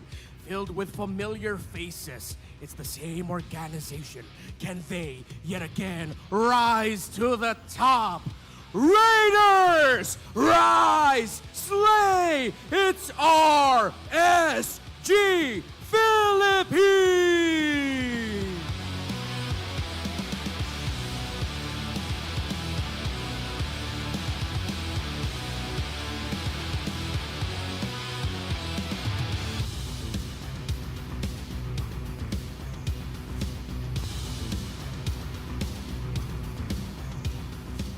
And welcome their coaches. Master! Na-master niya yung basics. It's Master of the Basics! And for RSG Philippines, he's a legend. It's Coach Panda!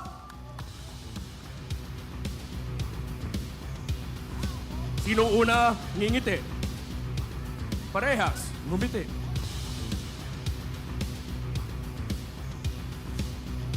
And now, it's time for the face-off. Demon Kite, Irad, step forward. Once compared, now they will face each other off. Step a little bit closer. Irad, ano ang palag mo kay Demon Kite? Ano?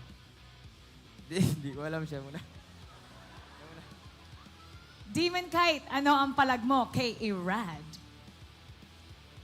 Siguro nababalik ko na yung talent ko sa paggamit ng assassin.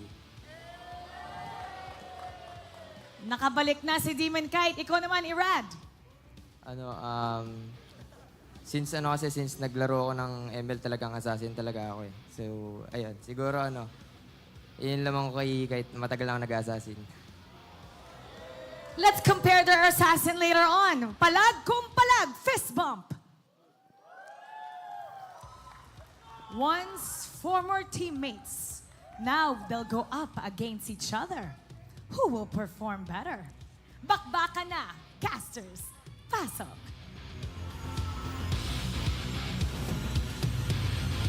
Two all teammates will meet again. Pero whose light will shine the brightest? This is Aurora versus RSG Philippines. Kami pala makakasama nyo. My name is Athena and with me is Auntie Yanara. And together, masasaksiyan natin ng mainit na bakbakan para sa pangalawang matchup natin sa araw na ito. Yes, and bouncing off of Aurora's win the other day, kailangan nilang i-carry on yung momentum that they have as they head on to this matchup na talaga nga namang kaabang-abang kasi it's two old friends who meet again, and we look into Aurora MLBB's lineup. We have Edward, Demon Kite, Rene J, Domeng, and Yue. This is the main five lineup na maglalaro for Aurora MLBB. They've got what it takes, Auntie Yanara, at pinakita nila yan sa last performance nila onto our day number 1. And definitely, sa muling pagpapakilala rin ni Rene J, the Healman, the Hitman, pero still the same victory, which is to give his teammates the space that they need para ma-occupy at makuha yung victory. Meanwhile, for RSG Philippines, it's the same old lineup. We have Nats, Irad, Light, Aqua, and Kusei. It's kind of nostalgic na nga lang din kasi seeing Demon Kite and Irad at the same time on the same stage, di ba? Pero for RSG Philippines naman, na-discuss din ng ating mga panelists their battle yesterday and highlighting si Light, di ba? It was a delight to see, especially with his edit play talaga, na yung sinabi nga kanila nila Renmar na yung trajectory niya kakaiba yung atake, di ba? More on pa sideway and then go for the Earth Shatterer.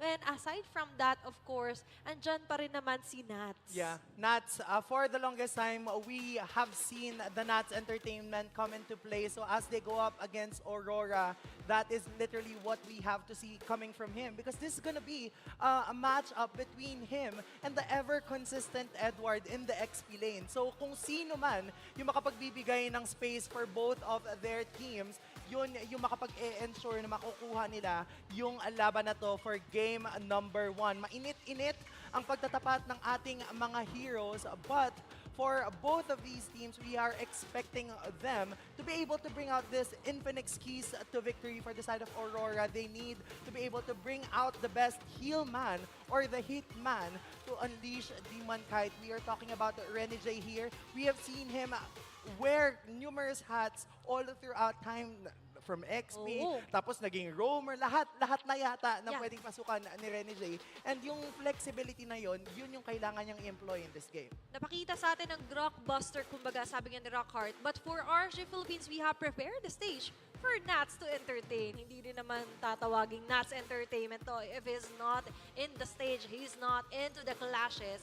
And as we all know, with these aggressive setups and plays, talaga namang isa yun sa winning key na pwedeng maging road to victory ni Nats for RSG Philippines. And for both of them, they need to adapt and pick your sides wisely. Yes, we have seen in the first series na usually kung sino man yung pumipili ng red side, yung second pick, yung trend, yun yung nagkakaroon ng opportunity to win the game. And ang ganda ng pagtatapat ng parehas nating kupanano kasi relatively masasabi nating newer team yung Aurora MLBB, but for RSG Philippines, for the longest time, this has been their lineup. Nagkakaroon ng slight adjustments, but yung familiarity na yon yung kailangan nating makita, even from Demon Kite, because he knows the tendencies of his ex-teammates. And as they go up against each other, yung ganoong tendencies na yon yung kailangan nilang i-capitalize para malaman na, okay, this is gonna be the next move. Ito yung kailangan natin gawin sa susunod. Parang may idea siya, kumbaga. Pero with that kasi, parang sa atin lang yan, may connection. Yes. But that connection, kailangan niya may connect with Aurora MLBB.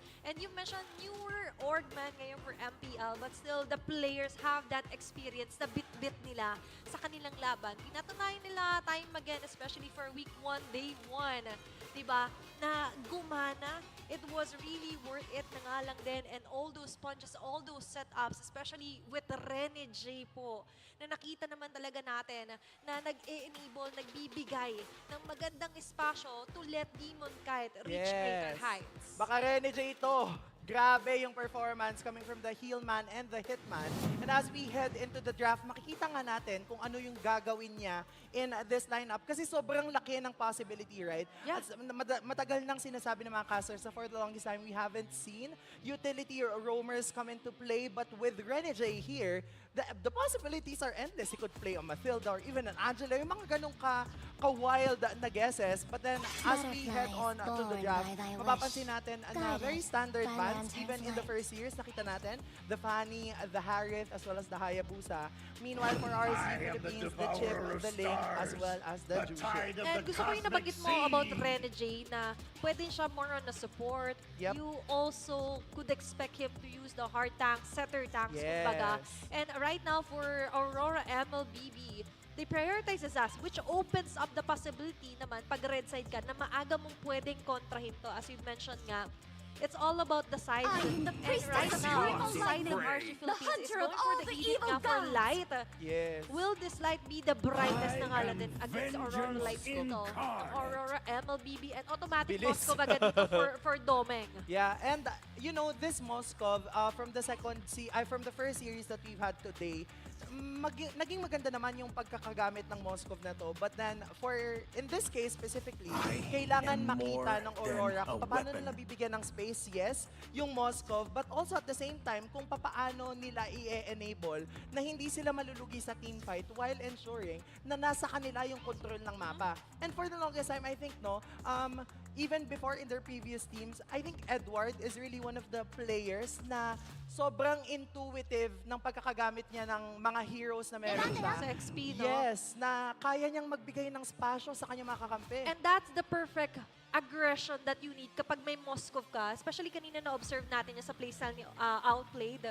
So kung dito, medyo i-apply natin yung ganong klase ng fundamentals or mechanics, kailangan mo kasi, pag may nag-split push na Moskov, merong gumagawa din ng play to distract your opponents from actually reaching kung ano yung split push, kung ano yung pinupush na lane ng inyong Moskov.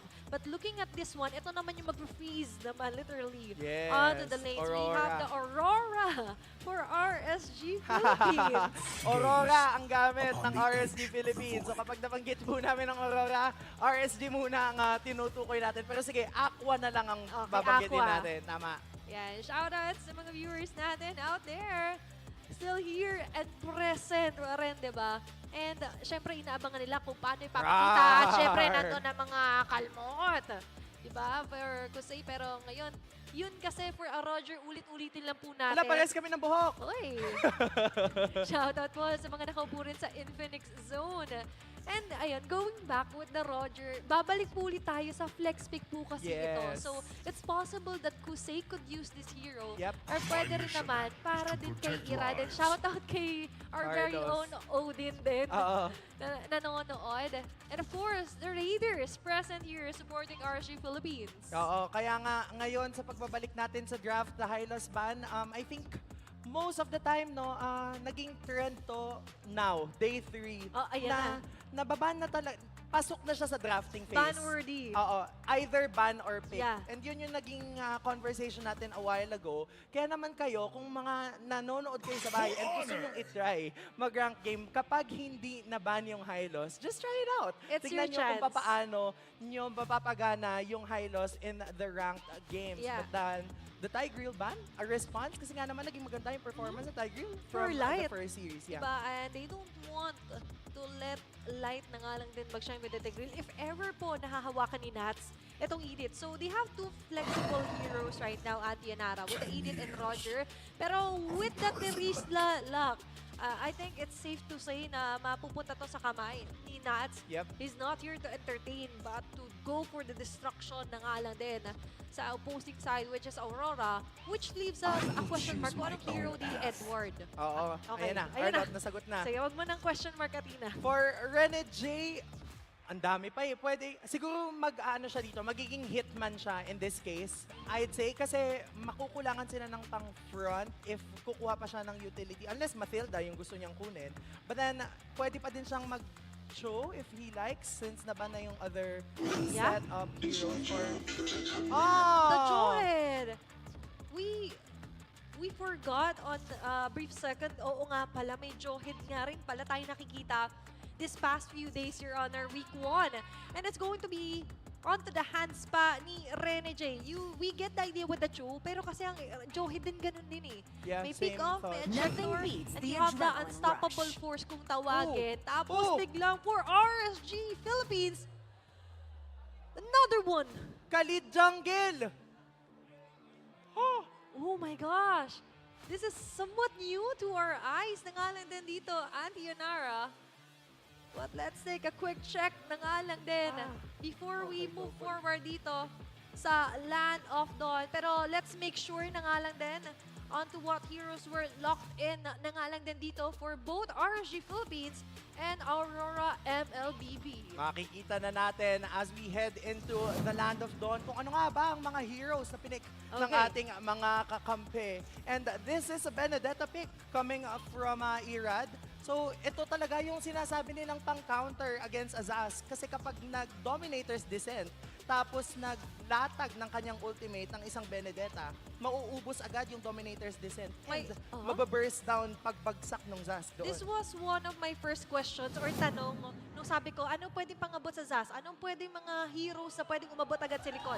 And we tend to overlook na meron nga palang Benedetta. Pero let's head on na agad sa game number 1 between Aurora MLBB laban sa RSG Philippines. And can you hear their screams? Kasi nga naman ang lakas na ng pagsuporta ng ating mga manonood dito lang sa MPL Arena. And for this game, no, Athena specifically, whoever gets the first turtle will be able to parang help their gold laners na magkaroon ng enough space in their match-up. Wala pang nagiging kaganapan. But then the early pokes coming from this from Aqua's Aurora are really more than enough na mabawasan yung mga necessary members dito pa lang sa early stages ng laban. Yeah, and especially with the Hailstone Blast na nga lang din, ang dami niyang capability if ever man, na i-check yung mga brushes, which is exactly what he intended to do if ever man doon sa may bandang L niya, or right natin rather, is meron nagtatago na member from Aurora MLBB. Pero pondohan din natin dito yung Benedetta jungler for Irad Antianara for RSG Philippines. Kasi you have the capability na maging malikot na nga lang din. Go for the pull-ups. And of course, number 1 is the pick-ups na nga lang din. Yeah, and since this is going to be probably a damaged Benedetta as we usually see in the jungle, definitely mararamdaman natin yung damage output coming from him. Pero doon, mapapa-flicker out yata doon. Itong si Jose, but that's okay because mama-maximize nila ang gold plating dito sa bot lane natin. Early on into the match, nalagas na agad yung bot. Wala pa pong 2 minutes, okay? 1 minute and 53 seconds na clear ni Domeng agad yung gold plating dun sa may bandang baba. So, with that, Aurora MLBB, makuha man o hindi doon si Kusei, that was already a win for Domeng eh. Diba? Magiging Paldomeng na naman siya. Paldomeng na nga ang kaganapan ngayon, pero Spear of the Shock natatama yata yun na yung Derek. Nandun lang naman si Irat will get the turtle, pero hindi pa sila tapos kasi Yuwe will get the first blood against Light. Nandun na lang tinamaan naman kupunan ng Aurora, pero sabi nila, back na lang muna tayo kasi okay na yun. Kung nakakuha na tayo ng pagong, tapos tayo pa din yung nakakuha ng first blood. Medyo nag-miss out doon yung penalty zone from Nafi. Was expecting merong tataman isa or dalawa man yan. Pero medyo nag-ugat na nga lang din kasi matapang na sumama rin doon si Domeng. Especially nung nagkaroon siya ng Spear of Destruction na nagkaroon ng ample damage na pabalik doon ang Aurora MLBB sa RSG Philippines. And now, pupondo ulit tayo or titingin dito sa may bandang mid lane na kung saan si Aqua medyo nahihirapan din in terms of positioning. Yes, and ngayon, yung pagkakapick ng Aurora na to as well as the Edith will ensure maximum crowd control in their favor. Kaya naman kung paano nila gagamitin yung lineup na to is what we will be seeing sa mga susunod na skirmishes na mangyayari. Corrosion Sight has been picked up by Domeng, so definitely meron ng pagkaka-slow effect yung kanyang basic attacks. So that's a good thing for him. And sinasabi natin, yung 600 gold lead na to, 3 minutes in, is a very huge thing, especially if you are a gold laner. Kasi kapag meron kang 600 watt, that's almost an item against your opponent. So magiging maganda yon. Kaya naman, speaking of maganda, makukuha na yata nila ang bot lane turret ng ganun-ganun lang. Tapos susubukan ng RSG na kumontes, pero sabi nila, hindi natin kaya pa.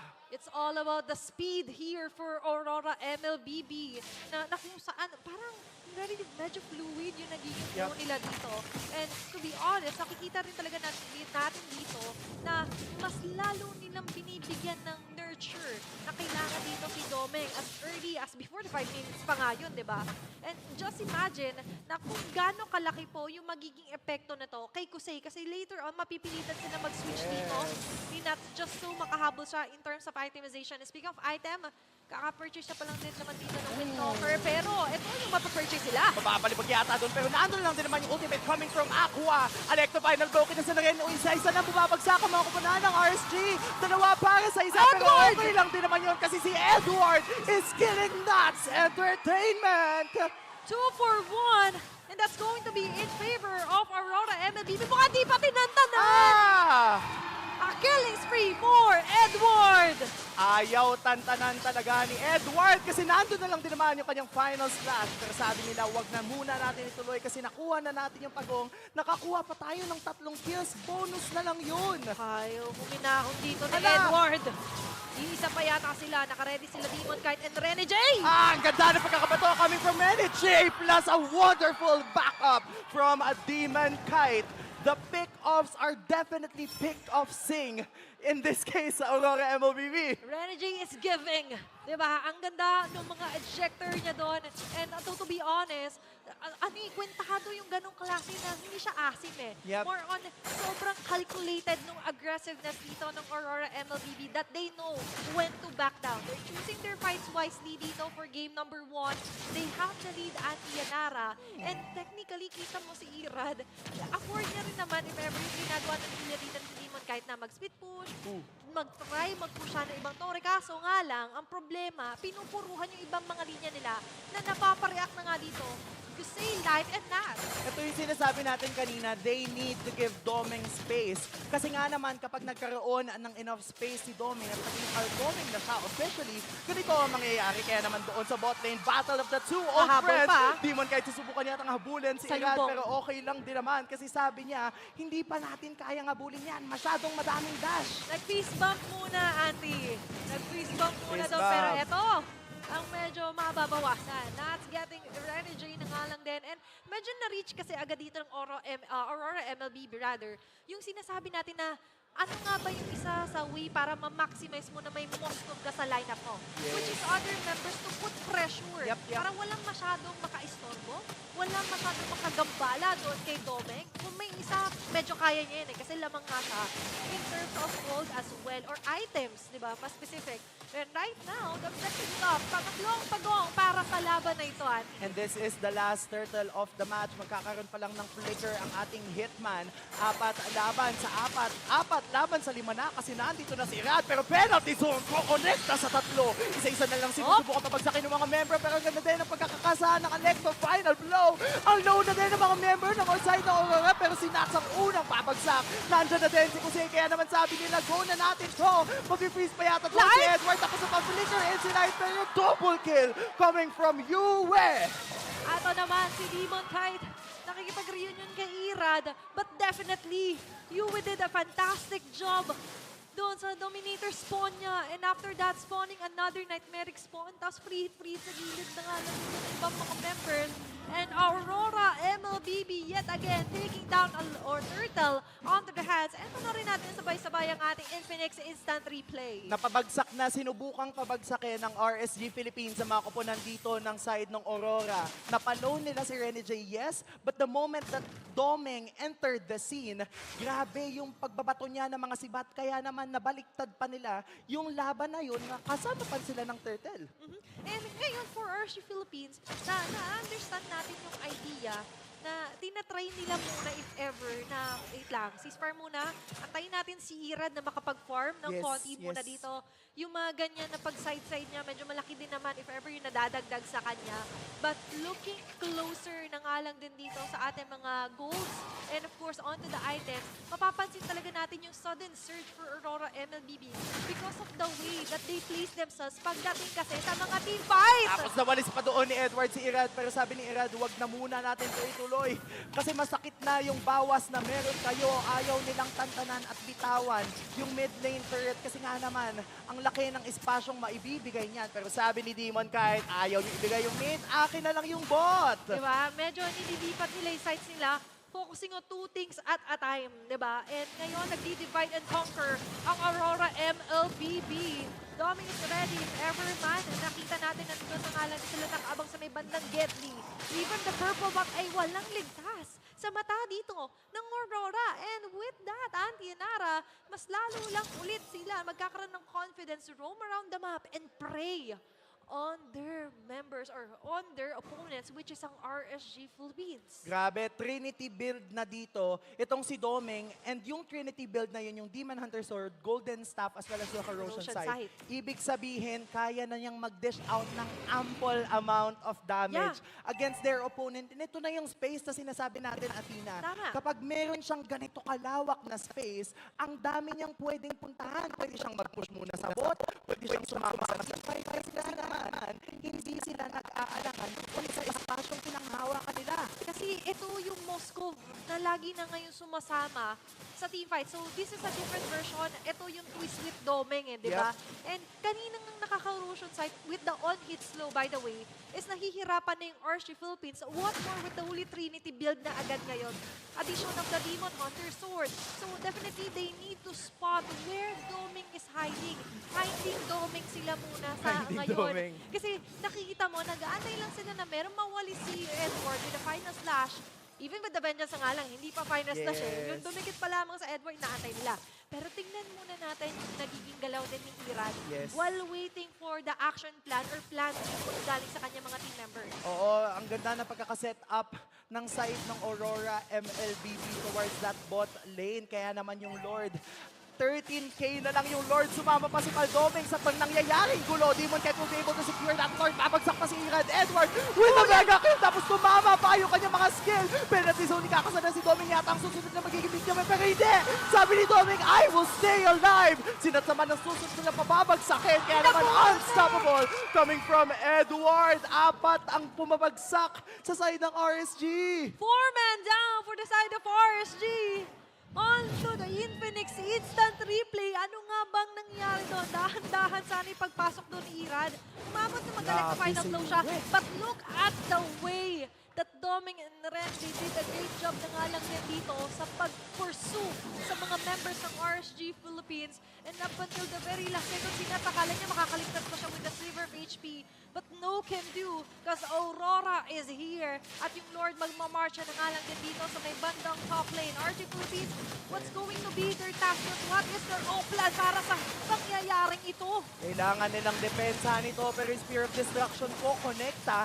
Low na din naman si Nats pero okay lang yan kasi yung Lord maki-clear out na din nila. Meanwhile, Domeng, what are you doing, Domeng? Wow!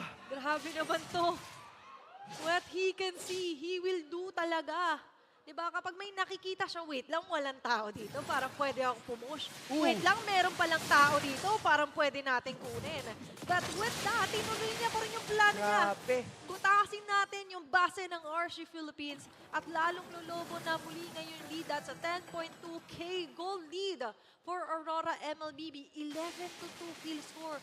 Nasa bandang 12 minutes pa lang tayo ng laban natin, Auntie. Oo, magsiset up na sila ngayon, Athena, for the second Lord of the match. Naggrabe yung nangyayari ngayon kasi 3,000 yung lamang ni Domeng against his opponent. But what a space given to him both by Edward, Renegade, and Demon Knight. And ito talaga yung mga crucial things, The moment na mag-engage yung side ng Aurora Gaming, yung layering ng skills, sisimulan ni Edward, sasabahan ni Renegade, tapos may stun pa si Yue from the Dominator's Descent yung second skill. Yung kapag tumama yung dalawang laser, hindi nakakagalaw yung RSG kasi walang nakapurify din sa kanila. That's the thing with the battle spells ng Ala din natin, Yanara. Pero to discuss further sa ating Phoenix Keys to victory earlier on, diba? Kasi nabanggit natin na specific, kailangan i-unleash ni Renegade, si Demon Knight. Pero hindi lang si Demon Knight yung na-unleash nila ngayon Lahat sila. And kung titingnan nyo po, 0-0-10 for a Moscow Antianara. Dito si Paldomeng.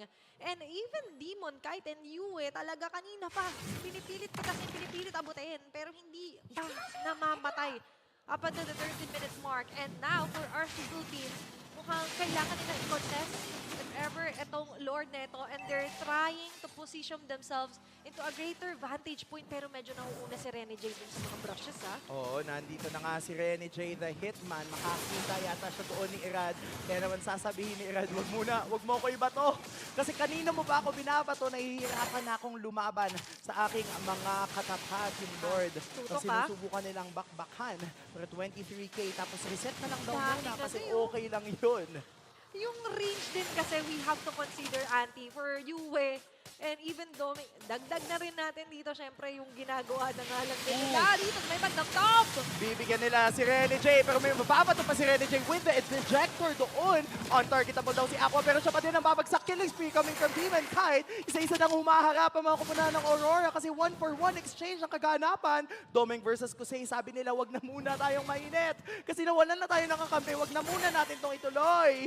This is going to be 4 members versus 4. Papasok si Hiro Madalag to final Final blow! Tapos hindi pa sila tapos kasi naman shutdown coming from Iran. Pero sabi ni Edward, kanina mo pa binibigyan yung mga kakampi ko, kaya naman ikaw ang kagantihan ko. Nats mapaprok yung kanyang queens o wings, tapos dalawa na lang ang natitira para depensahan ang kanilang base. They're hitting two birds with one stone. Kanina yung Lord, tapos biglang sabi ni Doming, di ko muna ako sa pag-clear dito ng wave And right now, they're denying all objectives, all buffs that they can.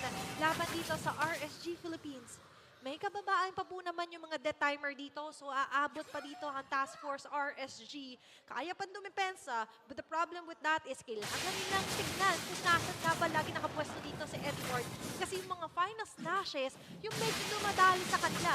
Kahit wala si Demon Katie, di ba? Ang ganda ng pressure. And of course, yung opensa na ginagawa ng Aurora MLBB. Tapos nandito na yung Lord, nagmamarcha, may nagbabasyang gulo. Final slash again sa pero kukonekta yung penalty zone sa apat. Super sa sakit na damage output na nagagaling sa kanila. Pero sabi nila, hindi pa yun enough. What a shutdown coming from Light against Edward. Pero yung Lord, buhay pa din. And so is Doming. So is Doming. He is alive. The lights are shining bright as Aurora takes game number 1. We could hear the cheers from the Auroras.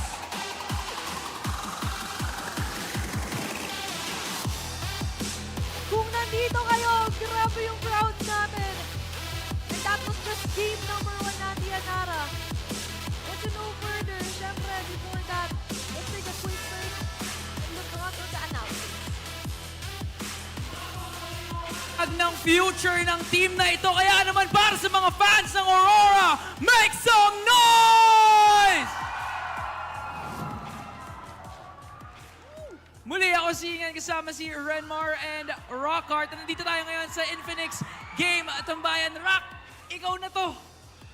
I feel like na-unleash yung karamihan ng members dito ng Aurora. And I think yung lineup na to literally made to unleash Edward and nabigyan din ng pagkakataon si Doming na magwala sa Moscow na to. Everyone else worked really well. Whoa, and the game MVP, none other than Edward. Super active on the map. Kada team fight, walang sagot yung RSG Philippines. No answer for this Edward, for this Arlot. 5-0 and 7 with a KDA. And from the beginning, of course, rushing that Thunder's Belt for that Arlot. It's an item that really empowers his backline diving and allows him to be aggressive with even more damage. Habang tumataas yung stacks ng Thunderbelt na yan, of course, he'll also be getting more defense, so he's more sustainable.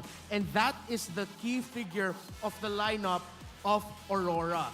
This Arlot was picked up because it allows the Arlot to make plays on his own and force back members of RSG Philippines on his own.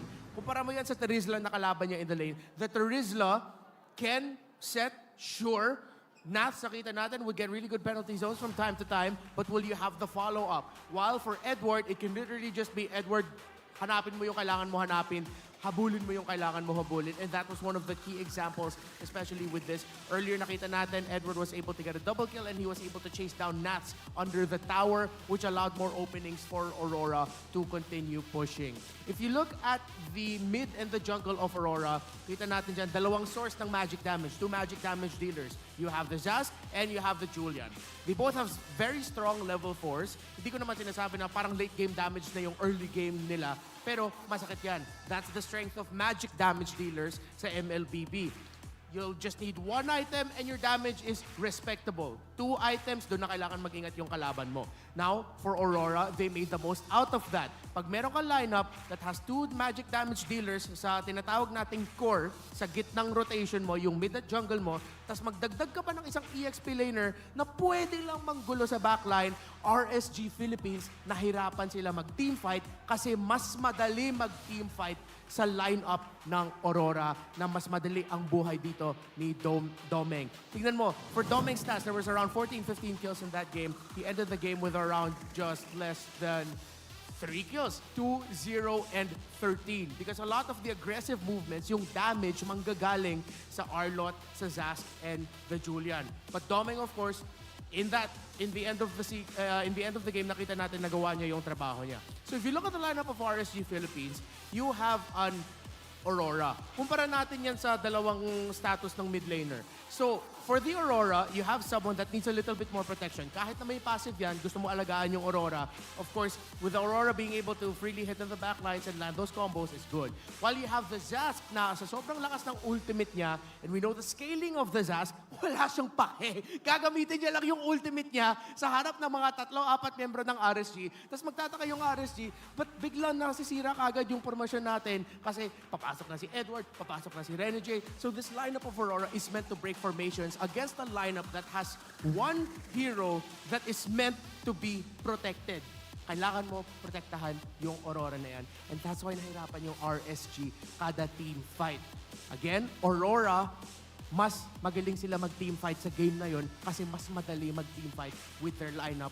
While RSG Philippines, parang ang dami pang steps para paganahin. And this is the thing about RSG Philippines na na-realize ko with this current meta game. Yes, in the tournament, bago nag-umpisa yung MPL Philippines, nakita naman natin na competitive sila. But this is the meta game kung saan encourage ka na manggulo. Na magulo yung laro mo in a way na sobra na medyo scattered, meron kang isa o dalawang player or hero na gumagawa ng sarili nila habang other 3 members are together while they're making their own play. This meta goes against the ideas of the fundamentals. If you continue to force a very, how do I say this? A lineup, a strategy na kailangan talaga na super synchronized, everyone's all good on the side of RNG Philippines. Even though sobrang magsashine sila sa ganun na playstyle, sa ganun na meta, baka mahirapan sila. Because Aurora, you have heroes and you have a lineup that can make their own play, they don't need help. Nahirapan nga ako dito para sa Benedetta ni Irad in the jungle eh. Kasi nakikita natin, yes, it's easy to access the backline. Easy for him to go in with the Electo final blow, pasok, deal the damage, be able to disrupt the backline, but then he needs the follow-up.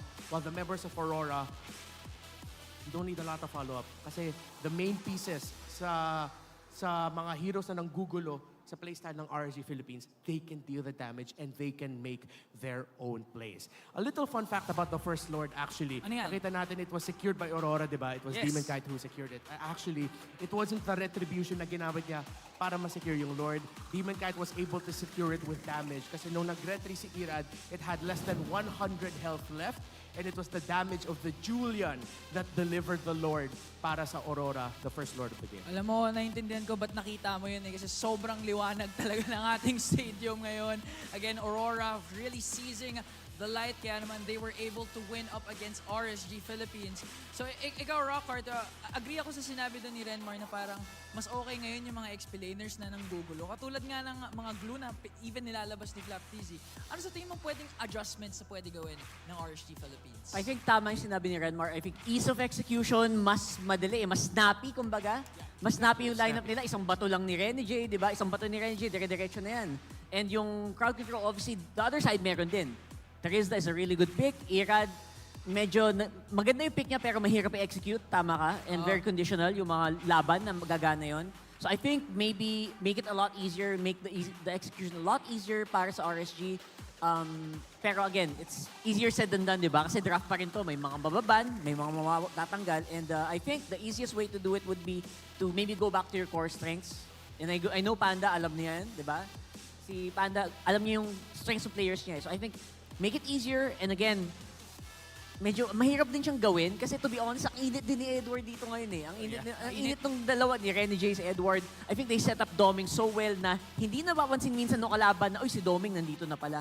Diba? Sobrang, I don't know, it's a really tough question to be honest, pero there are ways to do it. Maraming ways talaga. And speaking of ways, no, Edward was able to find a way to light up game number 1 for Aurora with his Arlot. Ang ganda ng, I believe, perfect KDA ba yun? Yep. If I recall correctly, 507. sobrang ganda. Napag-usapan natin previously, no?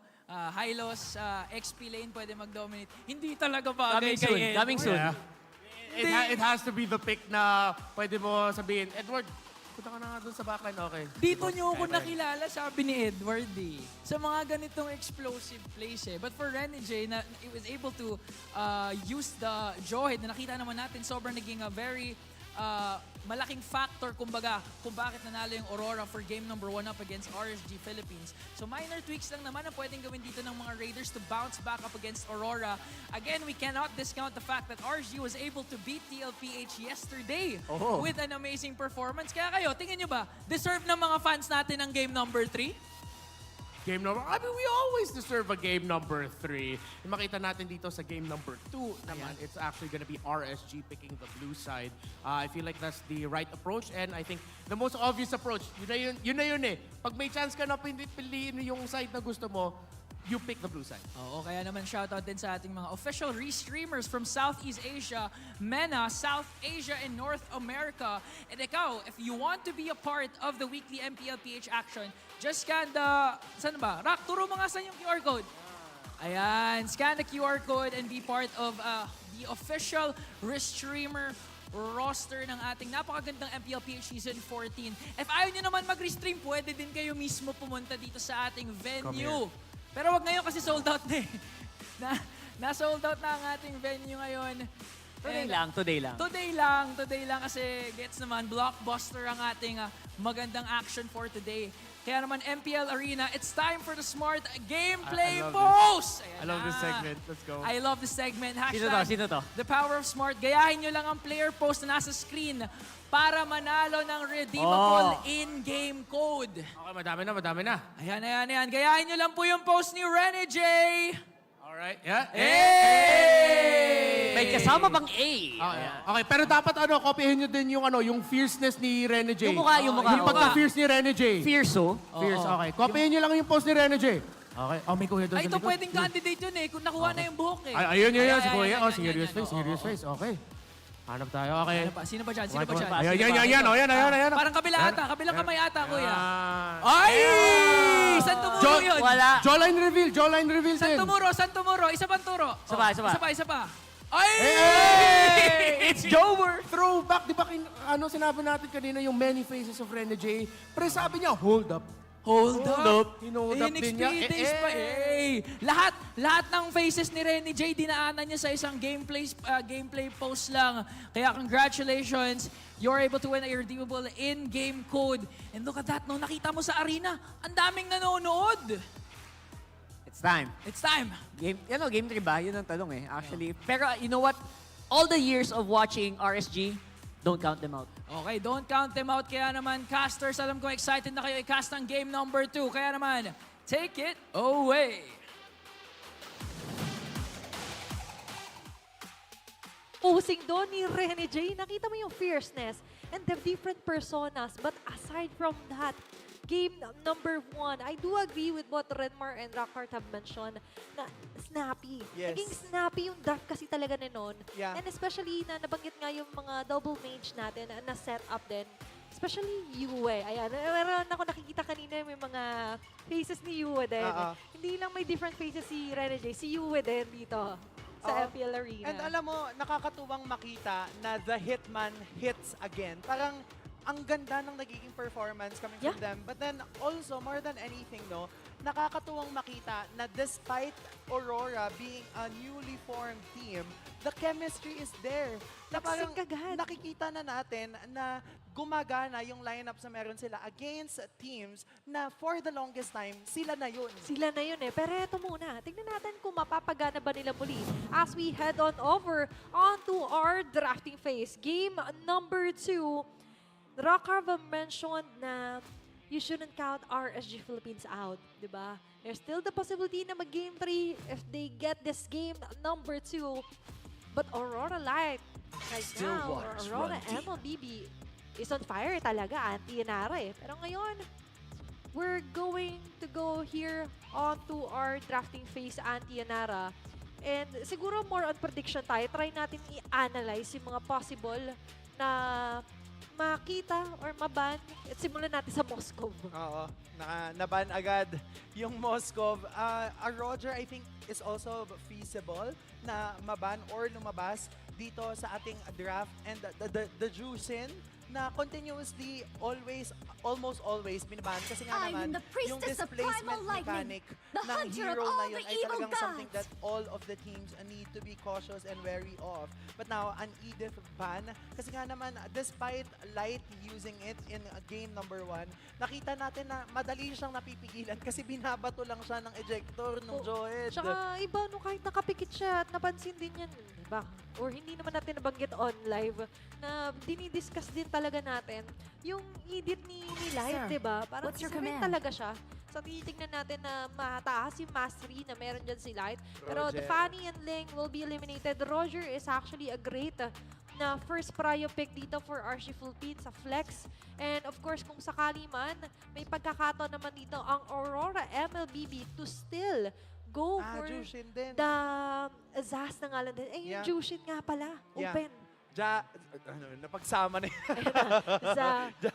Zaz, Zaz Jushin. and Jushin. And also Harith. So, ang daming options for almost, for the first pick. Kaya nga, to me, nagme-make sense na magandang napupunta ka rin sa red side. Kasi kahit makakuha yung kalaban mo ng isang pick, okay lang. Kasi meron ka namang dalawang trade agad na equally in the meta hero na also magaling. Yeah, and right now for RG Philippines, it's going to be the Hayabusa. So Aurora MLBB, I'm trying to see if possible pa ngayon the situation na mag-Zaz, di ba? And even the Jushin, kasi may Hayabusa na nakayang lumikod agad, especially with the shadows. Pero ngayon for RSG Philippines at Yanara, is makikita natin na parang if ever kunin yon, may possibility na sila agad ay kumuha ng hero din naman agad dito for Light. Just so they have that extra snappy setups na hinahanap din sana natin from RSG Philippines. Yeah, and since Thursday has been banned, no, to me, interesting makita kung ano nga ba yung magiging kaganapan. But then since we've mentioned no, na madaling abutin ng isang Hayabusa ang backlines, definitely a Jushin is out of the picture. So they instead na decide to go with this Zaz na kahit maabot man siya ng isang Hayabusa, kapag sinamon niya yung Dominator's Descent, masisave siya in a way. So magiging madali for Yue most specifically na magtapang, especially if level 4 na siya kasi alam niya, hindi siya easily burstable ng Parang isang Hayabusa. kanina, di ba? We get the idea with the Benedetta. More on the dashes nga lang yung pumupondo. And we've seen Irad try to go for the eye freeze, kumbaga. Or sabihin natin yung immunity niya kapag nagda-dash through siya, especially with the Electro Final Blow, yung split second na yon. Kaso nga lang, the timing is there. And with ease kasi, na-execute ng Aurora MLBB, yung nagiging lineup nila, lalo na't sabi mo nga kanina, yung Zaz kasi may capability siya na iligtas and that extra survivability is everything. It's a chef's kiss for mid lane ngayon.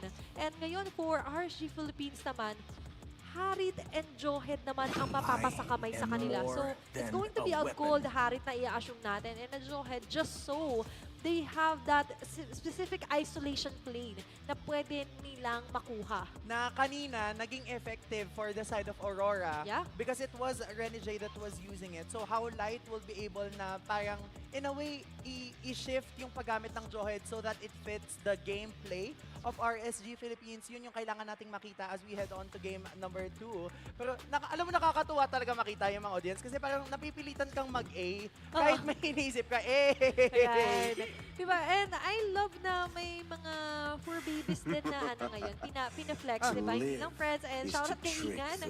And shoutout sa mga nagpapakita ng mga fur babies nila, diba? And ayan, ang GG RSG Risley banner. And the Raiders, of course, here, na sumusuporta.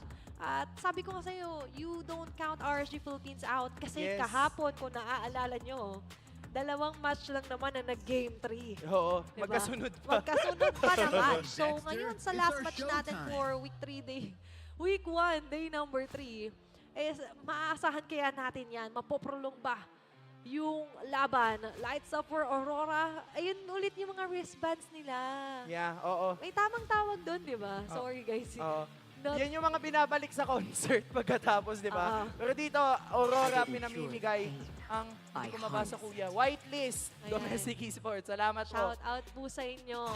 And of course, balita ko nandyan din yung mga families, relatives din ng iba sa mga players natin na playing right now. Pero eto muna tayo, medyo more on the pag-respect din sa Grockbuster. Yes. Ni Rene J, yung naging atake din dito ni Coach Melissa Panda for RG Philippines. And I love the medyo nagda-dive ka na onto Melissa din. And actually, yung mga inaasa natin, yung mga carry nga, inaantay ko eh. Diba? Pwede din. Maganda din siguro yung open pa din naman yung Roger, but then I think no, for the side of RC Philippines, ina-expect nila yung Roger kasi hindi nila binan, hindi din nila pinik. Parang So, sinasadya nilang bitawan na Yeah. kunin nyo kasi may ready kaming atake dyan. Oops, pero medyo I love na nagpa-participate din of course dito yung mga Roger. players natin. And just like what Coach Panda, the rest of RC Philippines has predicted, Roger for Aurora, MLBB. tapos Louis Aurora for Post 4. XP, siguro, pwede pa din, ano pa ba? Yung pwedeng pangontra, no? Kasi meron na silang pang-catch. There is La? For Nats. Pwede, oo. Trisla, kasi meron naman siyang Julian and pwede Roger. Atakiyan natin sila! Okay, kasi nga nasa kanila din yung pwedeng umabot sa Jushin. Yes. So now, they have the capability to choose it for Aqua. Yes. And now, no, yung Jushin, so far parang in the tournament, at least in week number 1, mataas yung win rate ng Jushin. Parang blame, wala pa nga yatang pagkakaroon ng pagkatalo. Dahil nga yan kay Super Friends, di ba? Yung Crimson Flare, and wow, pinagsama ko na. Yung Lantern Flare siya kay Crimson Beacon rather, is nakikita natin na sobrang, nakita natin na gumana for Fnatic Onyx Philippines. Pero right now, for the playstyle naman ng RSG Philippines, kanina medyo nag-struggle si Aqua sa laning niya. Ngayon, mayroon siyang mayroon siyang kapangyarihan na tanggalhin sa path niya or ilapit sa kanila. Yes. Yung possible targets. And definitely, no, since we have been seeing Jushin all around, usually yung kinukuha talaga ng isang Jushin ay Purify. Kasi yung ultimate ng isang Jushin ay meron ng parang in a way flicker combination. So hindi na masyadong threat yung pagkakawala ng dash. Tapos ang magiging focus na lang niya ay yung Balibag Lantern, yung Crimson Flare nga na kaganapan. And also, no, I would just like to point it out na nung unang nilabas ang isang Jushin, ang kaganapan, kapag nawalan siya ng mana, hindi na siya makakapagbalibag Lantern. But then, since the recent adjustment, kapag nag-ultimate siya, nagkakaroon na siya ng ability na i-cast yung kanyang balibag Lantern endlessly. So yun yung isa sa mga adjustments na pwede nating makita right now na kaya bang panindigan and in a way, i-capitalize yung displacement mechanic na yun, considering na yung kalaban nila sobrang heavy in crowd control.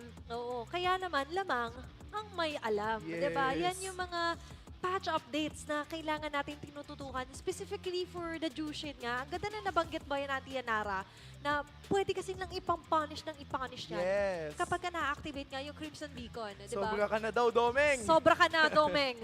Ayan, pinapasabi lang po ni ate. Oo, hindi kami nagsabi ng Hindi po Domeng. ako yun, hindi po ako yun. Pero eto, syempre, yung isa pa sa inasa natin, aside from the Jushin kasi, Auntie, is how will they play with the Joe head, of course. Kasi may balibag lantern ka na nga, may balibag ejector ka pa. Yeah, so ang ganda magiging combination if ever magpapatong yung balibag lantern kasi tapos isasama mo pa yung ejector. So sobrang layo ng displacement from them. Pero ang cute naman ng dog!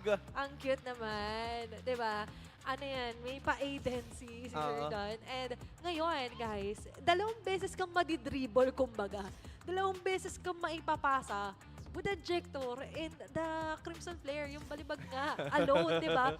So just imagine what kind of damage or what kind of lockdown yung mapupunta sa'yo kapag ikaw yung natutukan ng spotlight. Yes. And alam mo, isa pa sa mga, I would say, parang frustrating when going up against a Jushin, especially kapag nabalibag ka na niya, parang there's no turning back. Ganong level, unless Lalo ngayon. Oo, unless maubusan ng mana, tapos hindi na talaga kayang ibalibag. Kasi usually, no, I would say, na meron talagang ganong ability. V-Wise ba yan? Hindi ko nakita tuloy. Ayan yung pinaflex nila yung To Mobile Pero ito muna ang ating reflex.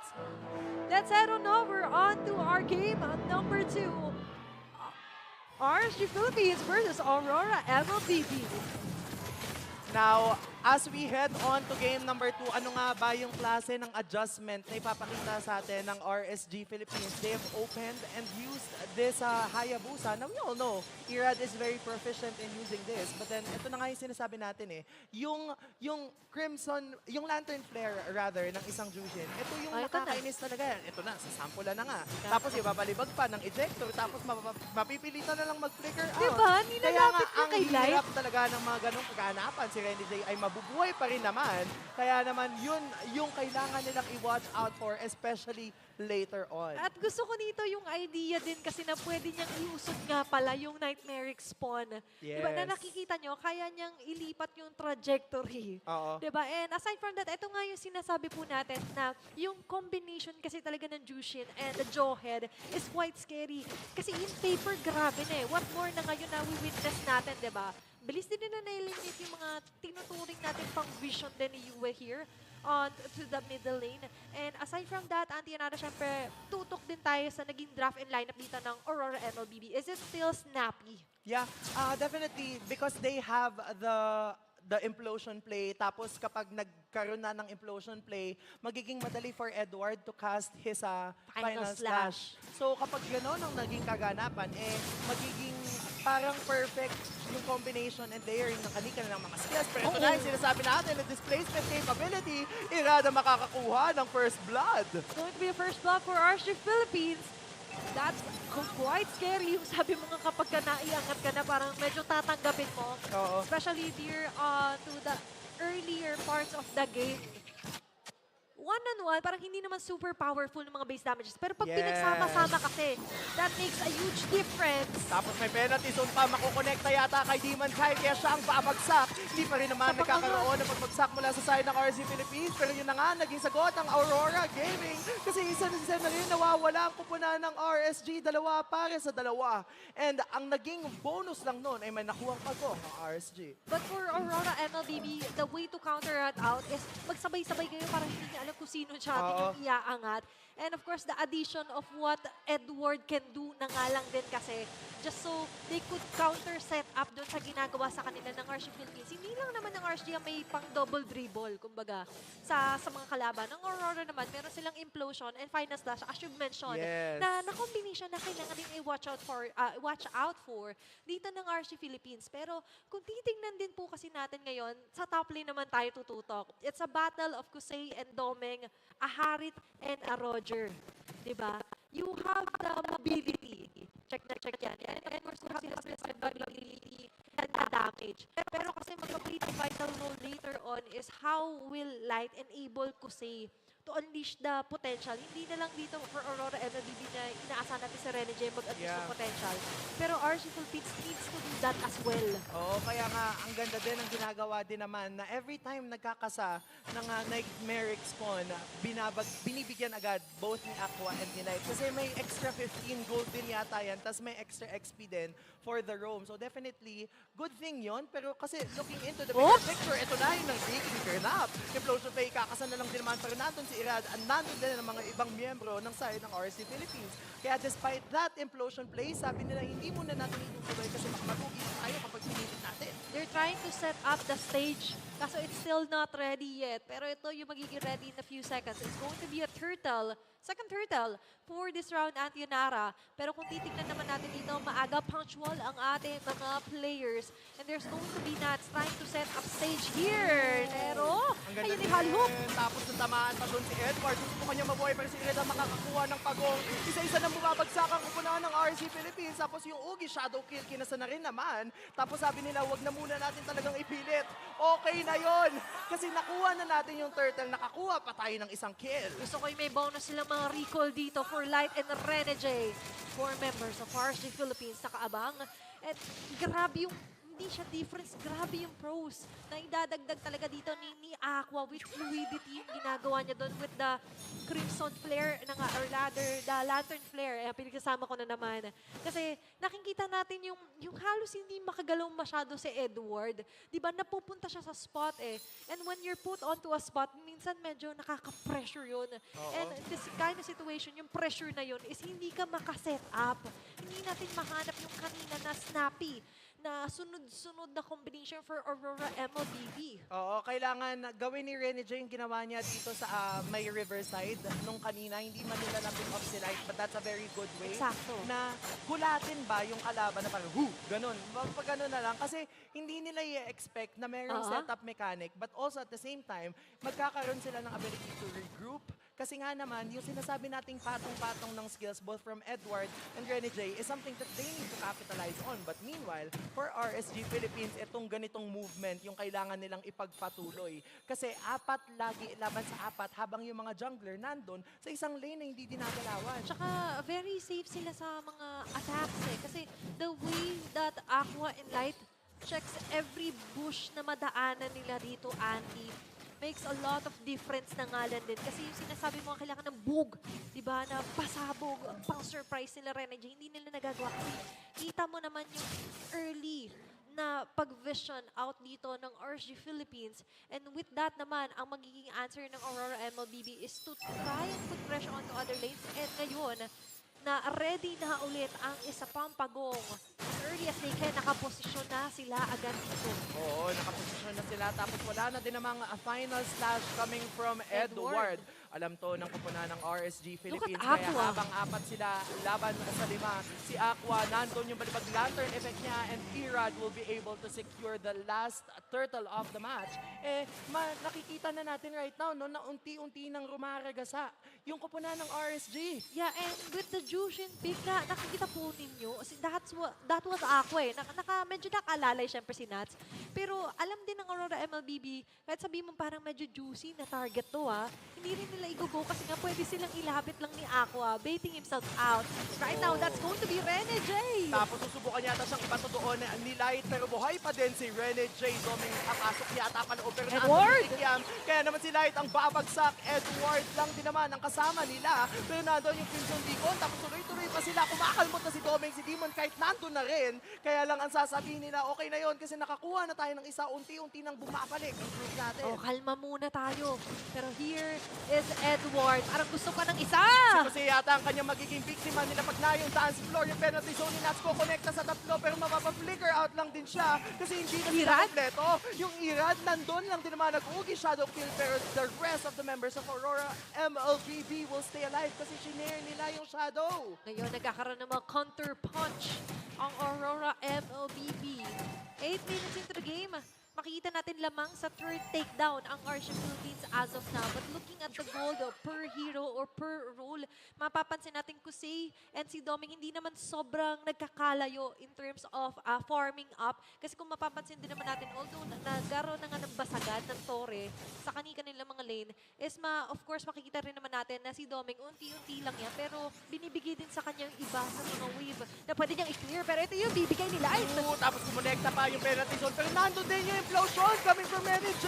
At sakit na nabawas damage output coming from RSG Philippines. Kaya naman double kill coming from Kusei. Hindi pa tapos kada si Yue yata ang susunod na magiging biktima. Mapapabagsak niya si Nats, pero sabi ni Kusei, it's okay because that's a triple kill. Hindi pa sila tapos. Yung Lycan pounce at makakapagpabagsak. Kaya naman nawawala na sila. 4 para sa 3 in favor of Aurora MLBB. Grabe! Nakabasag pa sila ng Toro sa may bandang baba or bandang gitna rather, at ngayon bababa sila papunta dito sa Lord Pit. They have the chance, pero si Light ngayon, itatry niya yung best ito deleting sa pero hindi na aabot yung gusto niya maging play. Pero let's look at the Infinix instant replay na kung saan buong akala natin parang RSG, they've got it. Ang dami ng mga Jushin plays dito ni Aqua. But the minute na mapatay man si Yue, pero nandoon na nakasurvive pa rin yung ilan sa mga spawn pag-atake niya. Naka-double kill na eliminate si Kusei. And Doming! Yung Lycan pounce. Grabe yung mga bounce back niya doon. Sinundan yung quad shadow. Di ba nag-shadow si Irad pabalik? Sabi ni Doming, okay lang yan.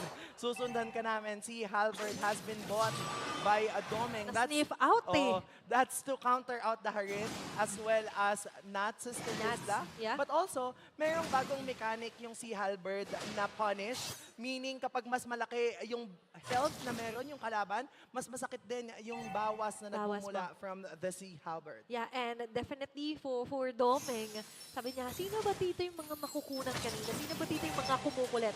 And that is why itemization is really important na nakita rin na natin na it's very situational na nga lang din. Ngayon, may isa na naman, Kusei! Grabe, napabagsak nila si Kusei kasi napapurify out siya doon coming up from that final slash. Wala nang pagsabog mula sa mid lane turret. Pero sabi ng Aurora, yung iba na lang muna ang aatakihin natin. Kasi yung lead na meron, yung RSG Philippines kanina, binalik na ng Aurora sa kanilang banda. All outer and inner turrets ay mapapabagsak na dito ng Aurora MLBB. The lights are up. Pero ngayon, yung inaasahan nating ilaw na manggagaling kay Light to give them the formation that they need, medyo nai-interrupt na, Auntie.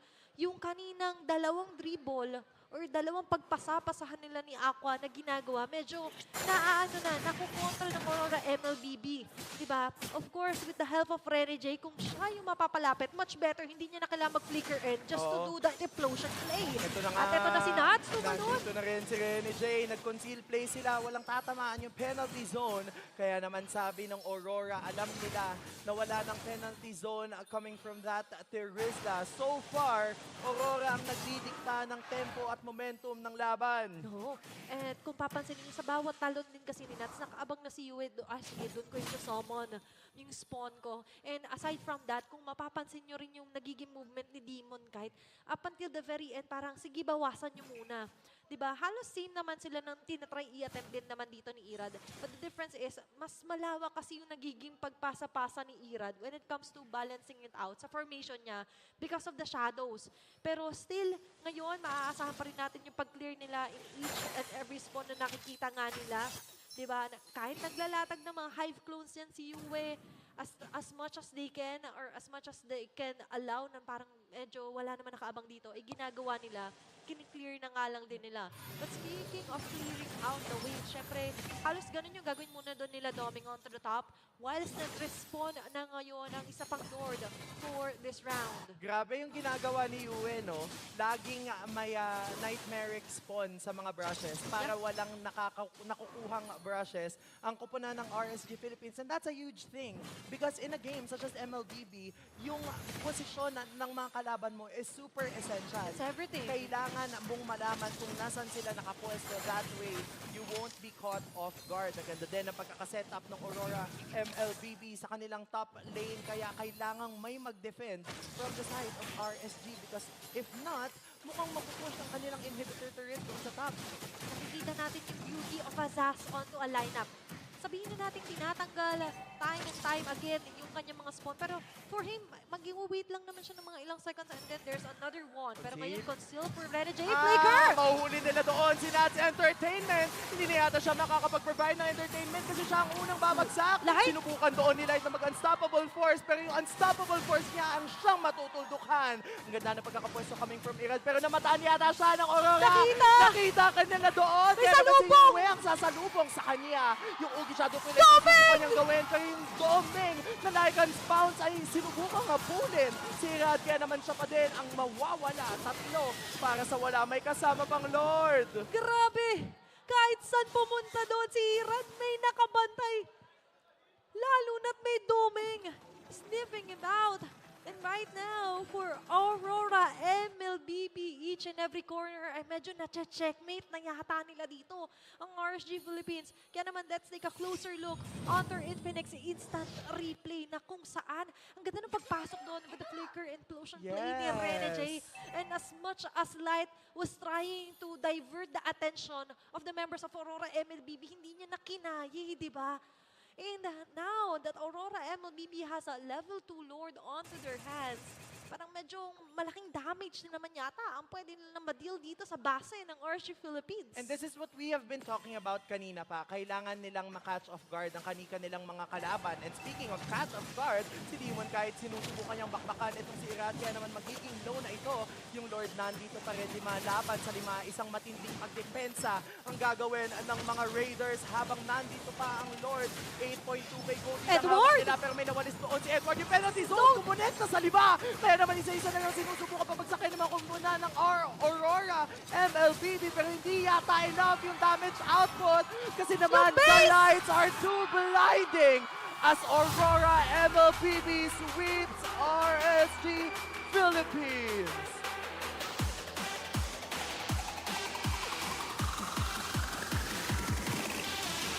Lights up and game's up. Aurora MLBB sweeps off RSG Philippines. What a game. And what a play talaga. Here for Renegade and with the rest of the members. Grabe, Ate Nara. Kahit ako mapapainom ako ng tubig. Ako din. Pag ganon, yung pinagdaanan kong game. Here for game of number 2. At ngayon, syempre, Auntie, makikita natin na grabe yung paghahanda. Grabe yung sanib puwersa. And of course, there's still the camaraderie, the sportsmanship for our players. All smiles with the fist bump pa rin at the end of the match. And that's just week 1 of MPL Philippines Season 14. Oh, the old teammates, as they meet again, there can only be one match winner lang din kasi talaga, Ate. What a game. And really, what a response also coming from RSG Philippines. Ang ganda ng pinakita nila. It's just that it was Aurora Gaming that prevailed in this game. But let's give it up for RSG Philippines. GG RSG. But still, pinakitaan nila tayo ng napakalupit at napakagandang matchup laban sa Aurora MLBB. And speaking of which, this is going to be our match winner. We have Aurora MLBB. And to know more, syempre tawagin na natin ang ating host, Miss Mara Aquino.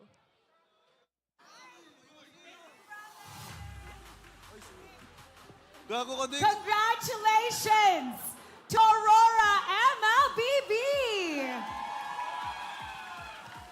Edward, 5 minutes pa lang kumakat ka na sa Tori Sabi nila, nung nakita nila yung lineup ng Aurora MLBB before the season started, na kayo nga daw yung super team. Masasabi mo ba talaga, seeing how your team has been performing this weekend, na kayo ang bagong super team? Para sa akin po, hindi kami super team Kasi, kumbaga, nung pumasok kami sa Aurora, bagong org, kumbaga parang, mga bagong player lang kami ganun. Walang achievement, yun yung mindset namin Walang achievement, walang kahit ano. So, para sa amin, mga rookie lang kaming 5. But individually, combined together, you guys have a lot of achievements. Ito naman kay Domeng. Domeng! Wow! Grabe, ang dami mong fans! Domeng, yung Lycan pounce mo, naging Lycan to the moon, ang likot mo. Talagang you were so hard to catch, especially because it's so effective with the way Renegade, with the way the rest of the team was performing. Now, ang dami mong heroes na pinakita ngayong season. Nandoon yung Bruno, Claude, Mosca, Roger. Maliban sa versatility, ano yung masasabi mo na lamang mo sa mga gold laners so far? Sa tingin ko lang po, parang nakapag-isip ako na mais dahil sa kampi ko. Kasi parang binubus nila yung moral ko na kaya ko makipagsabayan sa gold lane. Ganun. Domeng, you were so good. Si Renegade naman, alam mo Renegade, pag nasa iyo yung mic talagang, yung mga tao talagang natutuwa Okay, Renegade, hitman or healman, ano ba ang Renegade na ipapakilala mo ngayong season 14? Tawag dito. Hindi ko maisip Pero siguro yung Renegade ngayon, more on focus talaga kami sa goal namin. Which is yung manalo tsaka yung M6. Di namin iniisip kung sino yung mga makakalaban namin. Kumbaga, kahit sino kalaban namin, kung ano yung preparation na pinapakita namin sa lahat ng teams, yun yung gagawin namin. So, yan, focus siguro kami. Focus! Focus lang at ating MVP of the game. Let's take a look at the screen. MVP is... Sigaw na! Yeah!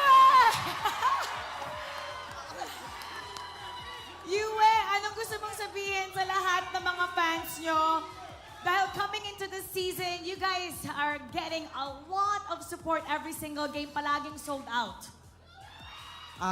Salamat sa suporta na binibigay nyo sa amin at sa pagsuporta nyo sa amin sa bawat laro. At saka sa laging panonood sa amin yun. At alam nyo, meron kaming reward sa lahat ng mga nanonood dahil we're picking one lucky winner in the crowd to win 3,000 diamonds. Congratulations to our lucky winner. Come on up. Hello, come here. Dito ka, tabi ka kay Domeng. What's your name? Gino po. Gino, sino yung favorite player mo dito?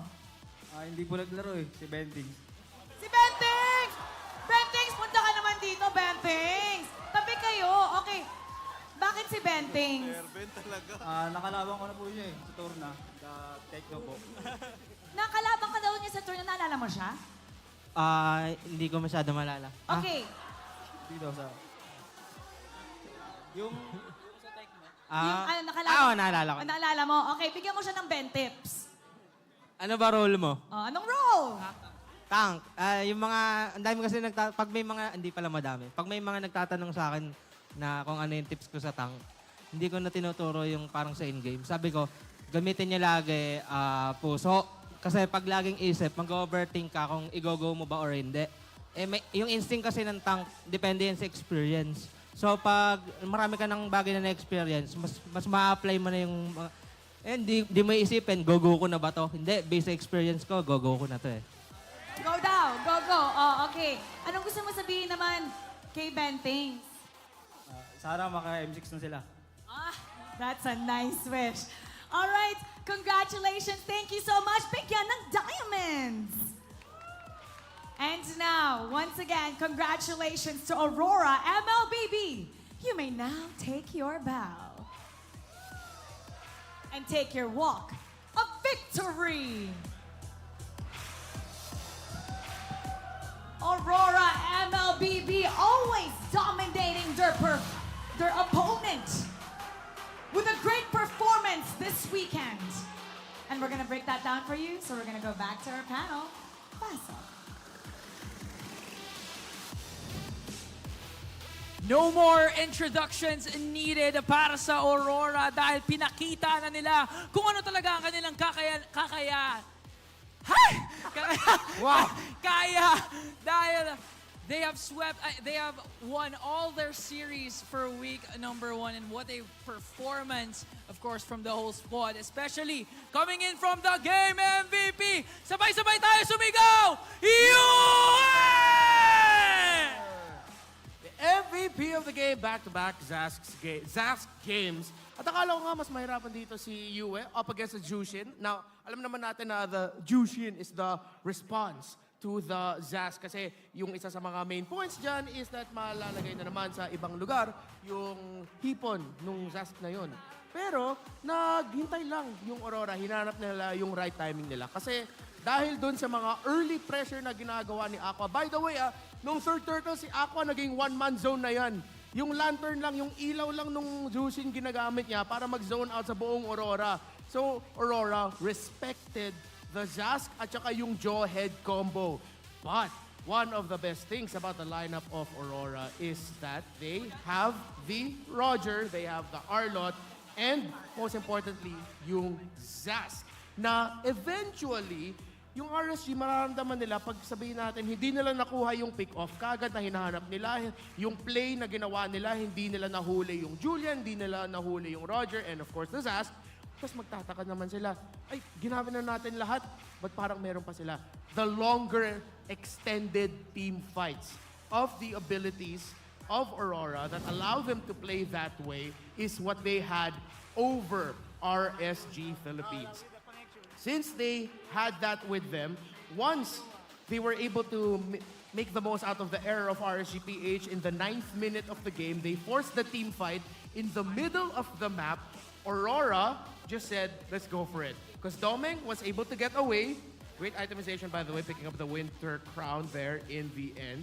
And yes, Roger Main, sa mga Roger Main dyan, nakita ko, ang dami pa nagkokoroso. Sahit kanyan, that is the way to go. Get the Wind Talker, get the Endless Battle, build that Sea Halberd, not first item, but eventually in the latter portions of your build, great itemization and gameplay by Domeng, who showed us that bilang Roger, pwede ka na ding maging Roger Airlines pag natimingan mo na maayos yung Lycan Pounds doon sa shadow out ng Hayabusa. Throwback na naman ulit ang nagawa ng Roger at saka Hayabusa. Huling nakita ko noon, yung theme of this day is parang throwback to Season 8. Kasi yung huling nakita ko na yung Roger na tumalon doon sa Hayabusa tapos lumipad yung Roger was MPL Philippines Season 8. Now, we also have to mention the early game of RSG Philippines kasi hindi mapupunta yung panalo sa Aurora if we don't tell the story of what happened in the RSG Philippines in the early game. Again, yung Juicin at saka Jawhead combo na we have to go back to what Benting says earlier, yung bent tips na binigay niya, as a roamer, dapat i-trust mo lang yung instincts mo. Trust your instincts because if you think, use your mind too much, you will overthink. Now, for Aurora, it wasn't that RSG Philippines made them overthink. It's just with the Juicin and Jawhead in front of you, kailangan mo talaga mag-isip, pasok na ba talaga dito? Is this the right timing? Meron na ba akong items? Di, wait lang, wala pa ako sa items. Sige, chill lang muna tayo. Hanapin natin yung perfect timing. And eventually, they found the perfect timing. The many nicknames of the Hitman, Healman, dahil sinabi ni Renny J sa huling interview na chill lang sila and looks like Aurora, they're respecting their opponents, just focusing on the strat. May bagong nickname na ako kay Renny J. Ano yan? Ano? Walang anuman. Ano ang reaction mo sa game? Walang anuman, chill lang. Not to disrespect the opponents, but because right now, the games look relatively easy for Aurora with what they're doing. Na high five ako dito ni Midnight. Salamat, Midnight. Midnight approved. Thank you. And now, again, one of the main stories of the game, just wait for the right timing. RSG Philippines, kinuha nila yung timing nila with the early to the mid-game. Aurora eventually found the timing with a turnaround in the middle with great timing by US sa paglapag at sa paggamit ng Dominator's Descent. And, wait lang, parang something's right up. At yun, napakaganda nun, Boss Renmar. No? Tama. Nagbabalik tayo dito ngayon sa Infinix Game Tambayan. Naimbitahan tayo dito, guys. Gusto ko lang sabihin, Bentings, Bagay! Kyrie! I'm just gonna pull back the curtain. Bentings, ang lupit mo talaga. Kasi hindi ka ma-brief. Sinabi mo yung tamang pangalan, welcome to the Infinix Game Tambayan. Bentings, ang lupit mo, bossing! Ako din. Pwede ako dito pag wala kaming laro, Direk, narinig nyo na. Pero all jokes aside, Bentings, first of all, kamusta ka naman? Sobrang saya, no? Lalo na yung mga pinapractice namin sa team, na-apply talaga namin sa MPL. Kaya masaya kami sa nangyayari ngayon. At patuloy pa kami mag-improve. Kayo, may mga tanong ba kayo kay Rito Loy Bentips? Actually, may tanong ako doon. Ano yung pinagkaiba ng preparation nyo today sa preparation nyo yesterday? Ano yung pagkakaiba ng Blacklist and RSG na parang medyo specific na I would say, ano yung difference nila as a team na kinaya nyo, tinusiro nyo pareho, di ba? So ano yung tingin mong pagkakaiba nila na mas lamang yung Aurora? Siguro sa preparation, may bonus lang kami kasi yung RSG naglaro na. Unlike sa Blacklist, blanco talaga kami. Kaya nahirapan kami sa preparation doon. Then, yung RSG, pinagpuyatan talaga namin sila para maka-sweep kami ng laro. One thing I want to learn, Bentings, of course, alam natin, married man na si Bentings. By the way, congratulations sa wedding mo. Heading into this season. How has being married affected you as a pro player? Mas na-motivate ka ba, of course, with your new marriage? Are there times na, of course, we have to have time for our personal lives, pro life natin? Paano na-apektado ng being a married man now yung buhay mo as a pro? Unang-una, yung pagiging kasal, hindi ko pa talaga siya, ma-full time, no?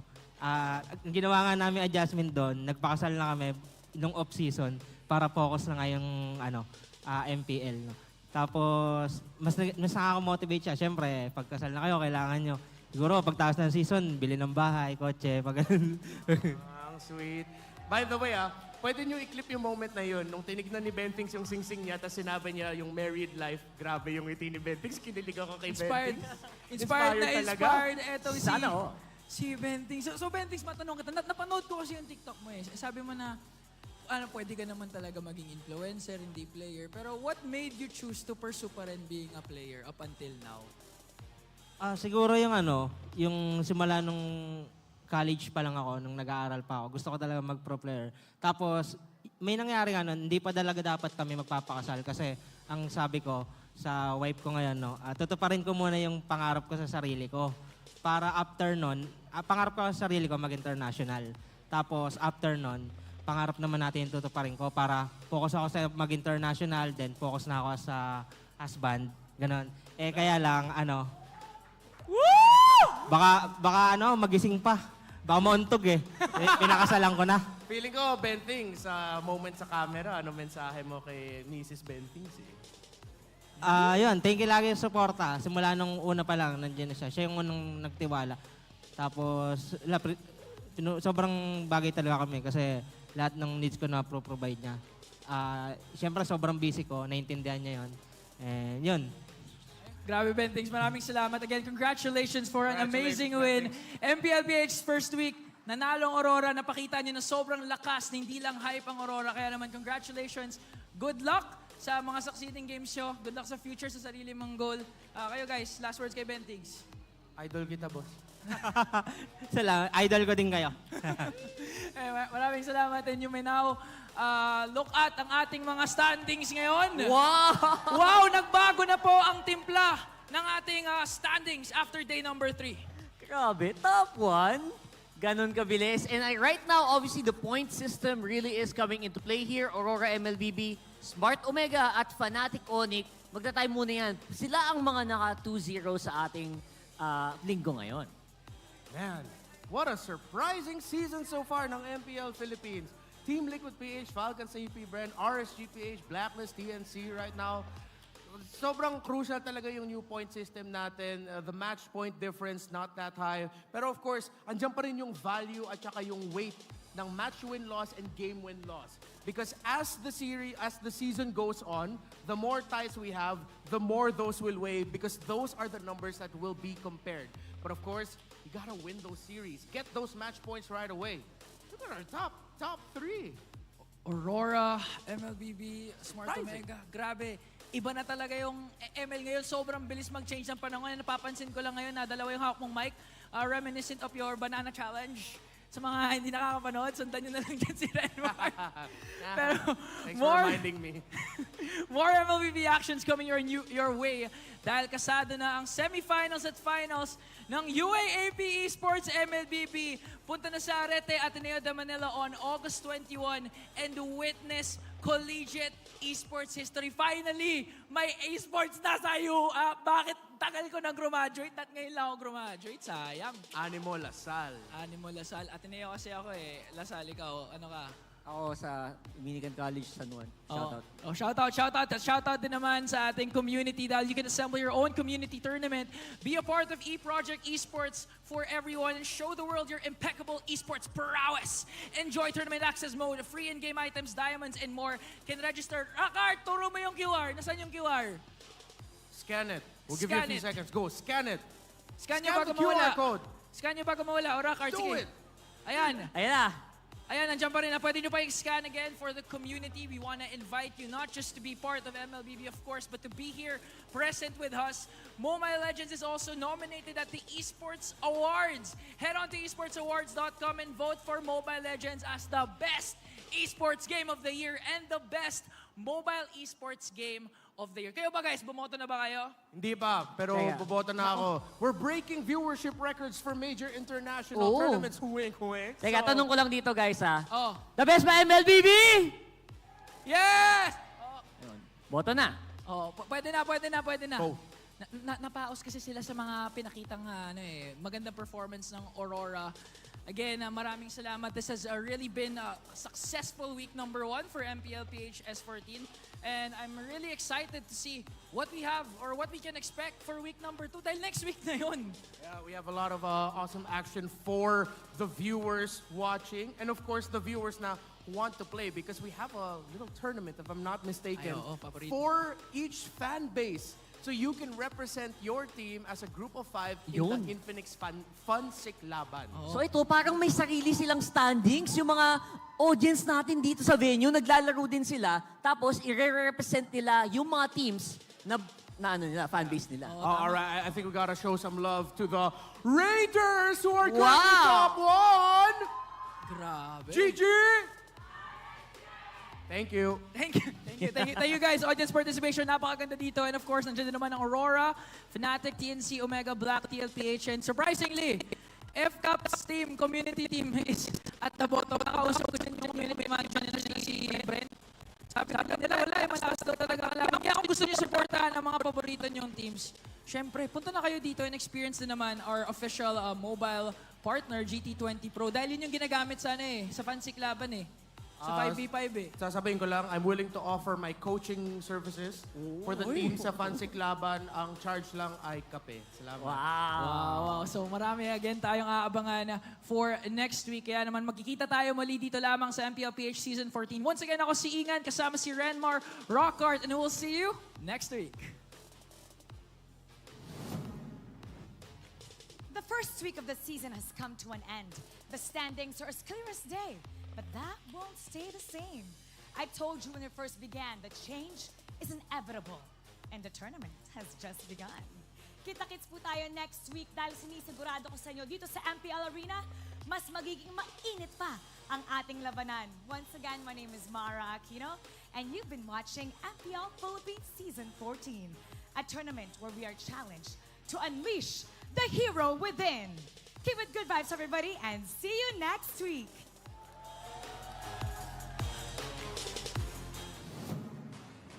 The 14th season of MPL Philippines is brought to you by the following sponsors.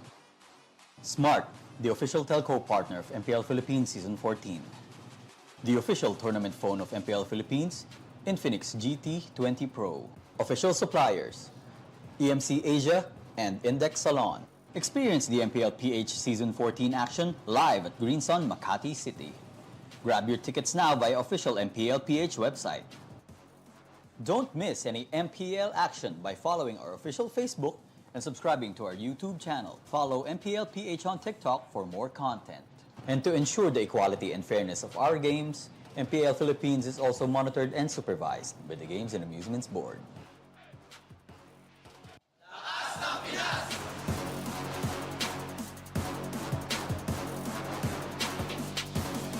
Lakas ng Pinas!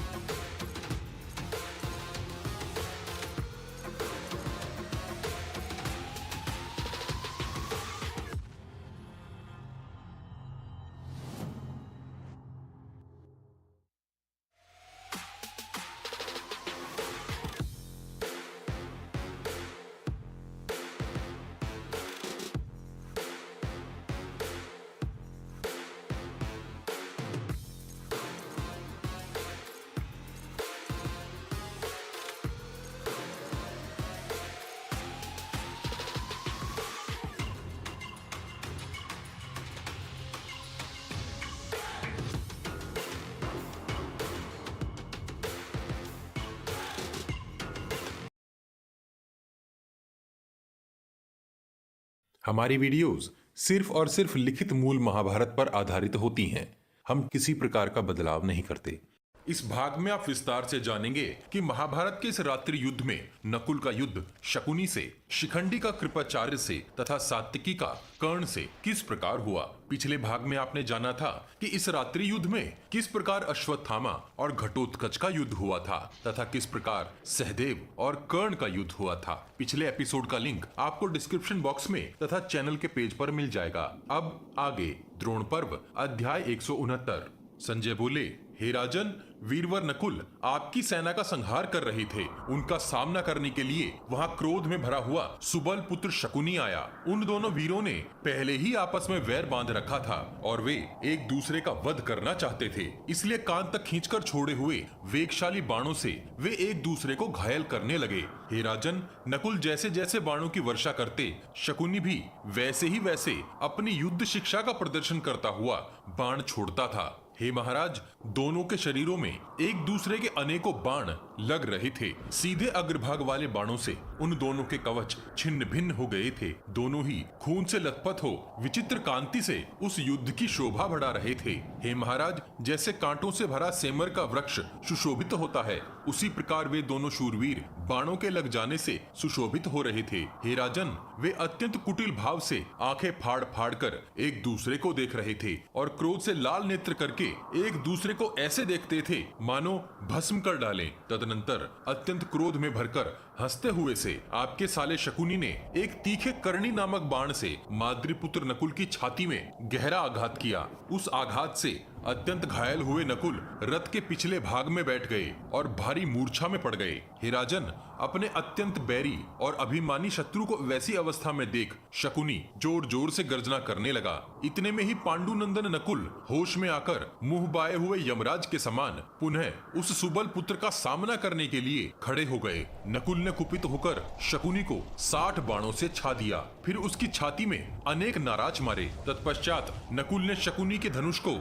मुट्ठी पकड़ने के स्थान से काट दिया और तुरंत ही उसकी ध्वजा को भी काटकर रथ से भूमि पर गिरा दिया। इसके बाद एक पैने एवं तीखे बाण से पांडुनंदन नकुल ने शकुनी की दोनों जांघों को विदीर्ण करके उसे नीचे गिरा दिया। हे महाराज, उस बाण से अत्यंत घायल हुआ शकुनी एक कामी पुरुष की भांति रथ के ध्वज दंड का आलिंगन करता हुआ रथ के पिछले भाग में बैठ गया। हे राजन, आपके साले को बेहोश पड़ा देख सारथी रथ के द्वारा शीघ्र ही उसे सेना के आगे से दूर हटा ले गया। फिर तो वहां कुंती के पुत्र और उनके सेवक बड़े जोर से सिंहनाद करने लगे। इस प्रकार रणभूमि में अपने शत्रु को परास्त करके क्रोध में भरे हुए शत्रु संतापी नकुल ने अपने सारथी से कहा, हे सूत, मुझे द्रोणाचार्य की सेना के पास ले चलो। हे राजन, माद्री कुमार का वह वचन सुनकर सारथी ने उन्हें शीघ्र ही द्रोणाचार्य के समीप पहुंचा दिया। हे राजन, उधर द्रोणाचार्य के साथ युद्ध की इच्छा लिए आते हुए शिखंडी को रोकने के लिए शरदवान के पुत्र कृपाचार्य बड़े वेग से आगे बढ़े। द्रोण रक्षक कृपाचार्य को शीघ्रता पूर्वक आते देख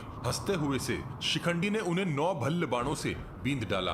हे महाराज, तब आपके पुत्रों का प्रिय करने वाले कृपाचार्य ने शिखंडी को 5 बाणों से बींधकर फिर 20 बाणों से उसे घायल कर दिया। पूर्व काल में देवासुर संग्राम के समय शंबरासुर और इंद्र में जैसा युद्ध हुआ था, वैसा ही महान युद्ध उन दोनों में भी हुआ। उन दोनों रणदुर्मद वीर महारथियों ने वर्षा काल के 2 विशाल मेघों के समान आकाश को बाण समूहों से व्याप्त कर दिया। हे भरत श्रेष्ठ, स्वभाव से ही भयंकर दिखाई देने वाला वह आकाश उस समय और भी घोरतर हो उठा और एक भयानक काल रात्रि के समान प्रतीत होने लगा था। हे महाराज, शिखंडी ने उस समय एक अर्धचंद्राकार बाण मारकर कृपाचार्य के विशाल धनुष को काट दिया। तब कृपाचार्य ने कुपित होकर सोने के दंड और अप्रतिहत धार वाली अर्थात अखंडित एक भयंकर शक्ति